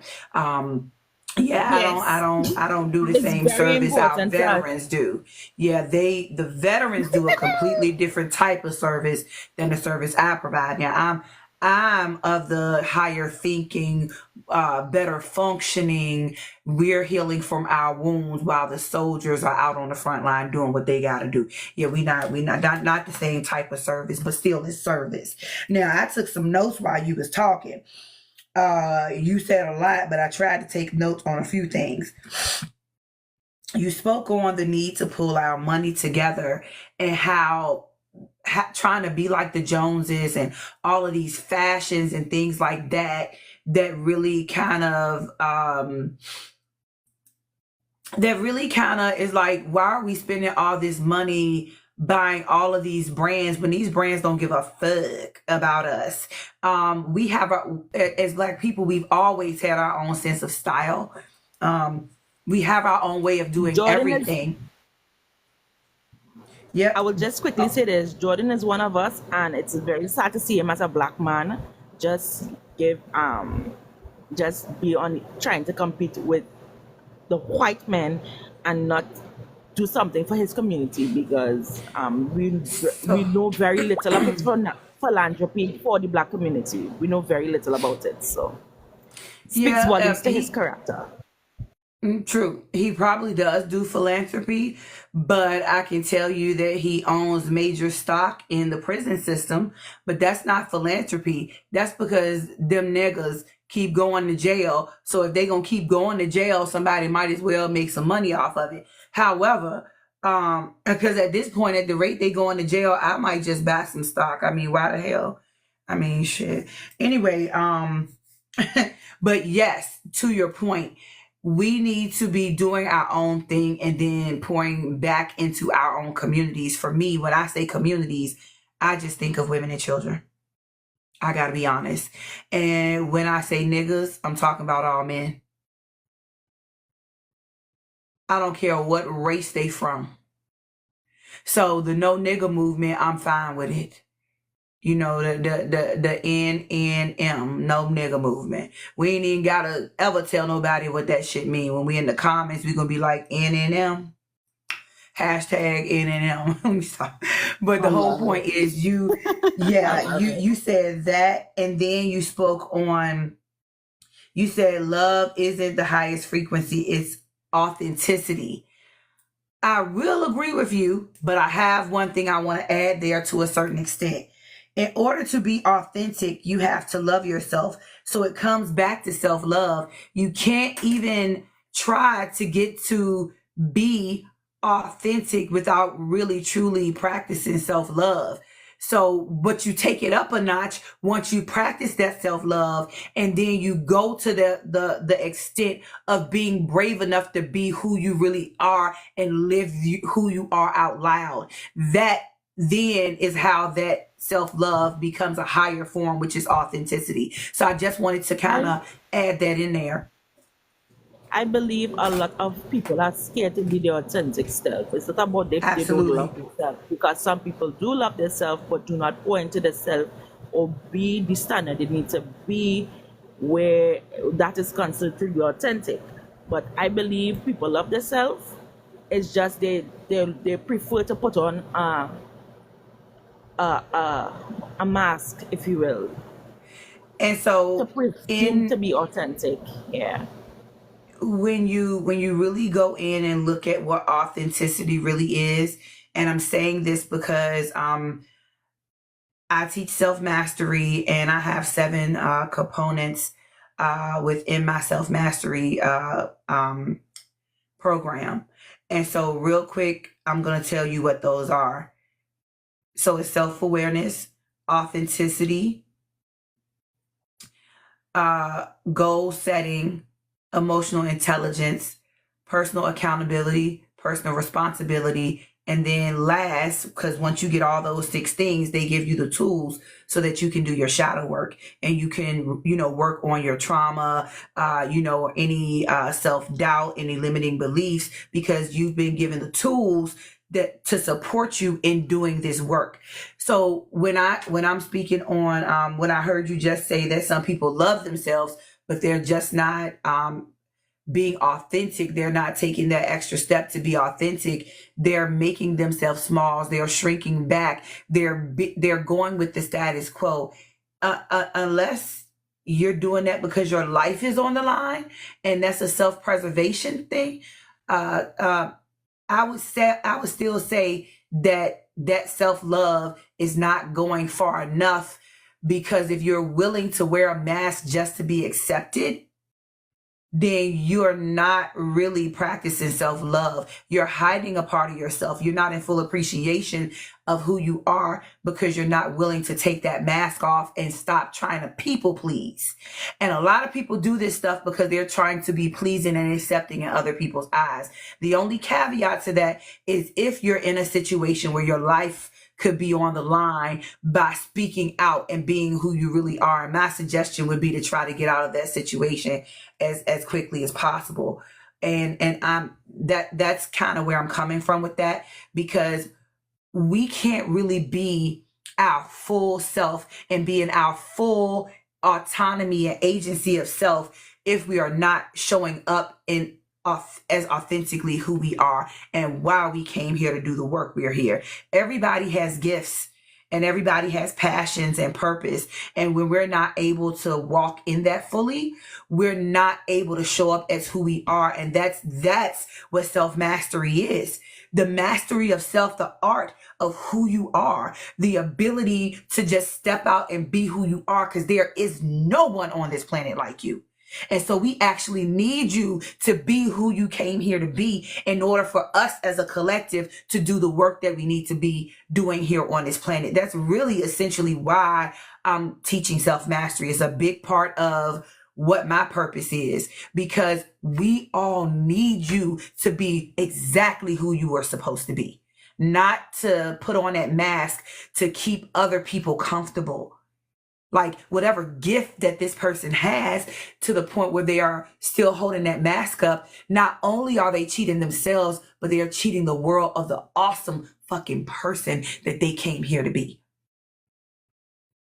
And for women specifically, it's a lot that we have locked up inside of us, and we're not able to fully walk in that and then allow our light and our glow to shine on everybody else, because everybody is unique. No, even if you're doing, we were talking about this on Ashley's live, I believe a while back, even if you're doing something such as being a fashion designer, and there's all these other fashion designers out there, ain't nobody gonna do it like Live Love Fashion though.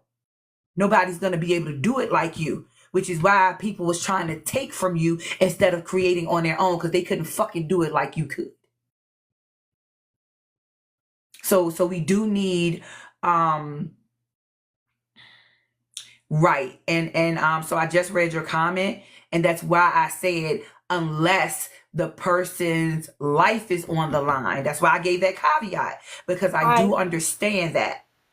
I should, as I said in the comments, I showed up as my authentic self for a person, and because they didn't know how to handle that, they were threatened by it, and guess they were operating low vibration, and I couldn't really tell, probably because I was blinded and stupid in love. But I was abused for it, and that is the reason why I will always say now, self-preservation is key. Even when you're being your authentic self, be authentic self for yourself, because at this point, why are you trying to be for somebody else? Because it didn't make no sense at all. Absolutely. Absolutely. I completely agree with that.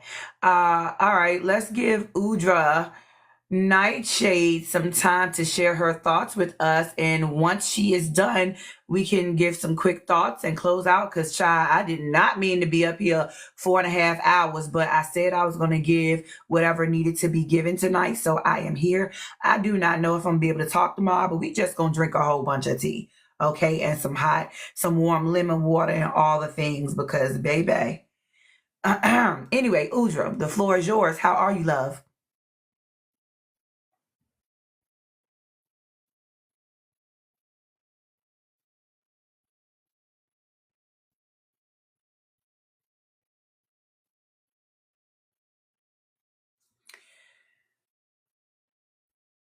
Okay, her microphone is on, but I'm not hearing anything.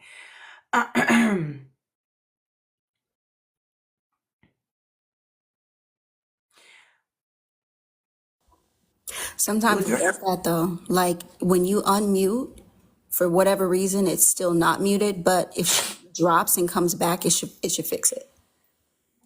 Okay, I just muted her. Let me see if I can. Okay, she'll drop and come back up.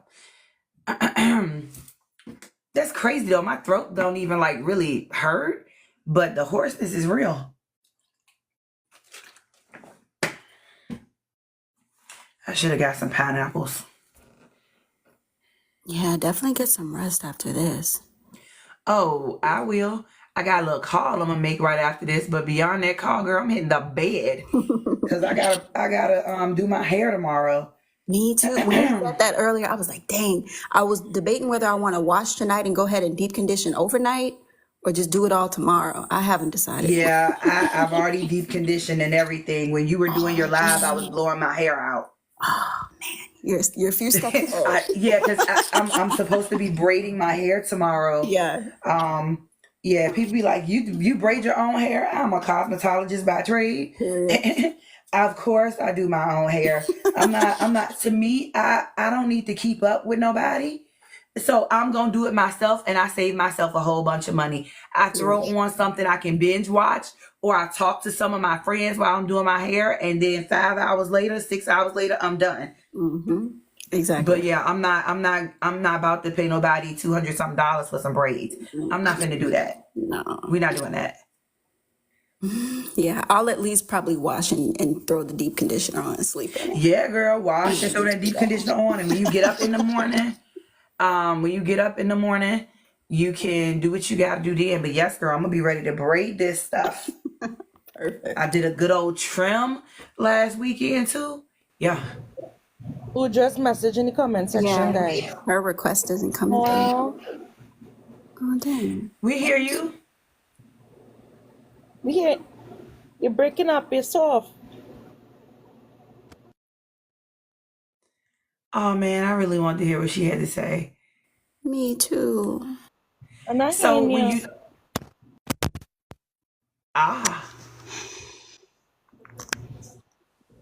You're hearing static, but we're not hearing you. Hello? Hello? there you are. Yay! How are you? Yay! Is my microphone volume okay? Yep. Yes, it's perfect. Okay. Ooh, I'm nervous now. I really don't get up on panels too much, but I wanted to come up and kind of briefly introduce myself so people know I'm a real person. Well, I'm so happy you chose this panel tonight or this morning. I could hear you talk for hours and hours and hours, Mahogany, but you do need to rest, get some of that tea. I would just wanted to answer number 3 as quickly as possible because I know we're closing out, but I'm brown, and the reason I say that, bring that up, is because Mexicans are known for being, Mexican daughters were known for being raised to be trad wives. You know, we center men. That's like what it's all about. At least for me, I was born in the 80s, so you know, even my grandmother, may she rest in peace, she didn't know any better, but when I started, growing my chest, she would pull my shirt down to make me show cleavage, telling me this is how you need to attract a man, stuff like that. And my mother used to tell me, if you're too smart, the boys won't like you. And I'm an only child. I grew up around mostly men. I had a lot of uncles, a lot of male cousins, and so I was just conditioned to center men. But being an only child, I had kind of a rebellious spirit, and over time I kind of started rebelling against that. I vowed to never get married. I vowed to never have children. Long story short, I've been, over the past year, because of a lot of reasons, I've been slowly decentering men out of my life. On this app in particular, I don't let men follow me on TikTok, and I'm slowly starting to do that with IG.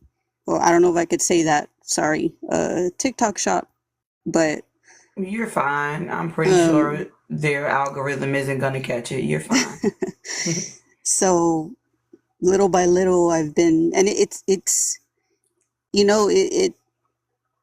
it hurts because a lot of people that I thought were friends, that were men, that were good men, and like somebody was saying earlier, they mirror you to kind of get your soft side, or try, and they have ulterior motives or what have you. But I also wanted to say that part of my protest has been being celibate from men for the last 13, almost 14 years. So kind of before I even knew what 4B was, I was already moving toward that. And like I said, I haven't. And every chance I get, I try and tell women that are on the fence about decentering men, that are still in their own way benefiting from patriarchy because they're involved with men. It's so easy to close our legs. I've been doing it for almost 14 years. It's easy. That to me, that's my personal protest, and that's how I'm trying to tell other people about that. All the women in my life, that were also raised to center men, I've been trying to deprogram them, if you will, and especially my mother. My mother was a pick-me, and so was my grandmother. Mine and too. So you I have understand. a video on my page where I entitled it "My Mother Was a Pick-Me." Wow, I need to go watch. I need to go see that. Right, I was gonna ask if it was on the. I think I did put it on this page, but I know it's also on my main page. But yes, listen. Anyway, I want to hear from you, so I'll hold. Oh no, I was wrapping it up already. Mexicanas, they are trained to be quote unquote traditional. So, and I just have always rebelled against that. And of course, I've dated men and whatever, but no man has ever proved me wrong, proved my what I knew deep down in my discernment, my soul, whatever gift the universe gave me to see through BS, especially from men. I decentering them has really I'm at a loss for words right now because it's late, but it's really made me see more, because when you have men all around you and like being friends with them is what I mean, but you're in their world. So you just kind of conditioned to think in order to cater to them. I don't know how, I'm just stumbling right now, but yeah. I appreciate y'all so much and I'm learning so much from y'all, and I just wanted to say hi and tell y'all thank you, and whew, Well, thank you I for land coming up there. here. It's been hard. It's Well, at been least hard to she decenter let us men out down of my life. softly. Yeah, Like, I would But like they say, like when you break let us men out down of my life. softly. Yeah, like, I would. But like they say, like when you break a sorry, I keep talking over you. You've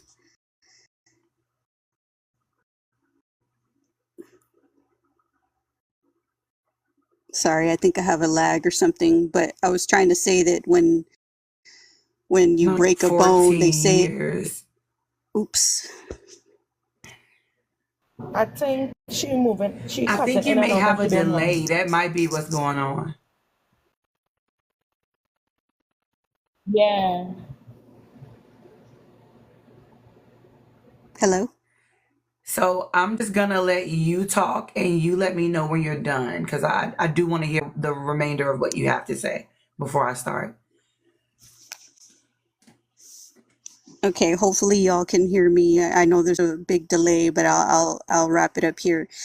It's been hard to decenter men out of my life that were friends, and I had a lot of male friends because uh, I've been producing music since I don't know, since I was 17, and I met like-minded men who I thought were like-minded that were also in the music world, and trying to be in community with them. After the election results came out, I left of men that I was still in community with, even ones that were really close, like brothers. It's been hard, but I was trying to say earlier, like when they say that when you break a bone, it grows back stronger. So, and that's pretty much it. I just wanted to say hi, and I appreciate y'all, and I'm just trying to educate the women around me, trying to not force them, but just use myself as an example so that, they know that they don't have to center men anymore either, that there's nothing in it for them. So I land there, and I'll go ahead and mute now so I can listen. But thank you. Thank you so much. You are very welcome. Thank you for sharing your thoughts on number 3. Ironically,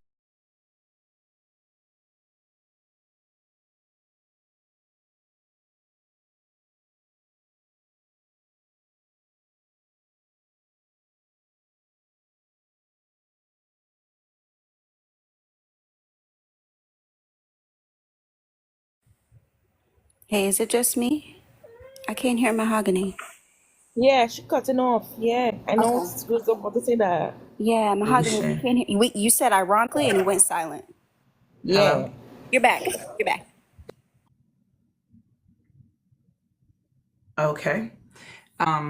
So I just recently added a book to my Patreon, and the title of the book is called, because I keep a library on there because that's part of the offerings that I have. But the book I just recently added is called Gender and the Mexican Revolution: Yucatan Women and the Realities of Patriarchy by Stephanie J. Smith. For me, I don't, and I know my brown sisters may feel differently, but I don't look at you all as separate from Black women. So when I say Black women, I'm inclusive of that. But I do understand not everyone knows their full history and background and things like that. So I'm respectful of how you all, whatever you identify as, I'm going to always respect how you identify. But when I speak and I say Black women, I'm including women of color. You know, I do understand we don't all share exactly the same realities, but the majority of it is the same. The majority of it is the same. Are y'all hearing me clearly? Yeah, you're good. Oh, okay. Fanny 222, I am good. How are you? I got a little bit of allergy stuff going on, so I'm a little hoarse right now, and we're gonna nurse that, and I probably won't really speak on the phone much tomorrow or Monday. I'll do my best, but me speaking is technically a part of my job. So I can get away with not talking much for a little while. But yeah, allergies, girl, allergies. But yeah, so that book, just a brief synopsis. It says the state of Yucatan is commonly considered to have been a hotbed of radical feminism during the Mexican Revolution. Challenging this romanticized view, Stephanie Smith examines the revolutionary reforms designed to break women's ties to tradition and religion, as well as the ways in which women shape these developments. Thank you. Thank you, Fanny. Smith analyzes the various regulations introduced by Yucatan's two Revolution-era governors, Salvador Alvarado and Felipe Carrillo Puerto. Like many revolutionary leaders throughout Mexico, the Yucatan policy makers profess allegiance to women's rights and socialist principles, yet they too passed laws and condoned legal practices that excluded women from equal participation and reinforced their inferior status. Using court cases brought by ordinary women, including those of Mayan descent, Smith demonstrates the importance of women's agency during Mexican Revolution. But she says, despite the intervention of women at many levels of Yucatanian society, the rigid definitions of women's social roles as strictly that of wives and mothers within the Mexican nation guarantee that long-term substantial gains remain out of the reach for most women for years to come. So this is just a description of the book. So on my Patreon, which you can find if you go on my page, my backup and my main page, there's a LINK in my bio. I always say link in bio. I don't think they, do anything for that. But if you click on there and you look, you can register on there for free. It costs nothing to register and get on there. I periodically I have certain things that I give out on there for free, different articles and books here and there. However, most of the books are included in the second tier, because that's the tier with library and everything. And the first tier is exclusive content, things that are not going to be on public forum or what have you. Also, if there's anybody here still listening that's interested in my self-mastery program, I just opened up the enrollment for that. And I'm only taking 8 spots because I like the close-knit community that we have. I currently have 8 women in the group that are already participating. Well, I can say 7 since I can't include myself, but I guess I could, whatever. But and so now we've been working together for 6 months almost. Yeah, 6 months this month. And so it's been beautiful, but it's time for us to open that up and allow other women to come in. We do class one night a week, and then we have a sister circle on Friday night. And so our sister circle is where we kind of just touch base, see how everybody was during the week. And then we talk about, whatever topics that I bring to the forefront, or if another sister has some things that we need to discuss, we do that. And mainly it's our bonding time and for us to just discuss what's going on, out there in the world, or what we have to deal with collectively as women. So if any of you all are interested in it, like I said, click the link in bio. It's free to sign up. And if you choose to upgrade to any other offerings later, cool. But it's there. So did anybody want to have closing thoughts before we close out this live tonight? Thank y'all for sticking with me. There are some people that have been here from when I started and are still here now. So thank you so much. But y'all can just give your closing thoughts and then we can head on out for the night. I'll be super quick. I just wanted to say, Mahogany, this was amazing. Thank you so much for having this conversation. It was so needed. I can't wait to continue it on the back end, because this is what needs to be like a continuous conversation. This needs to continue to evolve into being a lifestyle for those of us who believe in it and are willing to participate in it, just for our own peace and well-being. So thank you so much. This was amazing. You are very welcome. Thank you for your feedback. And I plan to be here either on this page or my main page every Saturday, either at 8 or 8:30. I'm really busy with the classes and things like that, and Sister Circle. So 2 nights a week. And now when I add the new enrollees on, it'll be 3 nights a week, because their class will be separate from the class that has started, and then all of us will come together on Friday night. So I really can only do 1 night a week on TikTok, and I'm about to open it up on YouTube, because my preference is on YouTube. And I'm gonna tell you why before we close out. Remember back at the beginning of the year when they were talking about TikTok shutting down and an issue with China, this, that, and the third. And then they extended it to September, because at first it was supposed to be April. They extended it to September. And now all of a sudden we haven't heard of it anymore. Excuse me. The reason we haven't heard of it is because they gave them what they asked for, which means they're starting to remove content that's averse to what they want us to have here. And of course, this is playing right into what just happened with the VOTE. All of this stuff was kind of pre-planned ahead of time.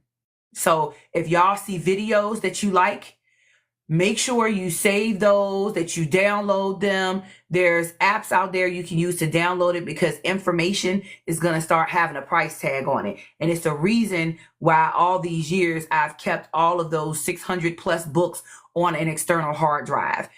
I have a lot of information on a vast variety of topics, gardening, everything, herbal things that we need in case we need get rid of something that shouldn't have been. I mean, all types of stuff. When I tell you my ebook library is insane, I also have a hard copy library that's insane. I don't take the things that women need and the healing that we need and the sisterhood we need for play. I am serious about this. And I'm gonna let my work speak for itself, because that's that.